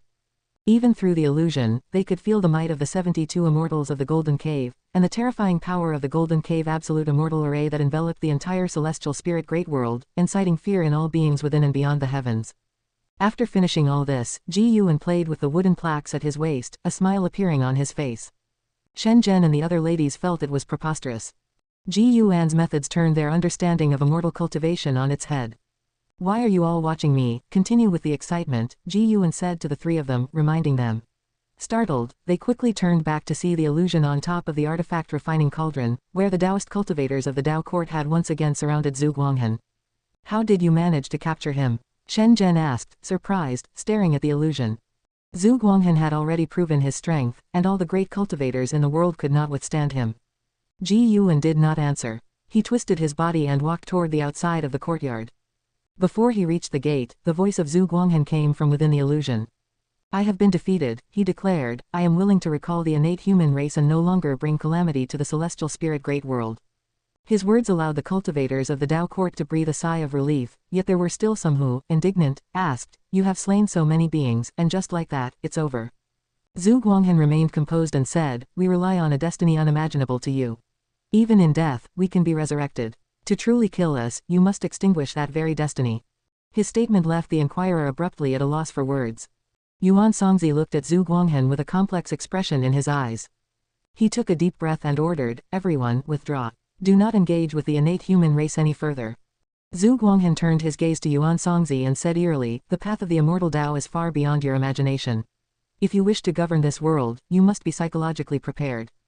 As he spoke, he cast a sideways glance at Tian Hao, his stare causing a tremor in Tian Hao's heart. Tian Hao thought back to the earlier battle with the 72 immortals of Jindong and the Golden Extreme God, and for some reason, he felt that these mighty beings had come for him. But he couldn't be sure and feared he might be overestimating himself. LV Xian patted his shoulder, signaling it was time to leave. The Blood Prison Great Saint, however, looked quite disgruntled. This battle had offered him no room to show his prowess, he felt as if he had made a trip for nothing. The other Wushiji disciples, on the other hand, were quite excited, still reminiscing about Ji Yuan's earlier actions. Elsewhere, in the depths of the universe, beneath the world gate, the celestial spirit god looked into the distance, his mood remaining unsettled for a long time. The aura of the Golden Extreme God had startled him, he felt that the Golden Extreme God had surpassed his own power and that in a fight to the death, he would struggle to overcome the Golden Extreme God. Of course, the Golden Extreme God was only slightly stronger than him, and his defeat at the hands of Ji Yuan was within expectations. However, the 72 immortals of Jindong were a different matter entirely. The Purple Dragon Star Monarch was a figure whom he had once looked up to, and the other immortals of Jindong were no ordinary individuals either. These 72 immortals hailed from the same immortal sect, each previously a pinnacle of talent before ascending to immortality. They did not all come from the same era but were the strongest disciples of the immortal sect across different ages. Their Golden Cave Absolute Immortal Array was an exceptionally fearsome legend, possessing tremendous deterrent power even within the Celestial Court. His master had once said that even a Deluo immortal would lose a layer of skin if caught in the Golden Cave Absolute Immortal Array. He did not know how powerful a Deluo immortal could be, but it was certainly a realm beyond his imagination. Before Ji Yuan, such a terrifying Golden Cave Absolute Immortal Array seemed fragile, and the 72 immortals of Jindong were defeated in an instant. You did not choose the Profound Star Immortal Monarch nor the Tai Immortal Monarch, and yet for his sake, you have gone to such lengths. Who exactly are you? The celestial spirit god muttered to himself. At this point, he also saw the problem.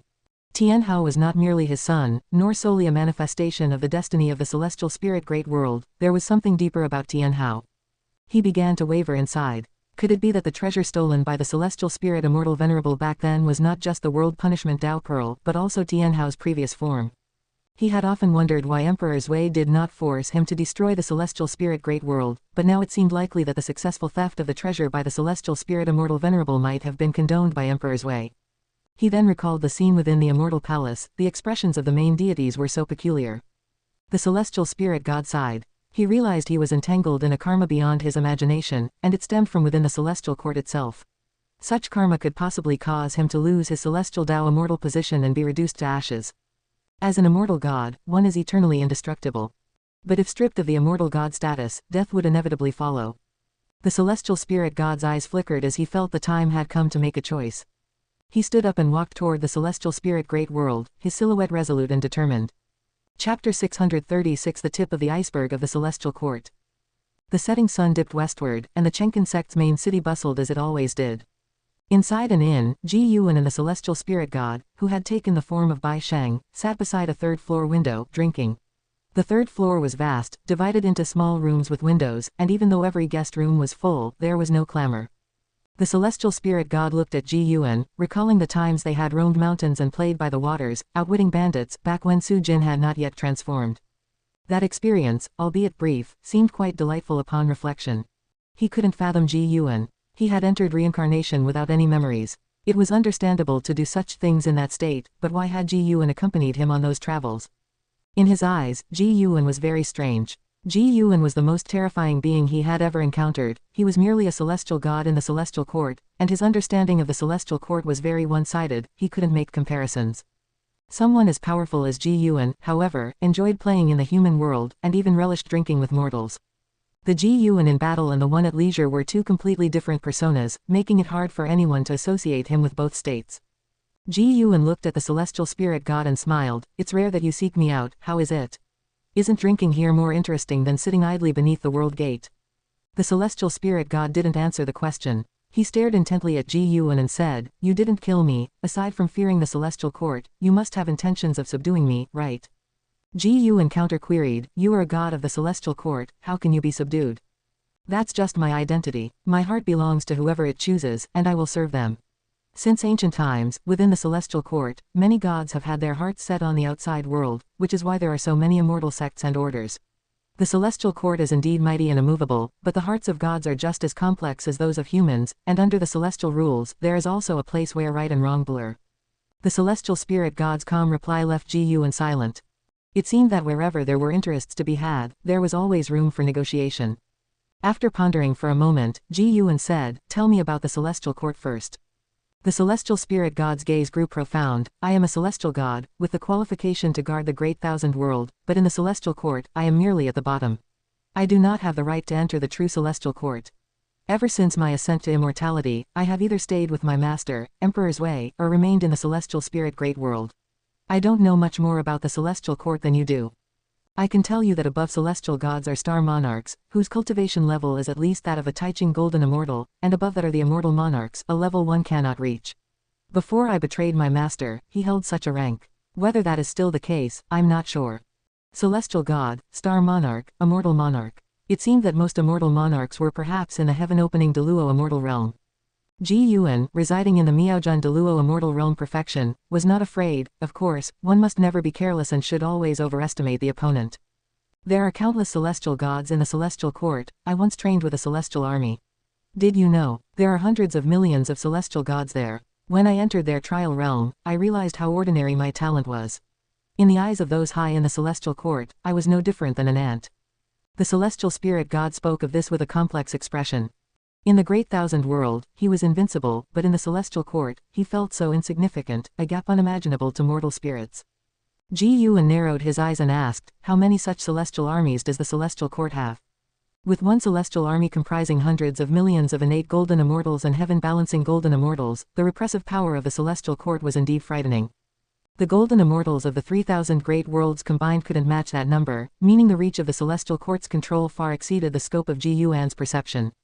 The celestial spirit god solemnly said, "Many branches, I'm not clear on the number, no one knows just how terrifying the foundation of the celestial court is, even the immortal gods within it, only the supreme celestial emperor knows." Celestial emperor. Upon hearing this, Ji Yuan didn't want to probe further for fear of provoking taboo. The tip of the iceberg that was the celestial court was already so terrifying that the realm of the celestial emperor was beyond his imagination. Ji Yuan asked, "Since you want to take refuge with me, do you know what you will face next?" The celestial spirit god, seeing that he did not continue to inquire about the celestial court or the celestial emperor, also breathed a sigh of relief. Continuing the conversation could provoke detection by the celestial court. "I know, profound star immortal monarch, Tai immortal monarch, I initially thought the former came for faith, but I was utterly mistaken. They are likely eyeing Tian Hao. The celestial spirit immortal venerable created him surely for some mission, and behind this might also be the calculations of my master, Emperor's Way. I'm unclear on what he's scheming or the true origin of Tian Hao, but attracting the attention of two immortal monarchs means that even if you resolve them, there will still be bigger troubles ahead." The celestial spirit god said calmly, mentioning profound star immortal monarch and Tai immortal monarch. There was neither fear nor worry in his demeanor. He believed Ji Yuan could handle these two immortal monarchs. "Given this, you still wish to help me. Is it because of Tian Hao?" Ji Yuan looked at him and asked. The protection of the celestial Tao destiny prevented Ji Yuan from hearing his thoughts, but based on Ji Yuan's understanding of him, he wasn't one to lie. A ripple passed through the eyes of the celestial spirit god as he said, "If I say Tian Hao doesn't matter to me at all, that would be false, but more so it's because I also need a backer. There's no longer any possibility of ascending within the celestial court, and the more chaos that arises in the celestial spirit great world in the future, the greater my sins. I'd like to know now, your care for Tian Hao, is it due to fate, or like the immortal monarchs, do you have ulterior motives?" He addressed Ji Yuan with respect, indicating a change in his attitude. Ji Yuan asked, "If it's due to fate, do you have a plan?" The celestial spirit god showed a smile. Before coming, he had speculated that if Ji Yuan had ulterior motives, he would have acted long ago. There would have been no need to wait for the immortal monarchs to come. And over these years, he had watched Tian Hao live carefreely. Ji Yuan showed no signs of controlling Tian Hao. The celestial spirit god said, "Actually, resolving this is not difficult. With Tian Hao's talent and destiny pattern, he could be sent to a god stronger than the immortal monarchs, and the immortal monarchs would have no reason to act against the great thousand world. Once Tian Hao leaves, they can only swallow their losses in silence." With that said, he couldn't help but sigh, though it was unclear for whom. "Do you have a god worthy of entrustment?" Ji Yuan hesitantly asked. Located at the bottom of the celestial court, the celestial spirit god seemed to have no escape. Could he still find a way out for Tian Hao? The celestial spirit god shook his head. "I don't know such a transcendental god, but I can recommend Tian Hao to go to the misty immortal court." The misty immortal court has produced many gods and is recognized by the celestial court as an orthodox immortal sect. Stronger entities support the misty immortal court from behind, and with Tianhao's qualifications, he will certainly be able to enter. The two immortal monarchs would not dare to invade the misty immortal court. Afterward, we only need to withstand their retaliation once. Once they fail, they will be forced to temporarily let go of this karma. Misty Immortal Court. Ji Yuan thought of the memories of the Emperor of Eternal Life, who was born in one of the immortal mansions of the Misty Immortal Court and left at an early age. He went back once, and from his memories, the Misty Immortal Court indeed appeared unfathomable. The Emperor of Eternal Life was his reincarnation body, so in some sense, he could also be considered a disciple of the Misty Immortal Court. Sending his disciple Tianhao to the Misty Immortal Court seemed like karma repeating itself. But, could the Misty Immortal Court truly accept Tianhao? Would Tianhao be protected there after his arrival? The celestial spirit god's understanding of the celestial court was not deep, and Ji Yuan's understanding of the Misty Immortal Court was similarly shallow. Subscribe to Chinese Novel Audiobook YouTube channel Chapter 637, The Feelings of the Celestial Spirit God. Seeing Ji Yuan's silence, the celestial spirit god did not disturb him. After all, the method he proposed was not absolutely without problems, and if Ji Yuan refused, he would not be in a hurry. Before coming here, he had already considered all kinds of situations. Having decided to serve Ji Yuan, he had to take a firm stand, thinking about problems from Ji Yuan's perspective. After a while, Ji Yuan asked, "How sure are you about getting Tianhao into the Misty Immortal Court?" The celestial spirit god replied, "I have a close friend who comes from the Misty Immortal Court. Although his status is not very high, helping Tianhao to join the court is certainly not a difficult task. The rest will depend on Tianhao's destiny, and we can only do so much. Individual fate still depends on one's own efforts." Ji Yuan thought for a moment and said, "Then let him choose." The celestial spirit god raised his eyebrow, asking, "You want to tell him all this? He is now grown up, qualified to choose his own fate. If he is manipulated by you and me, how are we any different from the immortal monarchs?"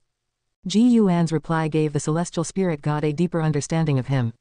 It seemed that Ji Yuan had no designs on benefiting from Tianhao. Being able to act according to his own wishes, without fearing the threat of the immortal monarchs, also showed that Ji Yuan was very confident in his own cultivation level. What do you need me to do?" The celestial spirit god nodded and then asked. Ji Yuan revealed a smile, saying, "Keep doing what you were doing before." After hearing this, the celestial spirit god furrowed his brow and hesitantly asked, "Do you think I'm not qualified to help you?" Remembering how he had been defeated by Ji Yuan, his expression became unnatural. "That's certainly not the case. You are a celestial god, your duty is to protect all living beings, and I temporarily do not need you to do things for me. I have already received your intentions, and we will get along very well in the future. As for the two immortal monarchs, if they come, you don't need to stand up for me, I have my own ways to deal with them." Ji Yuan explained, which surprisingly made the celestial spirit god feel ashamed. Being cast into reincarnation by Ji Yuan, even though Ji Yuan said it was to let him experience the thoughts of mortal spirits and to cultivate a sense of compassion, the celestial spirit god did not take it to heart. He always felt that Ji Yuan did this to suppress him, to make him submit. Now it seemed that Ji Yuan truly cared for all living beings. What kind of magnanimity was this? The celestial spirit god could not imagine it. He had seen many immortal gods, but it seemed that none were capable of reaching the extent of Ji Yuan's actions. The immortal gods often touted their own justice and great kindness, but their attitude towards all living beings was one of indifference, respecting fate and the rules of heaven and earth. Alright, now that we've talked about these things, it's time to properly enjoy some wine. Recently, the Taixuan Sect introduced a type of drama that exhibits mythological stories, primarily highlighting emotional expression during character dialogues, which sounds very interesting. Let's go and see it together later. Ji Yuan cheerfully said and then poured wine for the celestial spirit god. The celestial spirit god felt puzzled. With their levels of cultivation, how could a drama from the mortal world possibly be interesting? And besides, they didn't need to go there in person, they could hear it from here. However, faced with Ji Yuan's invitation, he did not refuse. In his view, Ji Yuan was doing this for two reasons, one was to show goodwill and the other might hold deeper meanings. Next, the two talked only about human affairs, and the celestial spirit god gradually relaxed, his thoughts drifting to a woman within the Taixuan Sect. Back in the day, the three of them traveled the world together. Now, all within the same sect, even as a celestial god, the celestial spirit god had a very peculiar feeling. The news of the great defeat of the innate human race swept across the world like a storm. The Tao court especially promoted this news vigorously. A legendary name once again broke into the ears of the people of the world. Supporting Dao Sword Venerable. After that battle had ended, the Dao court held a discussion, and combined with the legends from the human world, they deduced that the mysterious savior was the legendary Supporting Dao Sword Venerable. To all living beings, Supporting Dao Sword Venerable was ancient, but to the great cultivators, not so distant. In the beginning, when the Great Thousand World had not yet reunited, although they were not within the Celestial Spirit Great World, they had felt the vast aura of the Supporting Dao Sword Venerable.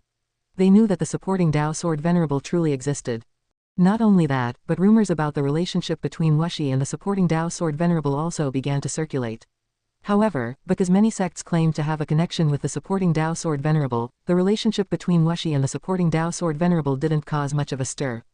Time swiftly passed by. A new year arrived. Tianhao returned to the Taixuan Sect. Before he had set foot in the Taoist field of the beginningless, he was summoned by Ji Yuan. Following the sound, he arrived at a cliffside and saw that there was another person standing next to Ji Yuan, also with their back to him. Looking at the figure of this person, he couldn't help but be stunned, his expression turning peculiar. This person was the Celestial Spirit God. The moment Tianhao saw the back of the Celestial Spirit God, an indescribable mix of emotions welled up inside him. Ji Yuan and the Celestial Spirit God turned together, and in the sunlight, they both radiated an otherworldly aura that seemed to merge with the great heaven and earth, leaving Tianhao inexplicably bewildered. He came back to his senses, quickly stepped forward, and bowed respectfully to Ji Yuan. Today I called you here to tell you some matters. All you need to do is listen, do not ask questions until we have finished speaking. Ji Yuan spoke, leaving Tianhao feeling baffled. After that, Ji Yuan began with the introduction of Tianhao's mortal identity in this life. When Tianhao learned that the mysterious man next to Ji Yuan was his biological father, he was shocked and wanted to ask questions but was silenced by Ji Yuan's gaze. Once Ji Yuan had finished explaining Tianhao's mortal ancestry, the Celestial Spirit God started to recount the karma of Tianhao with the heavenly Tao. Emperor's Way, Celestial Spirit Immortal Venerable, Profound Star Immortal Monarch, Tai Immortal Monarch, Golden Extreme God, 72 Immortals of Jin Dong, and so on. Hearing all these names, Tianhao felt dizzy. He had not expected his karma to be so complex and daunting. When he learned that in his past life he had also been a disciple of his master, he was deeply moved. How could the master-disciple bond that spanned reincarnations not touch his heart? Especially since he had always been the one being taken care of. Even knowing that the Celestial Spirit God was his biological father, Tianhao still regarded Ji Yuan as the most important and most respected person in his life. An hour later, Ji Yuan and the Celestial Spirit God looked at Tianhao, waiting for his choice. Tianhao clenched his fists, his face alternating between expressions, and finally, he took a deep breath and said, I choose to go to the Misty Immortal Court. I should be the one to resolve my own troubles, rather than always rely on you both. I will prove my worth in the Misty Immortal Court, and I also wish to ascend to immortality to surpass these immortal monarchs. No matter their intentions, I will make them regret. He raised his eyes to Ji Yuan, his gaze firm. There was something he didn't say, but Ji Yuan could hear it in his heart. Ji Yuan smiled and said, then I will start looking forward to the day you surpass me, hoping that in the future, you can be my pillar of support. Tianhao's eyes widened, and an embarrassed smile appeared on his face. His master had guessed his thoughts again. The Celestial Spirit God, watching Tianhao's interaction with Ji Yuan, felt a tinge of envy. Before coming clean to Tianhao, he had to admit that he was somewhat looking forward to Tianhao's reaction. He had thought Tianhao might be surprised or angry, but he never expected Tianhao to be so calm toward him, as if it did not matter at all who his father was. Chapter 638, Because she's the one who resembles me the most. Hearing Tianhao's choice, Ji Yuan's face showed a gratified smile as he reflected, my young disciple has indeed grown up, knowing he must take on his own responsibilities. Having said that, he stepped forward, moving past Tianhao. Tianhao turned around, his gaze following Ji Yuan. Just as he was about to speak, he heard Ji Yuan say, I have entrusted you to your father. At these words, Tianhao stopped in his tracks and turned his head to look at the Celestial Spirit God, furrowing his brow. He had a strong aversion to this biological father. From childhood to adulthood, he never lacked a father's love because, in his heart, his master was akin to a father, and he had always been happy without feeling the need for any inexplicably emerging familial bonds. The Celestial Spirit God, seeing through his thoughts, spoke expressionlessly, I don't intend to continue any familial ties, but rather to head to the Misty Immortal Court. You'd do well to become stronger. I will pass on divine skills to you. Before leaving, you can bid farewell to old acquaintances and also meet your mother. After hearing this, Tianhao asked in surprise, my mother. Where is she? She's within the Taixuan Sect. What? Tianhao was shocked and suddenly felt at a loss. The Celestial Spirit God raised his right hand, and a dazzling light enveloped Tianhao's face. In his eyes, the celestial spirit god seemed to have changed. The terrifying cloud that had loomed over the celestial spirit great world for thousands of years eventually dissipated, and the innate demon race members of the human world swiftly vanished, with celebrations erupting everywhere for this victory. Promoted by the Tao court and other major sects, the supporting Tao sword venerable became a known figure in the immortal cultivation realm within just a few decades, even reaching the ears of mortals with his legend. His reputation swiftly surpassed that of the profound star immortal monarch. The followers of the profound star immortal monarch, who had been developing for tens of thousands of years, could not compete with a single action by the supporting Tao sword venerable. The common people were not fools, they truly felt the threat posed by the innate human race and thus felt a profound gratitude towards the supporting Tao sword venerable. Since the profound star immortal monarch had never sheltered them, how could the two be compared? There were even claims that the innate human race had been sent by the faction of immortal gods led by the profound star immortal monarch, suggesting that only those in suffering and despair would hope for the salvation of immortal gods. Such provocative statements spread quickly. Time passed in this context. Whether it was the profound star immortal monarch or the Tai immortal monarch, neither sent forth immortal gods again, and as time passed, the influence of the supporting Tao sword venerable's world-saving deeds began to wane since there were always new figures arising to pique people's curiosity. 300 years later, inside the Taoist field of the beginningless, the day was sunny with clear skies and shimmering waters, and even the breeze carried a coolness with it. In the courtyard, Ji Yuan was instructing Shen Zhen in artifact refining, who was using his artifact refining cauldron. Ji Yuan no longer crafted Tao treasures himself, but the cauldron, having been used to create many treasures, had essentially reached the standard of Tao treasures with outstanding refining capabilities. Looking across the entire celestial spirit great world, no other cauldron could compare with Ji Yuan's artifact refining cauldron. And Shin appeared out of thin air behind Ji Yuan and asked, "Master, Tianhao is going to outer heaven, and he said you've agreed. Is that true?" Her tone was somewhat anxious. Although Tianhao had grown up, outer heaven was incredibly dangerous, and Tianhao was not yet at a level where he could ignore its threats. Moreover, from what she understood of Tianhao's intent, this trip seemed like a farewell, as he was unlikely to return. And Shin hadn't been overly warm to Tianhao from childhood, mainly finding it awkward and always reminded of Anhao when she saw him. But now that she knew Tianhao was the reincarnation of Anhao, her feelings toward him had naturally changed. Her senior brother had always been like this, she had said farewell to him more than once. Without the master, she felt Anhao would have died many times over, a concept she couldn't grasp and wished to oppose. Ji Yuan, with his back toward Shin, said, "This time he's not leaving for himself." "What do you mean?" Shin asked. Just as the words left her mouth, she suddenly thought of something. Could it be that the innate human race is here because of Tianhao? She then thought of Anhao from her past life, who died to save this world.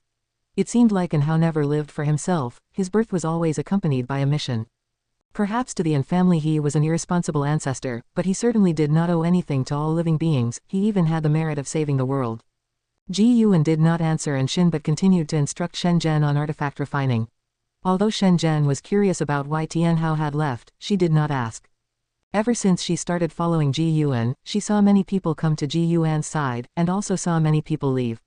In Shen Zhen's eyes, within the Taoist field of the beginningless, only Shin and Celestial Demon Child were like her, able to accompany Ji Yuan continuously, everyone else more or less yearned for the outside world.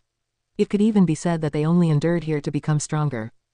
Shin stood still, quickly understanding. Her master saw things more clearly than she did, and Tianhao's destiny pattern was not something she could imagine. She and Anhao were never on the same path, they were just born in the same place as children. After a long time, when Shin completely let go, she was about to turn and leave when Ji Yuan suddenly called out to her.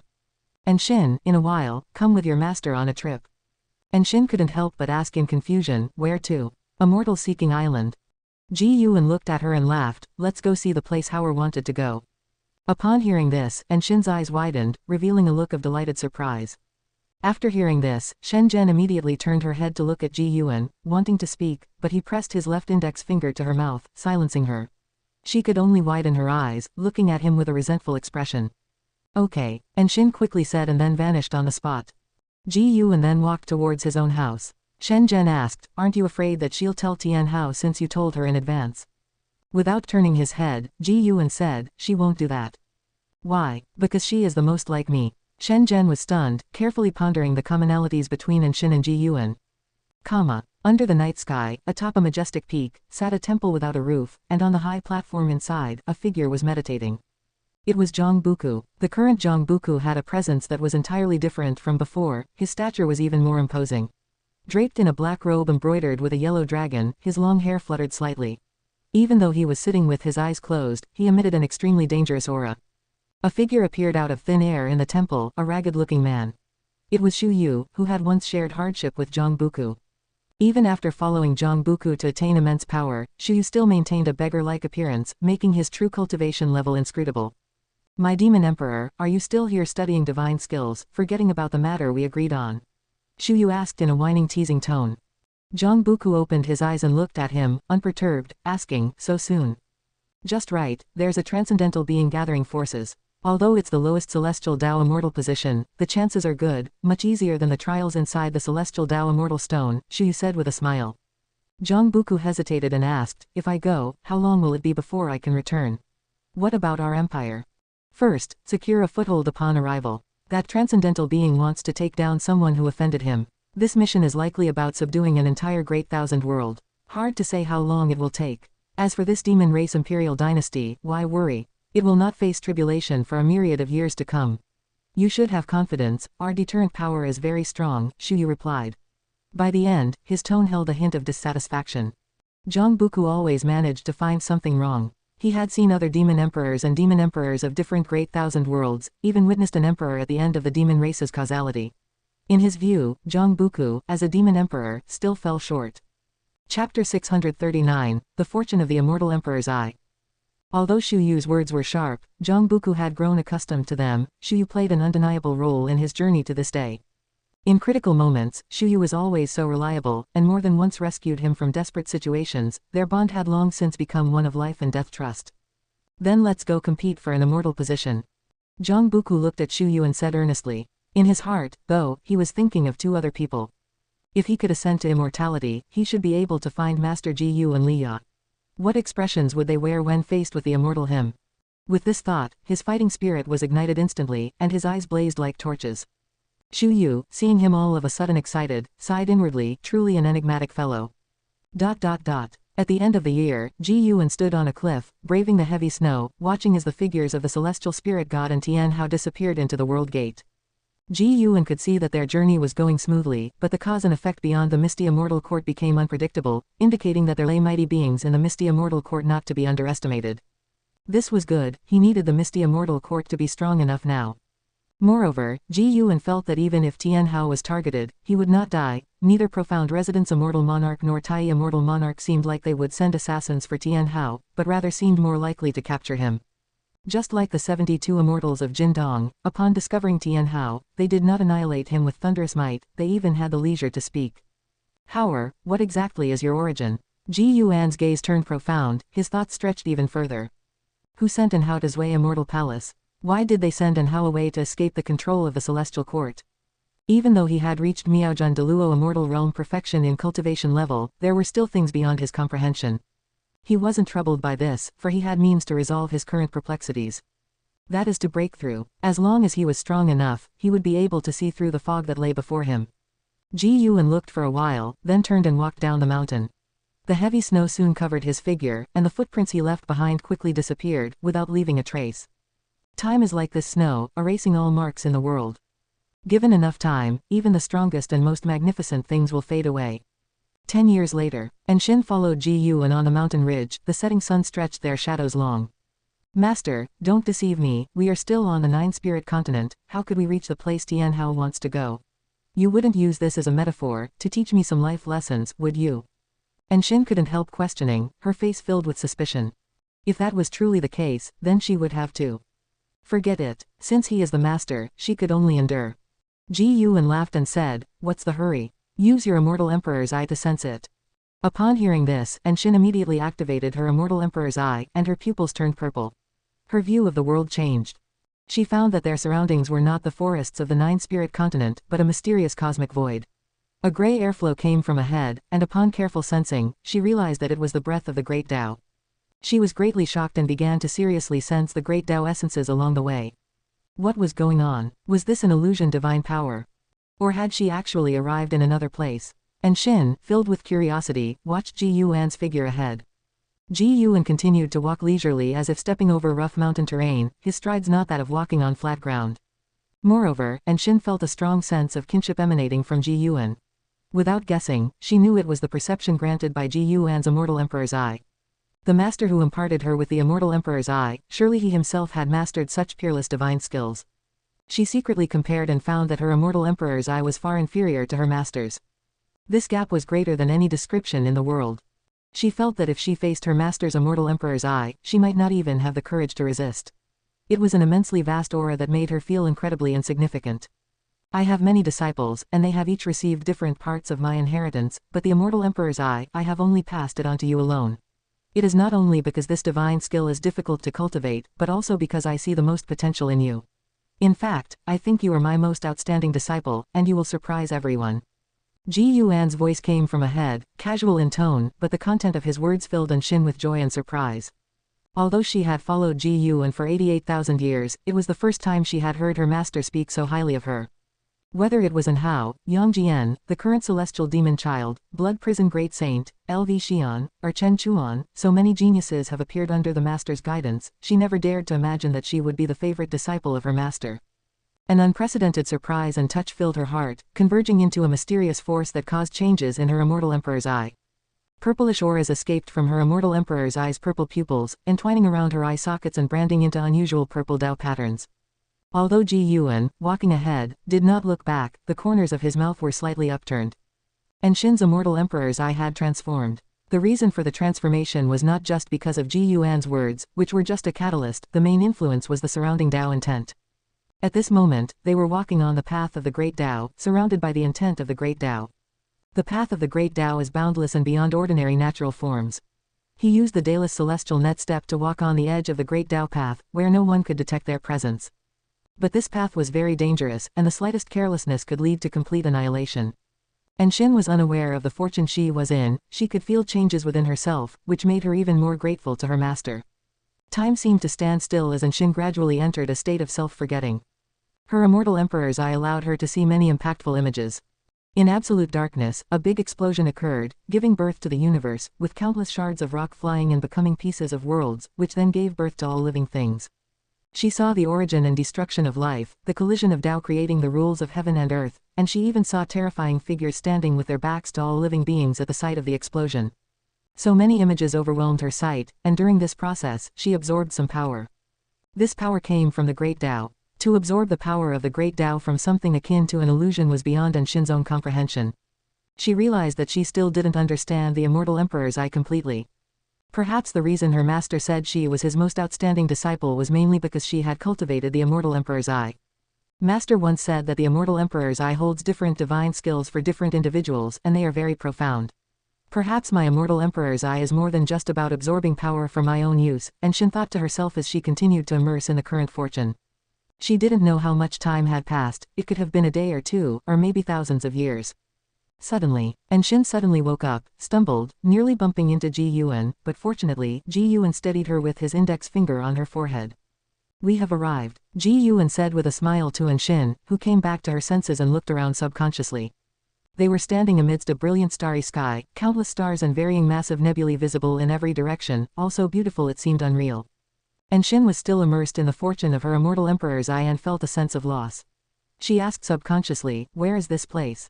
Ji Yuan looked in a certain direction and said, Misty Immortal Court, where your senior brother will practice in the future, and perhaps he will ascend to immortality there. Upon hearing this, Anshin fully awakened, her curiosity prompted her to ask, could it be that immortal gods reside here?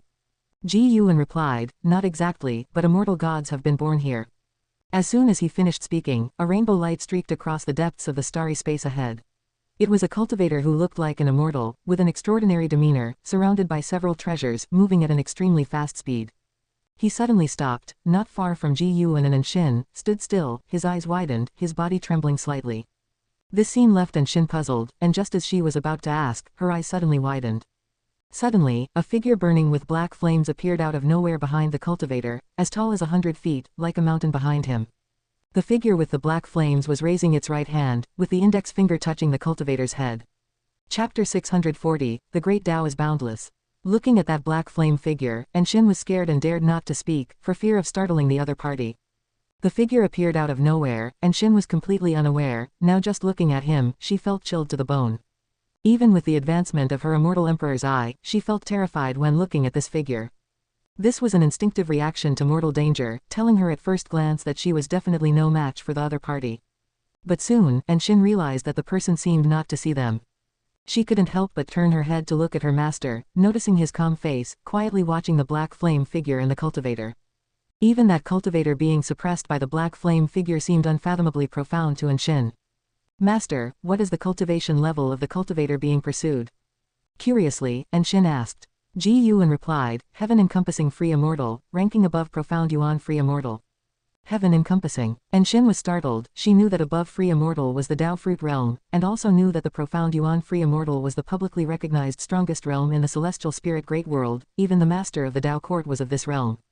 The existence stronger than the master of the Dao court was actually suppressed by an unknown being, leaving no room to display the might of a heaven encompassing free immortal. Shin asked further, what realm is the being behind him? Ji Yuan answered, innate golden immortal realm, ranking above heaven encompassing free immortal, the first realm of the golden immortal Dao fruit. Innate golden immortal. Shin's horizons were greatly broadened. The higher the cultivation, the less likely it is to overcome a higher realm. If you encounter a being of a much higher realm in the future, it is best to detour, do not try to be brave, Ji Yuan earnestly advised. Encountering such a battle was no coincidence. Ji Yuan had foreseen the nearby battle to the misty immortal court and specifically brought Shin to see, letting her understand the terrifying world beyond the Great Thousand World. The universe where the misty immortal court is located is not the Great Thousand World, it's more vast than the Great Thousand World, and the Dao rules here are even more intense. After calculations, Ji Yuan knew that such a universe was called the Dao universe, higher than the Great Thousand World. Don't worry, Master, I won't venture out alone. I want to keep cultivating by your side, Shin said with a smile. She didn't find cultivating by Ji Yuan's side dull at all, she relished the feeling of becoming constantly stronger. Moreover, she could watch the ebb and flow of the human world. If she wished to go out and play, the Taixuan Sect was a good place. Within the Taixuan Sect, she could feel the changes in the world, new and interesting things entered her view every year. Just then, the black flame figure stretched out a hand and, with the touch on the heaven-encompassing free immortal's head, this heaven-encompassing free immortal was obliterated, ceasing to exist. This made Shin deeply moved. No matter how high one's cultivation is, would there always be a being they cannot overcome? She couldn't help but wonder, this black flame figure is an innate golden immortal, yet couldn't see her and her master. How high is her master's realm? It must be higher than the innate golden immortal realm. The corners of Ji Yuan's mouth slightly curved upwards. Above the innate golden immortal are the heaven-balancing golden immortal and then the Taixuan golden immortal. Going further up are the heaven-opening Deluo immortal, Miao Zhen Deluo immortal. The gap between him and the black flame figure was far beyond Shin's imagination and cognition, but he would not reveal his true cultivation level. After exterminating the heaven-encompassing free immortal, the black flame figure vanished into thin air. In the Dao universe, beings of any realm must be cautious, Ji Yuan remarked with a sigh. Shin admired Ji Yuan even more. With her master's cultivation, he should be able to easily obliterate the black flame figure, but the master never bullied the weak. Compared to those who acted recklessly and without restraint, she admired someone like her master who could control his own desires even more. Although master loves to read some frivolous books, in Shin's eyes, master is the person who most fits the image of an immortal. He knows the secular world, yet he is not of it, truly an immortal, yet without the arrogance of one. She will always remember the words her master told her. True strength is not being invincible, but having the capacity to accept those who are weaker than oneself. Ji Yuan continued to move forward, and Shin quickly followed. Along the way, Shin observed the Dao universe. Every star and every nebula seemed to contain some Dao intent, allowing her immortal emperor's eye to continuously gain insights. She was walking slowly, but the scenery around her moved quickly. She knew this was master's doing. About an hour passed. Ji Yuan stopped walking, and Shin came to his side, and looked ahead. Her beautiful eyes widened, filled with wonder. In front of them was a piece of starry sky emitting dazzling light, with majestic immortal mansions suspended, standing above the nebulas like numerous stars, layered upon each other, presenting a vision that shook the soul with its representation of the great Dao. Looking at the grandeur of the misty immortal court, Shin's immortal emperor's eyes slightly contracted, as if to deeply imprint this scene in her memory. Will senior brother be cultivating in such a holy land? Shin murmured softly to herself. A look of anticipation appeared on her face, hoping Tianhao would show his peerless elegance in such a place. Ji Yuan spoke, the great thousand world is countless, as is the Dao universe, even as your master. I am not clear on where the end of the Dao lies, nor how many Dao universes there are. Pursuing the Dao is the most wonderful world, and in the process of pursuit lies longevity. My child, your immortal emperor's eye should not only devour power, but also look at the Dao. The more scenery you see, the higher your Dao practice will be. Wuxi translates to without beginning, just like the infinite great Tao. Listening to Ji Yuan's words, Shin's mindset also began to shift. Pursuing the great Tao, is this why Master faces all calamities with a serene smile, and confronts all tribulations with lightness? Shin also wanted to possess such a mindset, so she watched very intently. Yet, standing beside Master and looking at the same scenery, she still could not imagine what everything looked like through Master's eyes.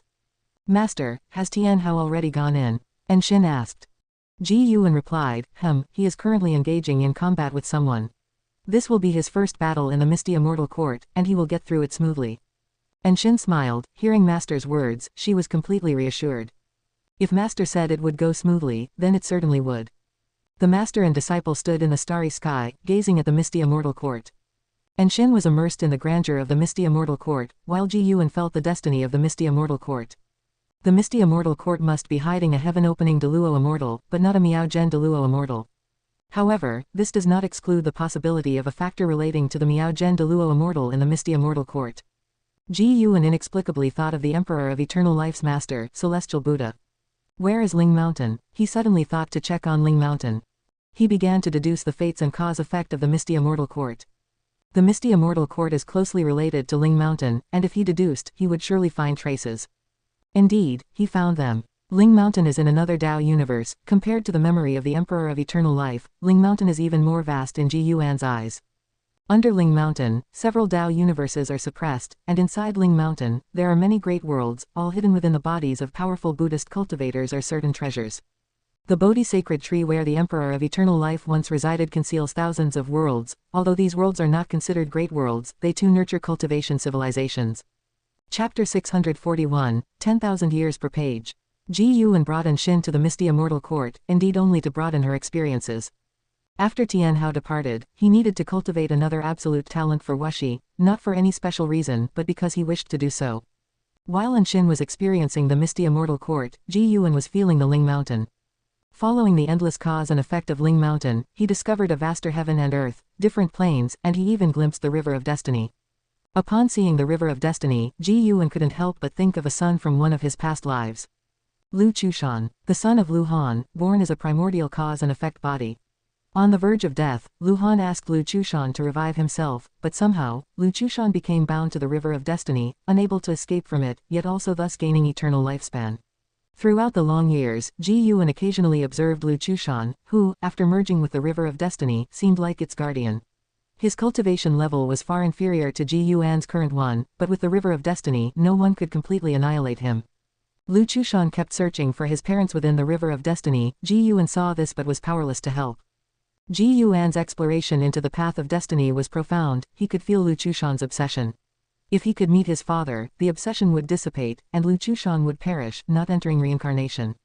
Thus, Ji Yuan wanted to wait until he was powerful enough to save Lu Chushan before intervening. The lifespan reincarnation allowed Ji Yuan to enhance his understanding of the Great Tao and even his life experiences, but it also left many regrets. Lu Chushan searched for Lu Han. The Black Profound Emperor sought desperately for Fairy Bai Xian. The Emperor of Eternal Life wanted to save Fairy Yaoshuan. Other reincarnated beings also had their own regrets. Though Ji Yuan had few emotional regrets, it was only before death that he felt regret for not reaching a higher realm.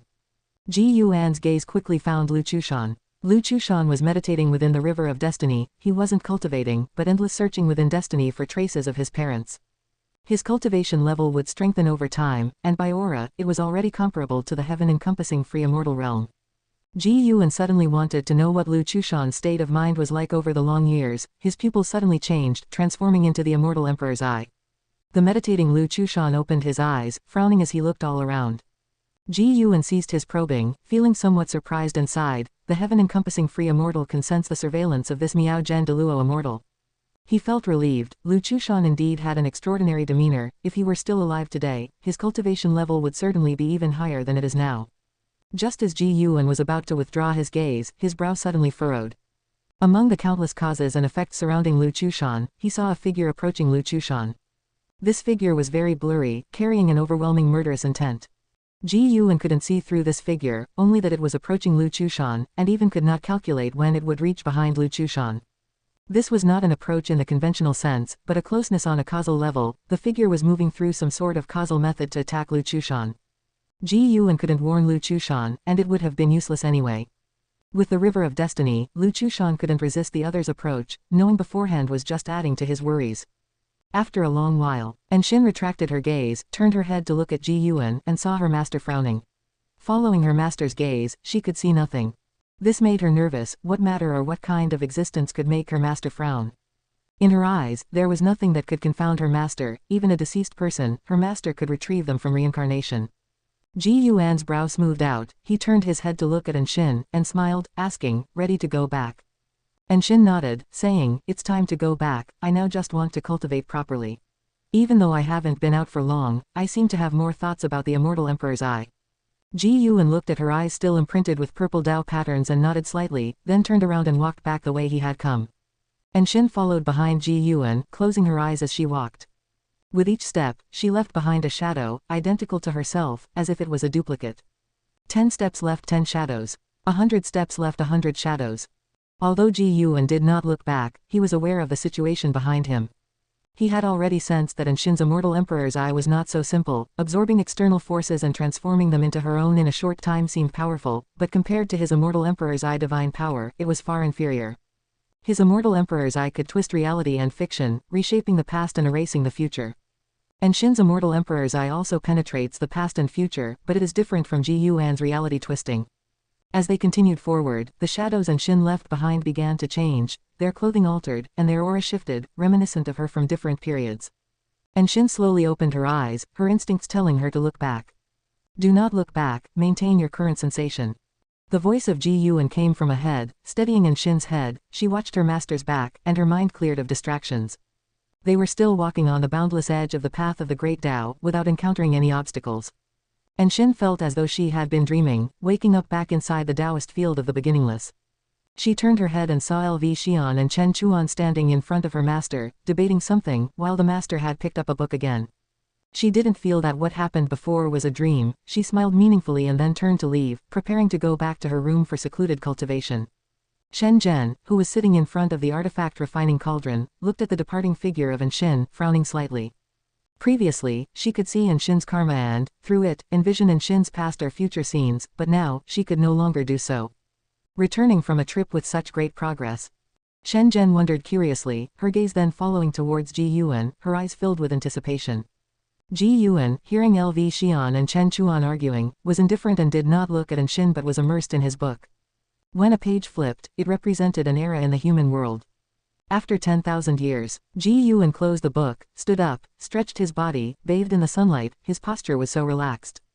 The small wooden plaques at his waist jingled slightly, unbeknownst to anyone that they were transformed by immortals. Celestial Cyan and Tianbai came rushing from outside the courtyard, and upon reaching Ji Yuan, they chattered non-stop about the legends they had heard. 10,000 years had passed, and many prominent figures and extraordinary talents had emerged in the human world. After the disappearance of Tian Hao, another unparalleled prodigy from the Tao court has emerged, rivaling the legends.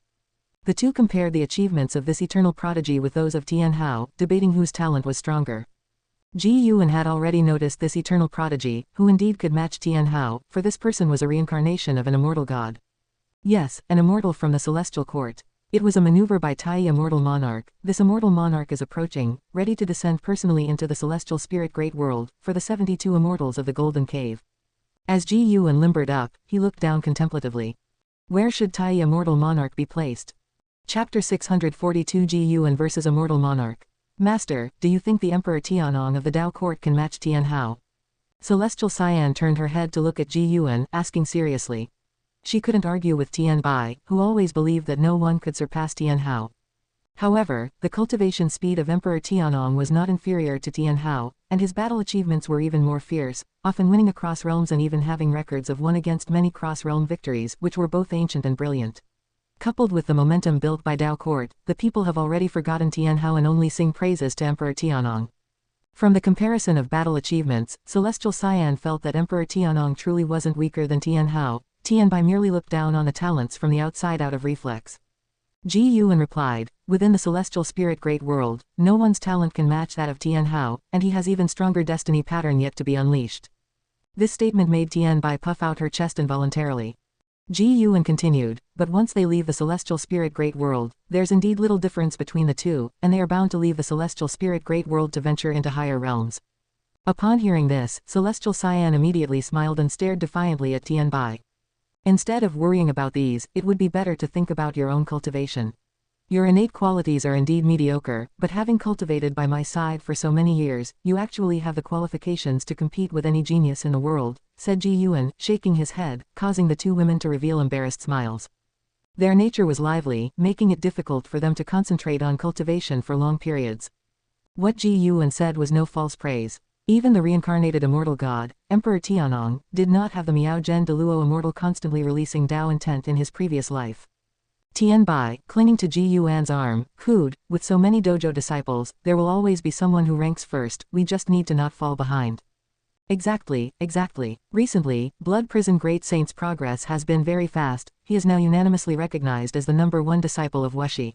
I feel that Emperor Tianong is no match for him, said Celestial Cyan, hugging Ji Yuan's other arm with a look of agreement, standing with Tianbai against Ji Yuan's stern criticism.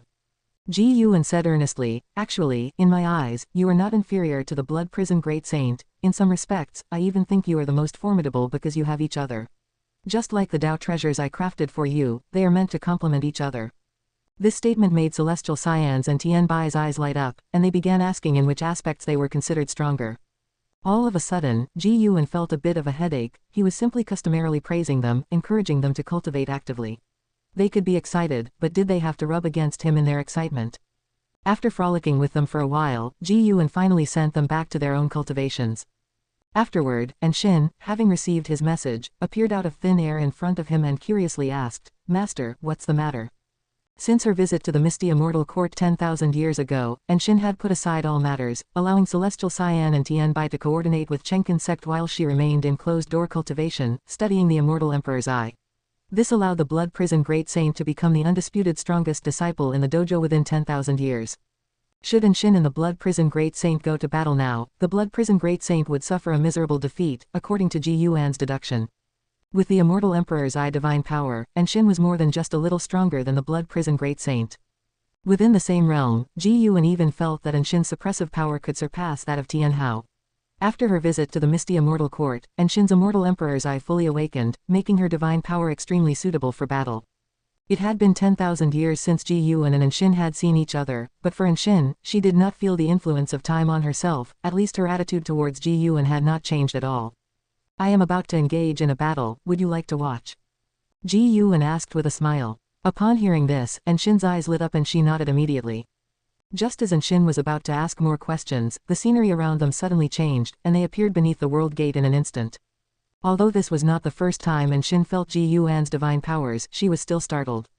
In these 10,000 years, she could feel her own progress, which greatly boosted her self-confidence, but facing her master, she still felt like a frog in a well. Anshin did not dwell on this emotion. She turned to look, her gaze landing on the towering world gate. What is this? Anshin asked curiously, sensing the boundless power of the great Tao contained within the gate, something she had never seen before. Indeed, following her master out always broadened her horizons. Ji Yuan did not keep it a secret, starting to introduce the world gate to her. Learning that this was the heavenly Tao gate leading outside the great thousand world and that beings could only leave the celestial spirit great world through this gate made Anshin more curious. Her master didn't use the world gate to go to the misty immortal court before. Ji Yuan then shared the news of the impending arrival of Tai Immortal Monarch with her. Having already conversed with her about Tian Hao's karma, she was aware of the immortal monarch's background. Tai Immortal Monarch was no ordinary immortal god but an existence higher than celestial gods and star monarchs. The fact that her master was about to battle such a being filled her with anticipation. Will Tai Immortal Monarch come out from within the world gate? Anshin asked, her gaze fixed on the world gate. The inactive world gate appeared dark and mysterious, its inner space translucent, showing the cosmic scenery behind it, vast and majestic. Ji Yuan reached for the wooden token at his waist, playing with it gently, and said, yes, soon you'll be able to witness the immortal's grandeur. Meanwhile, in a mysterious dark space, the 72 immortals of Golden Cave appeared one after another. They opened their eyes to find themselves unable to take a single step, only able to turn their heads and twist their bodies.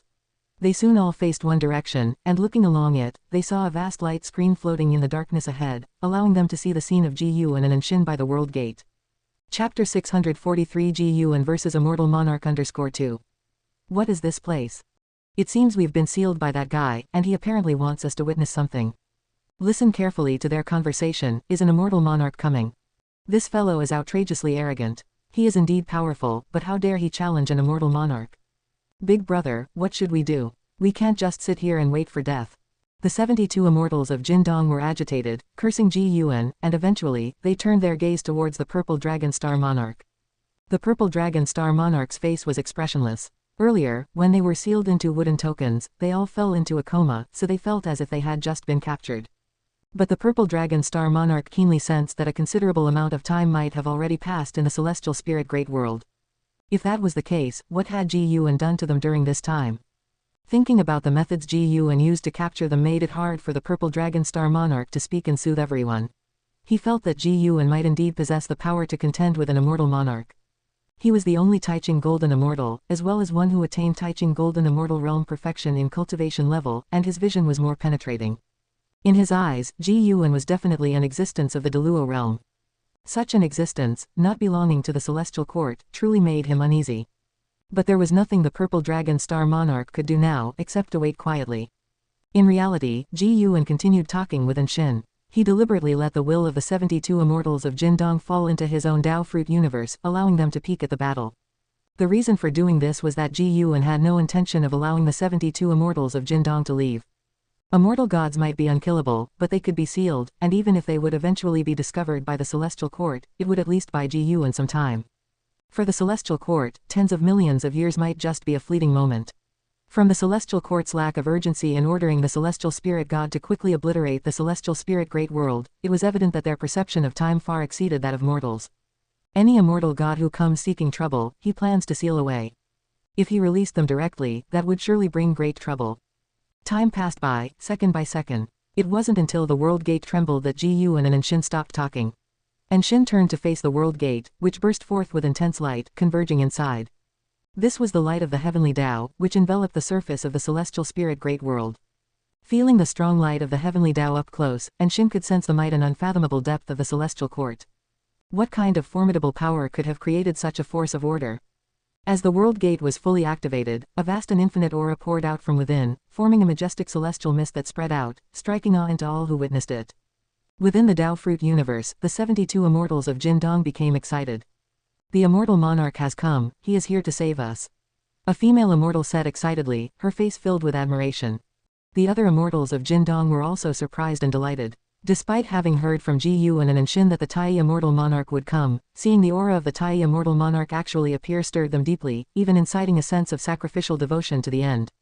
On the other side, a figure gradually emerged from the intense light beneath the world gate, appearing as though he had walked from the end of the ages, or as if he had come from the very origin of everything, with an indescribable sacred aura assaulting Anshin's eyes.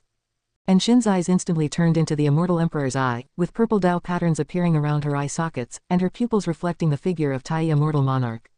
During the wait, Anshin had been imagining what Tai immortal monarch would look like, but when she actually saw him, she couldn't help feeling an abject sense of inferiority. This was an essential difference in the nature of life. Whether it was cultivation level, soul, or cognition, Anshin instinctively felt inferior to the other. Heaven-defying one, you dare await my arrival here. Do you know what you are about to face? The voice of Tai immortal monarch emanated from within the world gate, echoing across the cosmic starry sky. In an instant, with the world gate at the center, the space in all directions burst into multicolored rainbow light, rendering this piece of the universe bizarre and fantastical, mesmerizing and mysterious. Listening to Tai immortal monarch's words, Anshin almost felt an impulse to kneel and bow her head. Her mind was shaken, unable to fathom just how profound Tai immortal monarch's Dao practice was. Ji Yuan stepped forward and Anshin's intense discomfort suddenly vanished. She looked towards Ji Yuan subconsciously.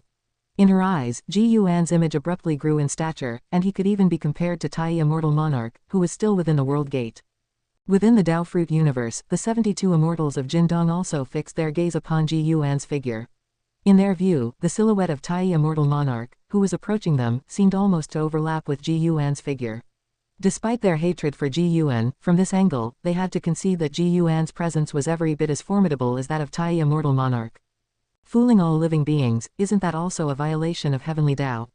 Ji Yuan's voice sounded, his tone calm. Tai immortal monarch continued to approach the gate, walking neither quickly nor slowly, but with each step, he displayed an unstoppable dominance. Finally, standing at the edge of the world gate, he remained bathed in the brilliant light of the heavenly Tao. Even Anshin could feel that with just one more step, he could reveal his true form. Anshin saw what seemed to be a scroll floating behind Tai immortal monarch. It surged like a river, and on his forehead was a golden pattern. In the absence of distinctive facial features, this golden pattern seemed like a vertical eye, making him appear even more divine, majestic, and inviolable. You dare to talk about heavenly Tao? What are you plotting against the Son of Heaven? The voice of Tai Immortal Monarch rang out once more, this time even more authoritative, thunderous, and deafening. Ji Yuan retorted, I do not know who the Son of Heaven is, nor what he represents. All I know is that you wish to capture my disciple. As for the current situation, as an immortal monarch, how do you think it should be resolved?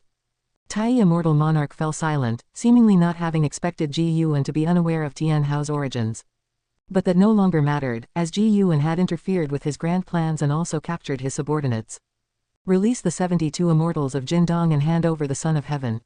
Let us consider this matter settled, and you may continue to hide and cultivate in this world. It will be as if I never encountered you.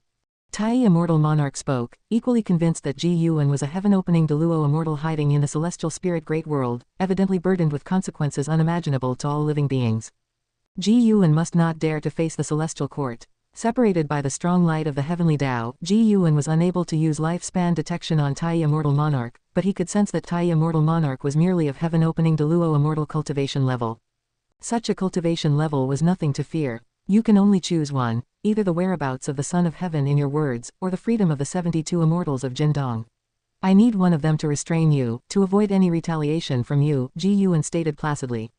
Tai Immortal Monarch did not sense the aura of the 72 immortals of Jindong but saw the wooden plaques on Ji Yuan's waist. No matter how he looked, those plaques appeared to be ordinary, made of common wood, without any mysteries. However, Ji Yuan's query was met with his disdain. A crude attempt at causing dissension. Do you really think you can trap the 72 immortals of Jindong? Since you insist on setting conditions, then feel the power of the immortal gods. Tai Immortal Monarch huffed coldly and took a step forward. White hair fluttered out from the strong light of the heavenly Tao, followed by the true body of Tai Immortal Monarch. The silver immortal ribbon concealed his eyes, and his pure white Tao robe flowed like feathers. The scroll hovering behind him was unfurling, revealing a vast expanse of heaven and earth.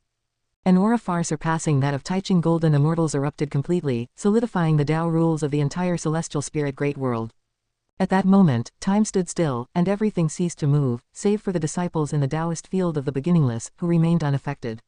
However, they did not perceive the situation outside the Tao field. And Xin, standing behind Ji Yuan, felt it more profoundly. Faced with the might of Tai Immortal Monarch, she couldn't help but worry for her teacher. She felt that even the misty immortal court, when faced with such a terrifying presence, would likely be destroyed. Standing before the world gate, Tai Immortal Monarch slightly lifted his chin. Even with his eyes covered, his lofty demeanor was unmistakable. Regardless, Xin thought the pride of the immortal gods was extreme, but she also felt it to be fitting, influenced by the Tao intent of Tai Immortal Monarch. It seems you are not as composed and self-assured as you appear. Have you ever pondered upon the sight of yourself kneeling before a mortal spirit? The voice of Ji Yuan rose, so very cold. Chapter 644, Celestial Emperor Bloodline. Ji Yuan's words were like the coldest sword in the world, piercing through the atmosphere of despair created by Tai Immortal Monarch, instantly dissipating the impact on Xin. In the Tao Fruit universe, the 72 immortals of Golden Cave felt Ji Yuan was even more audacious than Tai Immortal Monarch, and this arrogance left them unable to verbalize their curses. For some unknown reason, when Ji Yuan's words fell, the 72 immortals of Jindong all harbored the absurd thought that Tai Immortal Monarch was going to be defeated. Standing before Ji Yuan, even Tai Immortal Monarch seemed suppressed, and despite his eyes being covered by his silver celestial threads, astonishment still colored his face. Kneel before immortal spirit. Tai Immortal Monarch asked coldly, as golden Tao patterns on his forehead burst into fierce flames, as if the anger in his heart was instantly ignited, burning fiercely. Boom! The entire universe shattered in an instant. The fragments of space appeared like broken glass, piercing into Xin's field of vision, her immortal emperor's eyes widening, with her purple pupils trembling. She could feel the surrounding Tao rules receding rapidly like startled birds, as an endless sea of stars distanced themselves amidst the space debris. Then, everything abruptly came to a halt. Xin instinctively turned her head, and wherever she looked, her gaze met suspended fragments of space, layered upon one another, dazzling and alarming her simultaneously. The celestial spirit great world was destroyed. The breath of all living beings vanished. And it happened in an instant. Her gaze shifted to Tai Immortal Monarch in front of her. The world gate remained, while the overwhelmingly powerful Tai Immortal Monarch displayed the posture of an immortal god unquestionably. Merely by his aura, he could shatter the great thousand world. Xin's mind went blank, as she could only stare dumbfounded at Tai Immortal Monarch. The shattered universe fell into silence, and the strong light of the heavenly Tao within the world gate also disappeared, appearing cautious and gloomy. Just then, she saw a pair of purple eyes emerging from the world gate behind Tai Immortal Monarch. That is, and Shin's eyes widened, she recognized in a glance that those were the Immortal Emperor's eyes. Her master's Immortal Emperor's eyes. Standing behind Ji Yuan, she couldn't see his face, and with her divine sense suppressed by Tai Immortal Monarch's aura, she was intensely curious about her master's demeanor exhibiting the Immortal Emperor's eyes. What she was curious about was the very thing Tai Immortal Monarch feared. Tai Immortal Monarch stared at the purple light in Ji Yuan's eyes, gritting his teeth. Immortal Emperor's eyes, no wonder you have the confidence to contend with the Celestial Court. He stood still, not because he was stunned, but because he was suppressed by Ji Yuan's Immortal Emperor's eyes. The capability of Ji Yuan's Immortal Emperor's eyes was not just about reversing the past and altering truth, it also possessed tremendous power. Furthermore, with a higher realm than Tai Immortal Monarch, suppressing him was as easy as flipping his hand. The reason he allowed Tai Immortal Monarch to show his might was to let Shin truly feel the strength of immortal gods as well as her own weakness. Since guiding Shin to cultivate the Immortal Emperor's eyes, Ji Yuan truly intended to train her to be his strongest disciple. No matter how formidable Tian Hao and Hao were, they still basked in the glory of the Celestial Court. Although Shin's comprehension grew stronger, she lacked a special destiny pattern in the way of cause and effect. Ji Yuan could already see Tian Hao's destiny pattern, so he was sure that the unremarkable Shin indeed had no great background. Ji Yuan looked down indifferently at Tai Immortal Monarch, who had destroyed the Celestial Spirit Great World with a single move, clearly because he feared he couldn't take down Ji Yuan and wanted to cause a stir to attract the attention of the Celestial Court. How could such behavior, treating the lives of countless beings as nothing, not be deemed extremely evil? Unfortunately for Tai Immortal Monarch, he miscalculated.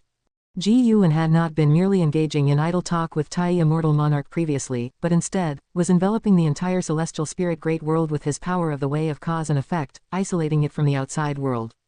He dared to do so because he was certain that this Tai Immortal Monarch was not an avatar, which is precisely the strength of the way of cause and effect. For an avatar, the main body is the cause. Ji Yuan did not answer Tai Immortal Monarch. In the shattered void all around, his Immortal Emperor's eye kept appearing, varying in sizes, densely packed, and filled with a sense of oppression. Shin looked up and couldn't count the number of Immortal Emperor's eyes. At this moment, she felt that her own Immortal Emperor's eye was weak, uncertain if she could ever reach her master's realm in this life. Inside the Tao Fruit universe, the 72 immortals of the Golden Cave had not seen the Immortal Emperor's eye. In their field of vision, the universe only appeared shattered, while their Lord Tai Immortal Monarch fell into a bizarre stillness. As immortals, they naturally could tell that Tai Immortal Monarch was engaged in some kind of standoff with Ji Yuan. After shattering the Celestial Spirit Great World, it was impossible for Tai Immortal Monarch to simply stop. Which means, it is very likely that Tai Immortal Monarch is being suppressed. Looking again at the cosmic debris around the battlefield, the hearts of the 72 immortals of the Golden Cave couldn't help but feel a chilling dread. Purple Dragon Star Monarch furrowed his brows tightly. He was surprised and even angered by Tai Immortal Monarch's actions to destroy the Celestial Spirit Great World. How could the immortal gods recklessly destroy the Great Thousand World? After the Great Thousand World was reconstructed, the Celestial Court had clearly abolished the Order of Destruction. Even if the destruction order were still in place, it was supposed to be the god of destruction who ends it, and not even beings with higher ranks than immortal positions should act recklessly. For the so-called Son of Heaven, should the immortal monarchs go to such lengths? Purple Dragon Star Monarch's mind was in turmoil. He was loyal to Tai Immortal Monarch, but in his heart, the Celestial Court held a higher place than Tai Immortal Monarch. He supported Tai Immortal Monarch in siding with the Son of Heaven, but Tai Immortal Monarch's actions made him feel that there were other schemes behind it. The Son of Heaven was reincarnated into the Celestial Spirit Great World. Even if Tai Immortal Monarch succeeded, how would a Son of Heaven who had developed feelings for the Celestial Spirit Great World view Tai Immortal Monarch? He did not believe that Tai Immortal Monarch had not considered this point. If so, there was only one possibility. Are you actually eyeing the Celestial Emperor bloodline? Purple Dragon Star Monarch's eyes revealed a color of shock, as an uncontrollable rage surged from the bottom of his heart, followed by a change in his gaze. Anger turned into disbelief. What did he see? Not only Purple Dragon Star Monarch, but other Golden Cave immortals also changed their countenance drastically, some even staring dumbfoundedly, yet not a single one of the Golden Cave immortals broke the silence. All shocked, they gazed at the screen in front of them. Within the screen, Tai Immortal Monarch trembled all over, his legs beginning to bend as if he were about to kneel before Ji Yuan. Ji Yuan looked indifferent towards Tai Immortal Monarch, continuously intensifying the oppression of the Immortal Emperor's eye. He could make Tai Immortal Monarch kneel instantly, but he didn't do so. This slowly advancing despair and humiliation were more able to make Tai Immortal Monarch feel regret and fear. Even if he couldn't annihilate Tai Immortal Monarch completely, Ji Yuan still intended to leave behind an indelible fear. Tai Immortal Monarch clenched his teeth, spitting out a word. Having exhausted all his strength, he actually couldn't resist the oppressive force on his body. He had almost forgotten the taste of being utterly powerless to resist. He was a celestial immortal monarch, yet he was going to kneel before a mortal spirit. Tai Immortal Monarch found it absurd. Extreme rage and hatred nearly drove him mad, but madness could not save him. As time passed, the hatred of Tai Immortal Monarch was gradually replaced by despair. Chapter 645, Absolute Power. And Shin watched as Tai Immortal Monarch slowly knelt down, feeling a mix of emotions that were hard to articulate. There was a sense of relief, astonishment, and admiration for her master. At the same time, it was mostly the absurdity brought about by the collapse of the image of the immortal gods. Is this the immortal gods? Is this what represents the heavenly Tao, the existence that all living beings relentlessly pursue throughout their lives? When Tai Immortal Monarch's knees finally hit the ground, the pride of the immortal gods was completely torn apart. He lost his previous aura of divinity, despite his eyes being covered. As he lowered his head, he emanated an air of decay and weakness from the inside out. The gazes of the 72 immortals of Golden Cave also became entirely dim. They dared not, nor could they continue to curse Ji Yuan. Tai Immortal Monarch was not only their lord but also their pride. The fact that he knelt down without any power to resist was something they could not accept. Just at this moment, the shattered universe within the light screen began to change, countless space fragments reversing towards the incoming direction. This scene drew the attention of the 72 immortals of Golden Cave. Under their gaze, the celestial spirit Great World was quickly restored to its original state, leaving them in awe. What kind of power is this? Purple Dragon Star Monarch was shocked by Ji Yuan's display of divine power, stirring up peculiar feelings in his heart. The immortal monarch representing the might of the celestial court was bringing about destruction, was Ji Yuan, deemed a heaven-defying being, saving all living beings. They watched as Ji Yuan raised his hand, and Tai Immortal Monarch shrank following his gesture, landing in the palm of his hand. Tai Immortal Monarch had been subdued as well. Afterward, they witnessed Ji Yuan turning Tai Immortal Monarch into a wooden token and hanging it on his waistband, amongst other tokens that looked similar to them. They finally understood what their fate would be. The light screen in front of them began to shrink, and the consciousness of the 72 immortals of Golden Cave also began to grow dim. Just like the light screen in front of them, they were being consumed by darkness. Purple Dragon Star Monarch did not worry about his fate. He was still pondering the scene of Tai Immortal Monarch kneeling. Not only him, but the other Golden Cave immortals felt the same. Until everything submerged into darkness.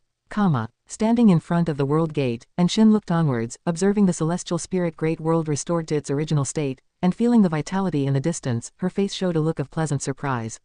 She stepped forward, walking up to Ji Yuan, and her gaze fell on his eyes. Ji Yuan did not conceal the immortal emperor's eye, allowing her to observe it. Previously, only she and Tai Immortal Monarch had seen the immortal emperor's eye. Even though the 72 immortals of Golden Cave had heard the conversation between Ji Yuan and Shin earlier, they had not seen the immortal emperor's eye nor heard the question asked by Tai Immortal Monarch before kneeling. As for Tai Immortal Monarch, Ji Yuan had ways to make him forget about the immortal emperor's eye. Apart from the path of power, Ji Yuan's greatest expertise was in the path of cause and effect. Erasing memories using the way of cause and effect was no difficult task. Master, that was not an illusion just now, was it? I saw him destroy the Great Thousand World, and Shin asked, suppressing her excitement. Ji Yuan revealed a smile, saying, what you felt was all real. Can your immortal emperor's eye restore everything? Or does it reverse time? And Shin used a respectful form of, you, reflecting her emotions. Usually, she would not be impolite, but due to their familiarity, she would not address Ji Yuan so formally. This is also why the other disciples clearly sensed her favored status. Ji Yuan did not conceal anything and replied, my immortal emperor's eye can make what has vanished reappear and turn the existent into nothingness. He was also not afraid that Shin would later reveal the mysteries of his immortal emperor's eye. His reliance was never on the immortal emperor's eye, he simply preferred to use it at the current stage. Moreover, he could enhance his immortal emperor's eye through the evolution of his lifespan. The immortal emperor's eye had already been integrated into his attribute panel. As long as he could see the entries, he could enhance it endlessly. And Shin's eyes widened with amazement as she exclaimed, that sounds so domineering. Isn't this absolute power over life and death? Her own immortal emperor's eye had infinite uses, capable of devouring power and also borrowing the power from the past and future, but essentially, it relied entirely on borrowing. Compared to her master's immortal emperor's eye divine power, it seemed fancy but was not as impressive. Master, compared to your immortal emperor's eye, mine is too weak. After the excitement, and Shin felt somewhat dejected, thinking she had disgraced the immortal emperor's eye. Ji Yuan raised his hand and rubbed her head, smiling. How powerful the immortal emperor's eye is depends on your cultivation level. One day, you will surpass the strength of the immortal emperor's eye I displayed just now. And Xin was comforted, thinking to herself that her master was truly confident, believing that he could still become stronger. If her master stood so high and was still actively getting stronger, how could she wallow in self-pity? Ji Yuan, hearing her inner thoughts, was pleased. Indeed, she was the disciple he valued the most, always pondering her master's words. Ji Yuan turned around, and with a sweep of his right hand along his belt, the wooden plaque transformed by Tai Immortal Monarch emitted a sphere of light that quickly flew into the depths of the cosmos. What is that? And Xin asked curiously. Ji Yuan replied, immortal gods cannot be completely annihilated but only suppressed. However, I can make him suffer through the torment of reincarnation, to let him experience the feeling of reversed status. From the moment Tai Immortal Monarch destroyed the celestial spirit great world, Ji Yuan dismissed the possibility that Tai Immortal Monarch would treat Tianhao well. Destroying the celestial spirit great world might be a way to leave a backhand, to attract the attention of the celestial court, but there is also the possibility of erasing cause and effect, preventing other entities from tracking down where Tianhao went. One may act differently based on different standpoints, but Tai Immortal Monarch had no justifiable reason to destroy the celestial spirit great world, yet he did it anyway, which displeased Ji Yuan. Although the profound star Immortal Monarch presented a facade of righteousness, the followers of the golden extreme god sent by the profound star Immortal Monarch indeed have spread opportunities widely in the human world. As for arranging for the innate human race to cause disasters, this has similarities with the tribulations of heaven and earth. Ji Yuan, though not pleased, could not entirely deny it. Why can't immortal gods be eradicated? And Xin asked perplexed, her tone filled with indignation. Why should such entities be able to become immortal gods? Ji Yuan laughed and said, there are not so many whys. There must be a force stronger than us supporting them. Become stronger, and you can change the things you cannot currently change. And Xin smiled and nodded vigorously. Afterward, Ji Yuan led her toward the celestial spirit great world. There should be a long period of peace coming next. Ji Yuan was contemplating whether he should enhance his Taoist techniques to increase his combat strength before attempting to cross the tribulation during his next breakthrough. He had already reached the second great realm of the Deluo Dao fruit realm.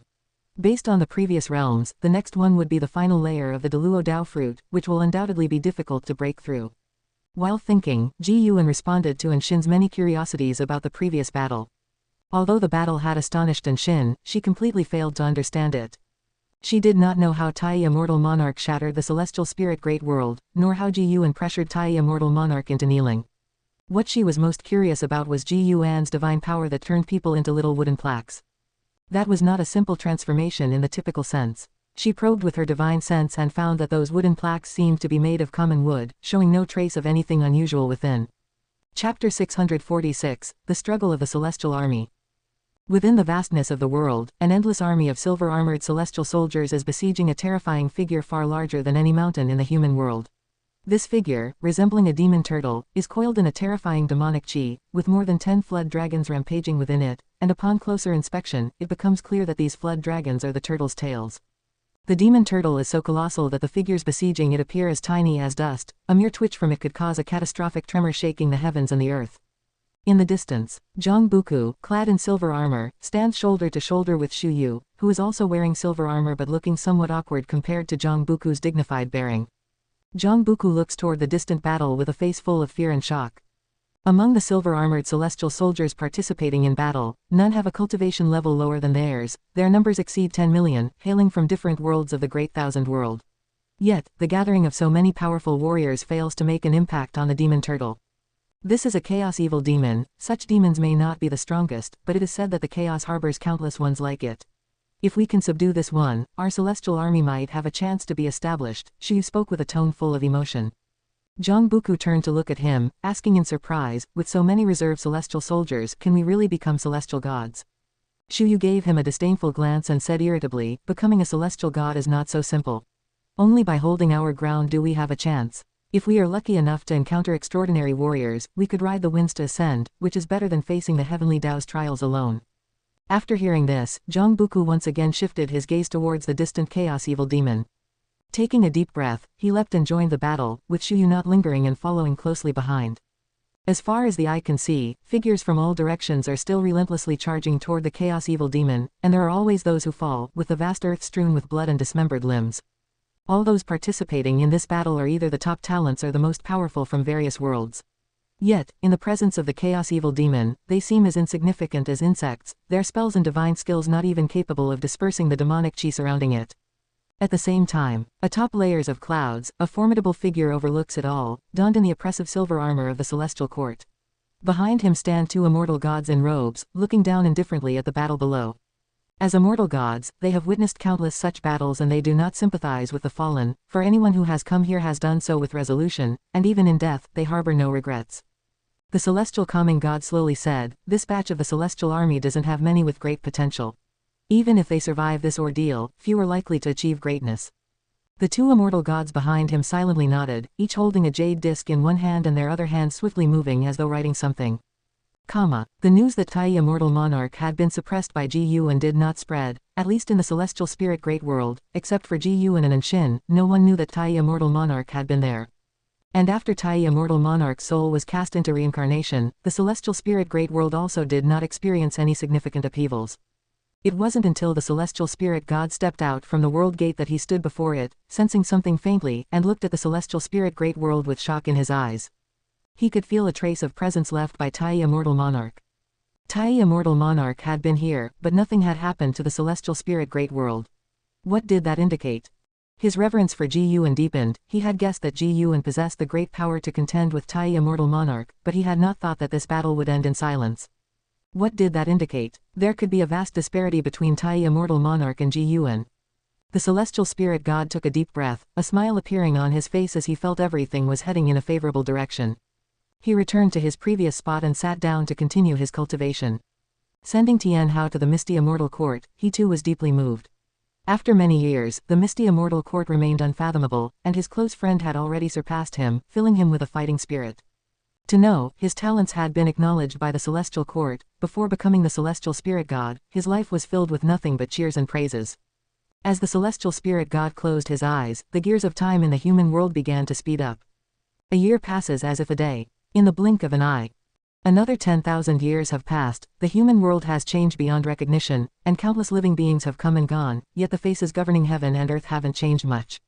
This year, as spring ended, Ji Yuan stood at the mountaintop, facing the wind as he stood upright.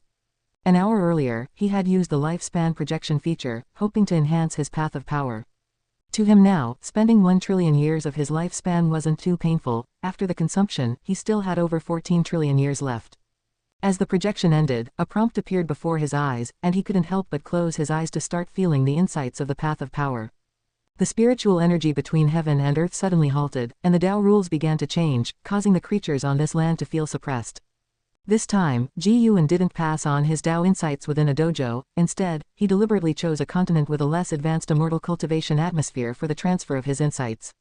As Ji Yuan pursued enlightenment, the power of the great Tao began to pour into this mainland.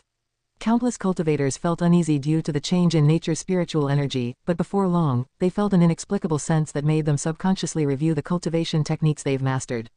Soon, this continent fell into silence as the influence of Ji Yuan's pursuit of enlightenment continued to expand, reaching out towards the oceans and other continents. After a long while, Ji Yuan's enlightenment came to an end, and he opened his eyes, then disappeared from the spot. After his departure, silhouettes streaked across the sky. These people carried the aura of saints, like enlightened ascetics, observing the mountains and rivers along the way as if in search of something. Ji Yuan arrived in a city of the human world in one step. It was a mortal city with only a few cultivators who kept their cultivation levels hidden, unknown to others. He entered a bookshop and started to peruse the collection. His thoughts drifted to Zhongbuku of the Taizé Great World. Zhongbuku had suddenly disappeared for a few thousand years, and even Ji Yuan could not divine his karma. Ji Yuan speculated it was related to the celestial court.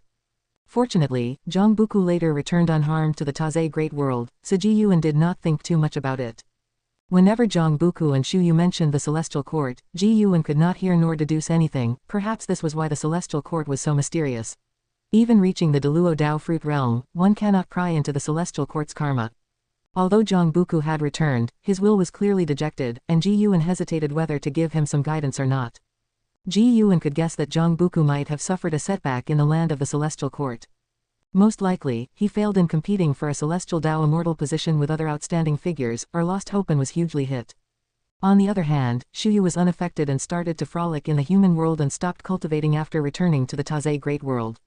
Ji Yuan thought about these things, but soon his attention was caught by the books in his hands. When it comes to writing, books by mortals are indeed more delightful to read. Those written by cultivators are too utilitarian and lack the delicacy in expressing human emotions.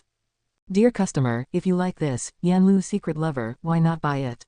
If you purchase the whole set, I'll even include original character illustrations drawn by the author, the bookkeeper approached enthusiastically. Ji Yuan closed the book in his hands, put it back on the shelf, and turned to leave.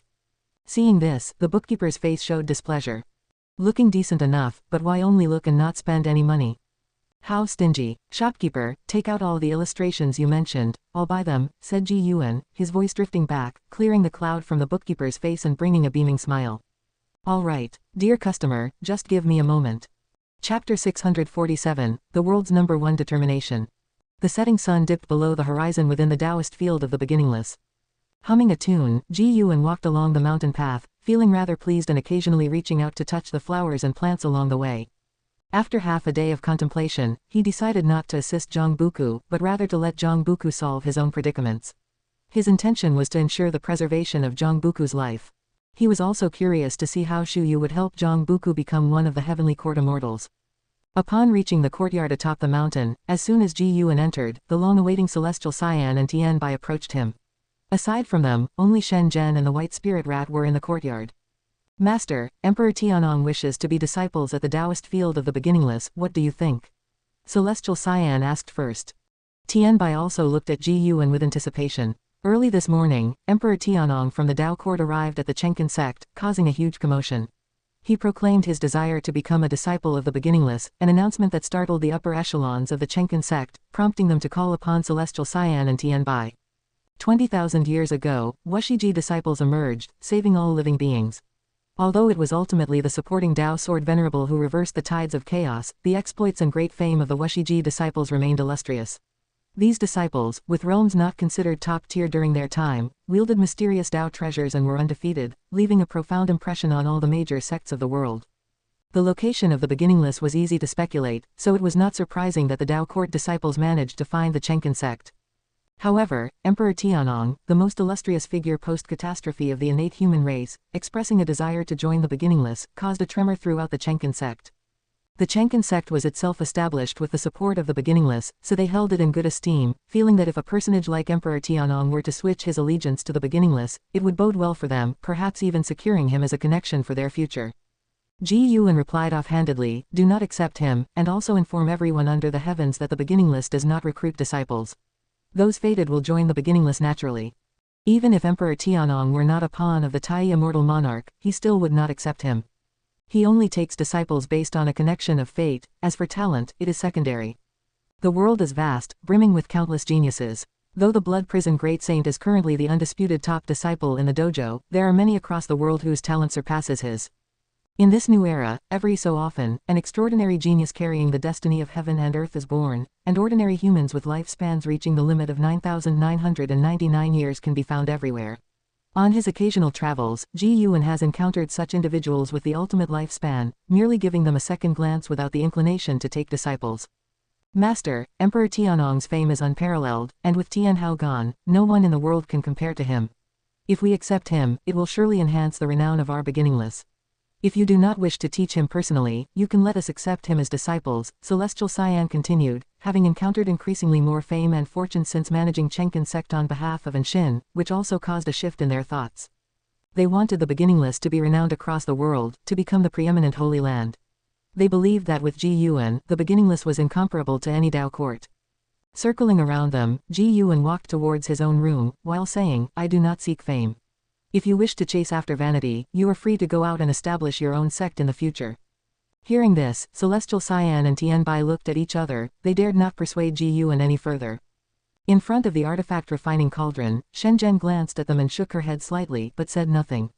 Even the disciples within the Taoist field of the beginningless were starting to pursue fame and fortune, it seemed the world was likely to become embroiled in conflict once again. Thinking this, Shen Zhen, who has long contemplated the path of cause and effect, gained deeper insights into the movement of destiny in the world. The world has been reshaped for nearly 100,000 years, besides the earlier calamities wrought by the innate human race in the human world, a peaceful backdrop has always prevailed. However, human hearts are restless, and disputes will inevitably arise. But even if chaos engulfs the world, what concern is it of hers? Shen Zhen withdrew her thoughts and continued her contemplation of the great Tao. After staying in place for a while, Celestial Cyan and Tianbai went to the Taixuan Sect to reject Emperor Tianong. They waited until night fell. The two women returned. Walking through the forest, they stopped before a stream. Celestial Cyan turned her head, her peripheral vision glancing back, and said, "Please return, further ahead is unauthorized entry into Wuxi." A figure emerged from the deep woods, an attractive man dressed in blue with an extraordinary demeanor, unable to hide the pride between his eyebrows. He was none other than the current first pride of Dao Court, Emperor Tianong.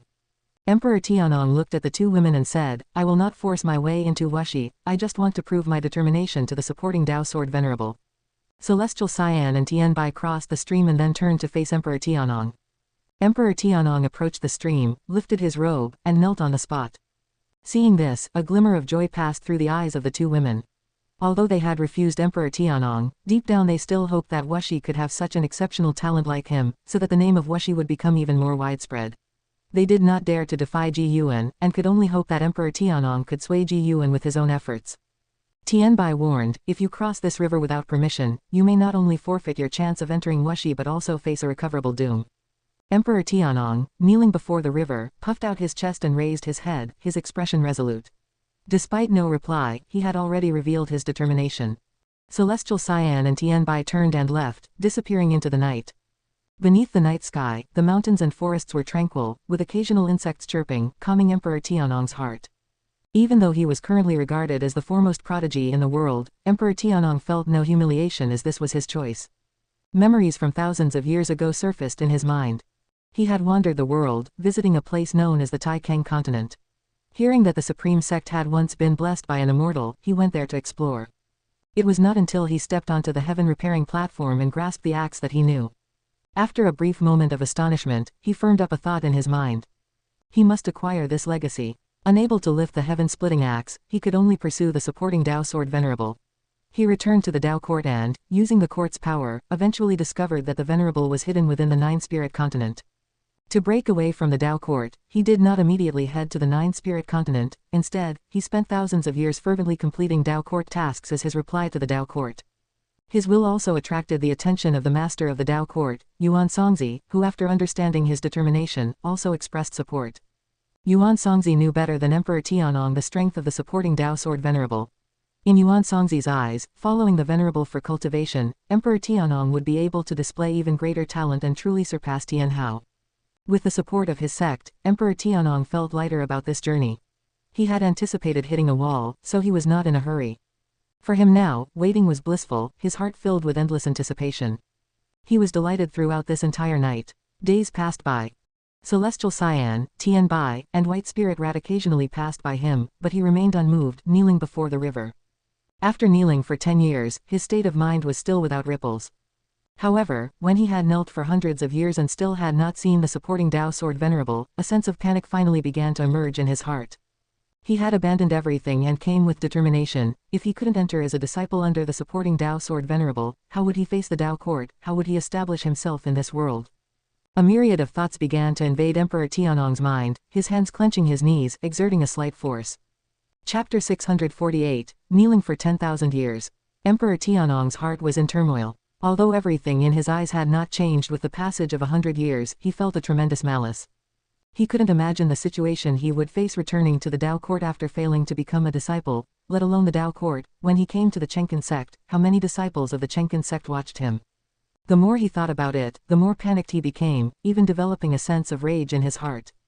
This anger was so confused even he couldn't tell whom it was directed at. Hate the supporting Dao Sword Venerable. But supporting Dao Sword Venerable had no reason or obligation to take him in. If anyone was to blame, it was his own insufficient talent. The supporting Dao Sword Venerable had taken Tian Hao as a disciple, and Tian Hao was the champion of his era before him. Since before his birth, Tian Hao had vanished, so there were always people who believed he was not the strongest champion of all time because he never defeated Tian Hao. After the tribulation of the innate human race, everyone knew that Tian Hao was a disciple of the supporting Dao Sword Venerable, which made Tian Hao even more legendary. When Tian Hao disappeared, people liked to use him to suppress the geniuses of the world. In fact, while Tian Hao was alive, he also endured the same doubts Emperor Tianong faces today. But regardless, without defeating Tian Hao, Emperor Tianong could not truly consider himself the greatest champion through the ages. Emperor Tianong's thoughts ran wild uncontrollably, even though reason told him that 100 years was nothing, he couldn't help but dwell on it.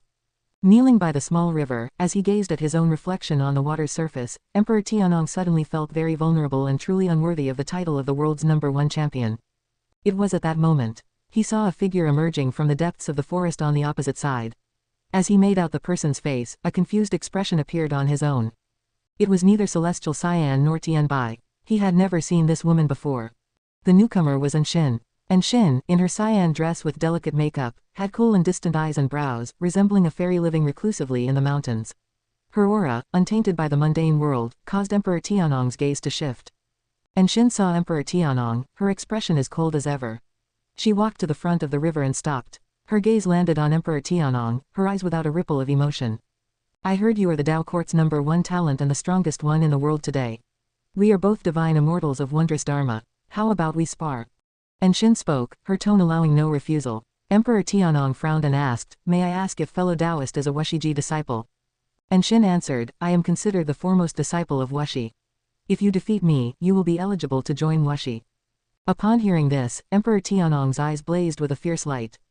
Having knelt and waited for 100 years, his mood was already irritable. With Anshin's sudden approach, it seemed like the very opportunity he'd been yearning for. He wanted to show the sword venerable his talent. Emperor Tianong stood up, with mud and grass falling from his legs. His aura changed abruptly, the wild wind howled, causing the surrounding trees to shake violently. Where shall we spar? Emperor Tianong asked, his intense gaze domineering, his hair dancing wildly like flames. Anshin's eyes flickered with purple light. She replied indifferently, no need to go elsewhere, right here will do. It will be over quickly. Emperor Tianong felt humiliated, his robe began to billow, a terrifying aura emanated from within him. Meanwhile, inside an inn belonging to the Taixuan Sect, Ji Yuan was drinking with his friends who enjoyed meat and wine, when suddenly they felt a terrifying aura coming from afar. This wine and meat friend named Chu Zhou exclaimed in shock and suspicion, could it be someone is causing trouble within the sect?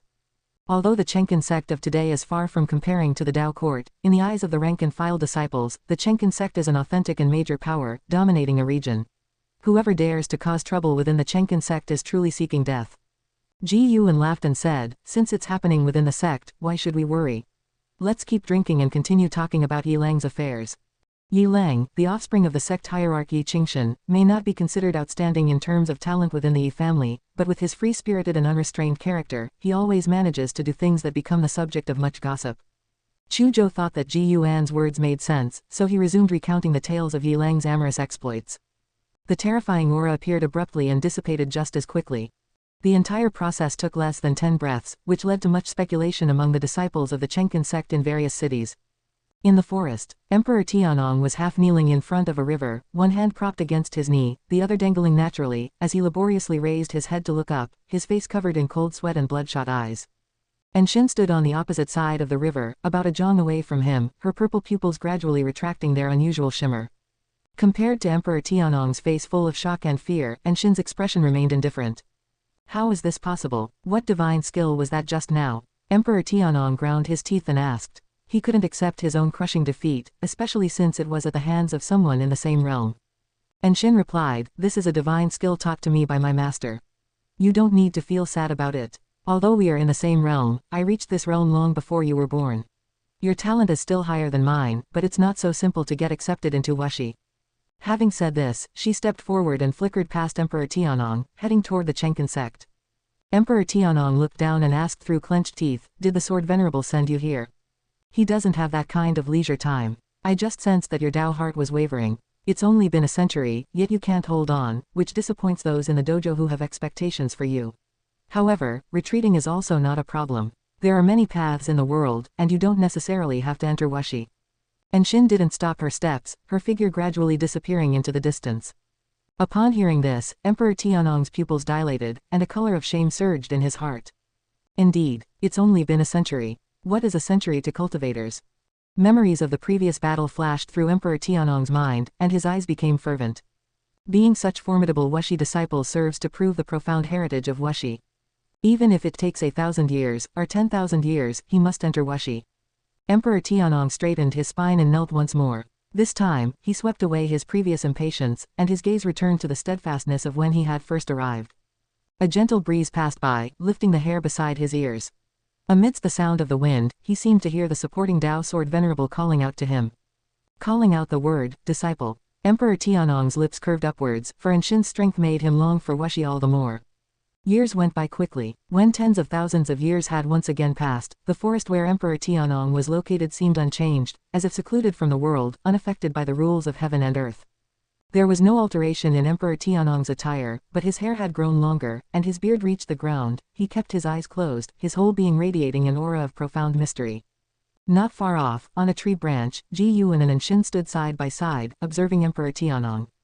Anshin spoke up, Master, if you truly do not wish to accept him, shall I drive him away? Emperor Tianong's decade-long kneeling did not only move her. Other disciples of the dojo also became aware of this man's determination and were touched by it. As the number one prodigy of the world, he has managed to patiently kneel in this place for tens of thousands of years, which is unimaginable how resolute his determination is. Chapter 649, Celestial Plan, Chaos Grudge Luo. No need, I didn't say I'd definitely not take him as a disciple. Ji Yuan looked down at Emperor Tianong and replied softly. The reasons he did not take Emperor Tianong as a disciple were, firstly, he did not favor him, and secondly, Emperor Tianong was a reincarnation of an immortal god, with the consequences of Tai immortal monarch's karma trailing behind. However, reincarnation creates a new personality. Judging from Emperor Tianong's inner voice, he genuinely wished to take Ji Yuan as his master. The reason why Ji Yuan was hesitating was because he wanted to wait until he achieved his own breakthrough before accepting him, using the opportunity to further temper Emperor Tianong. Anshin remarked with emotion, if it were Tian Hao kneeling, managing to kneel for 100 years would be already quite good. Setting aside talent, she felt that even she herself wouldn't be able to kneel for 10,000 years. Ji Yuan's eyes did not show any change as he gazed at Emperor Tianong, probing into his future. Standing near Emperor Tianong, he still did not notice the two of them. After kneeling for 10,000 years, Emperor Tianong had entered a state of self-forgetfulness. He was contemplating the natural laws of heaven and earth, thus forgetting the torment of time. By the way, Master, how is Tian Hao faring these days? Anshin turned to Ji Yuan and asked curiously.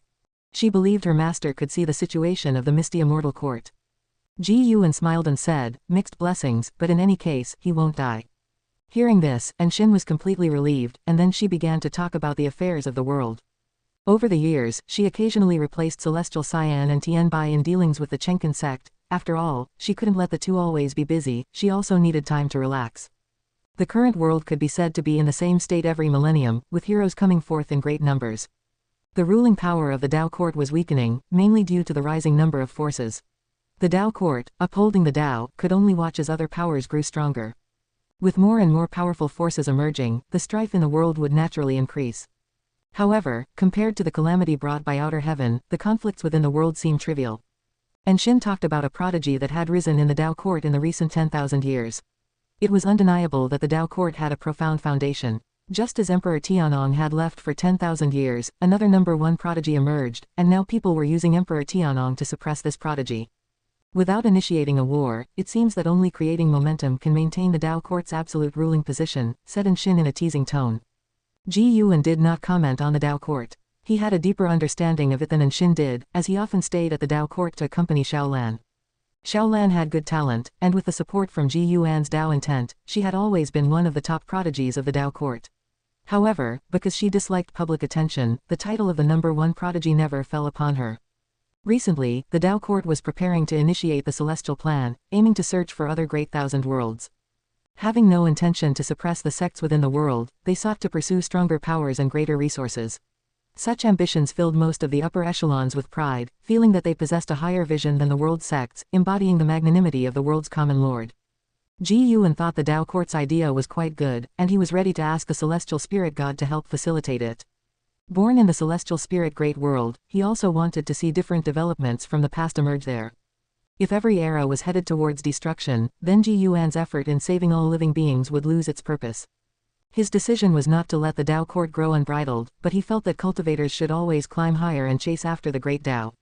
The existence of the World Gate seemed more like a restraint on the development of cultivators. No matter how one looked at it, the World Gate did not seem like a natural phenomenon. At this moment, Ji Yuan was considering whether or not to allow the disciples of his dojo to venture out. He had his disciples in seclusion all year round in order to accumulate their strength, not to limit their freedom. His greatest concern was Chen Chuan. When Taixuan was first reincarnated as Chen Chuan, he encountered a mysterious karmic force that cursed him, nearly causing the death of his parents.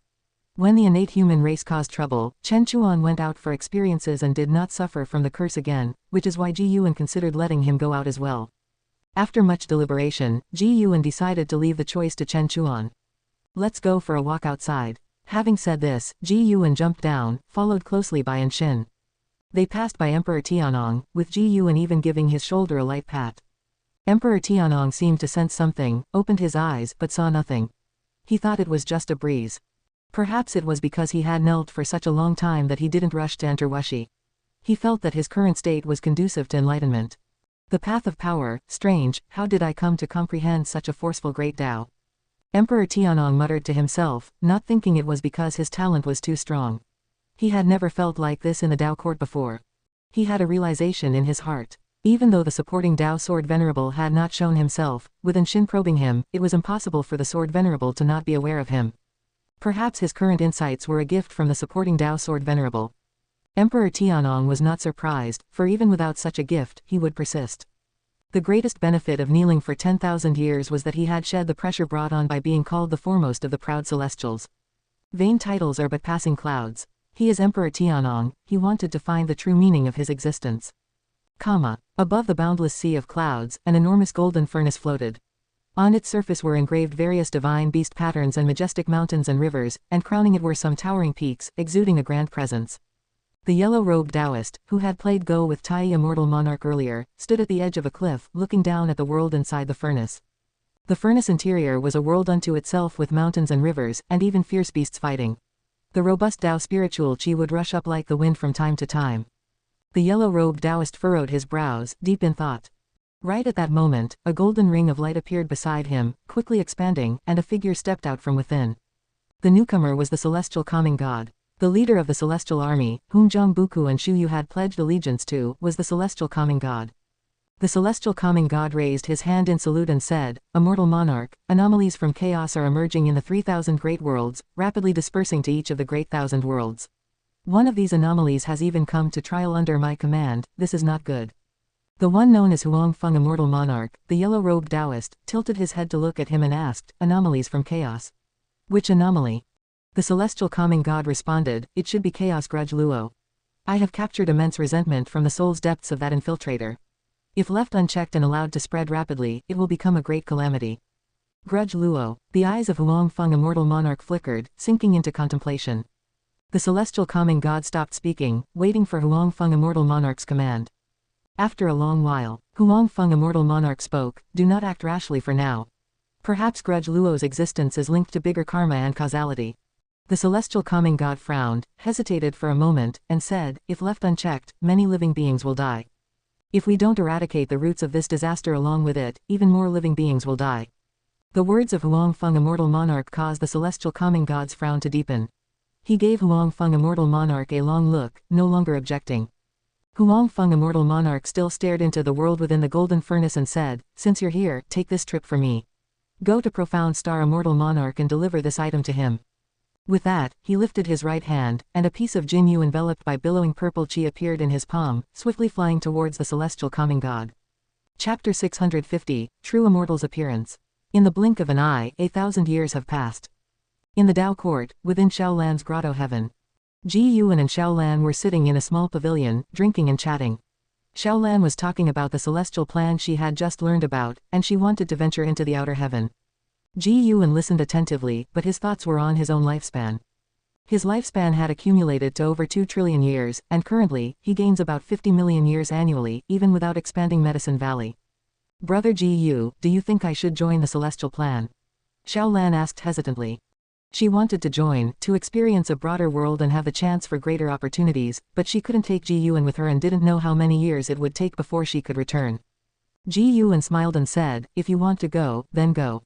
If you're worried about me, there's no need. Just think about it, you often seclude yourself for cultivation, and I still live well. I have many friends in the Tao Court, I am not alone. Go ahead and venture, I will wait for you here to return." Upon hearing this, Xiaolan's face lit up with a smile, as Brother Ji Yu was always so supportive of her. Thinking about it, Ji Yuan managed to stay in the Dao court for tens of thousands of years without any issue, which proves his capability in handling affairs. She didn't have such a big influence in the Dao court, even peerless prodigies and great figures occasionally find themselves in trouble. Xiaolan continued, my master also wants me to advance, to strive for the top treatment as the first prodigy in the Dao court. After Emperor Tianong left, although the Dao court promoted another unparalleled prodigy, there's a clear gap compared to Emperor Tianong. My master said I have a chance to take the title of the top prodigy, and she will mobilize all her connections to build momentum for me. Ji Yuan listened carefully. Where there are people, there are rivalries like those of the martial world, especially in a major power like the Dao court, where the internal power struggles are extremely fierce. Behind each prized prodigy, there are numerous cultivators striving to support them. The number of cultivators in the Dao court is countless, many are unknown geniuses or powerhouses. The reason for their obscurity is due to lack of promotion. Talking about Emperor Tianong, Xiaolan sighed, I have seen Emperor Tianong, he truly had an imposing presence, making one feel at first sight that he could make a name for himself in the world. The Dao court also treated him very well, giving him the best resources. Yet he chose to go and apprentice under the supporting Dao sword venerable. I heard that the supporting Dao sword venerable has repeatedly saved the world, truly a true immortal of the human world, but how can Wuxi compare to the Dao court? Ji Yuan laughed, maybe what he's pursuing is a stronger Taoist technique. Cultivation lies in the individual. Although the Wuxi's disciples are famous for a while, their cultivation level is not far superior to the contemporary talents. Mainly they rely on the Dao treasures of the beginningless to fight, which shows the cultivation resources Wuxi can provide are not top-notch. After all, they reside hidden in a small corner of the world. Xiaolan shook her head, saying she didn't know much about the supporting Dao sword venerable, but in her view, the Dao court is the strongest sect. After all, she belongs to the Dao court. Ji Yuan found her questioning of Wuxi interesting and added, anyway, this is your opportunity. The road to immortal cultivation is extremely long, and everyone has their choices. You once made a decision that others around you didn't understand, which was to always take me with you. Xiaolan blinked and said, that's different. During the conversation, she moved closer to Ji Yuan, tightly hugging his arm. If something happens to brother Ji Yu one day, and I need to give up my cultivation, I will not hesitate. Tisk tisk tisk, aren't you cursing me? Hey, I am expressing my true feelings here, why aren't you moved? I do not hope for that day to come, and I will not let you face such a choice. Ji Yuan raised his hand and wrapped it around Xiaolan's waist, speaking softly. Xiaolan feels very happy in this life, now without any worries in her heart, something Ji Yuan is pleased to see and will do his best to maintain. Unlike dealing, because she was his junior sister, Ji Yuan accompanied her in person, the mature medicinal herbs could afford a delay of a month. After Xiaolan left Grotto Heaven, Ji Yuan then went to other medicine valleys to start collecting medicinal herbs. As Xiaolan began to pursue the higher great Tao of heaven and earth, Ji Yuan felt that he also needed to step up and improve the lifespan and income of each medicine valley.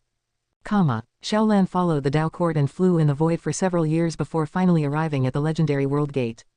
There were hundreds of people on this journey. Like her, there were 20 geniuses in total, the others were great cultivators of the Dao court, all with cultivation levels above the Zizai immortal realm, and leading them was Yuan Songzi, the master of the Dao court. Yuan Songzi performed the cloud ascending technique, carrying everyone as they flew together. Above the clouds, Xiaolan gazed far into the distance at the World Gate, utterly astonished by it. Even though she was a divine immortal of wondrous dharma, she instinctively felt overwhelmed, the majestic aura of the great Tao made her breath quicken. It was not just her, the other cultivators felt the same. Except for Yuan Songzi, it was the first time for everyone else to see the World Gate. They quickly landed on the square in front of the World Gate. Yuan Songzi walked briskly forward and bowed to the celestial spirit god in front of him.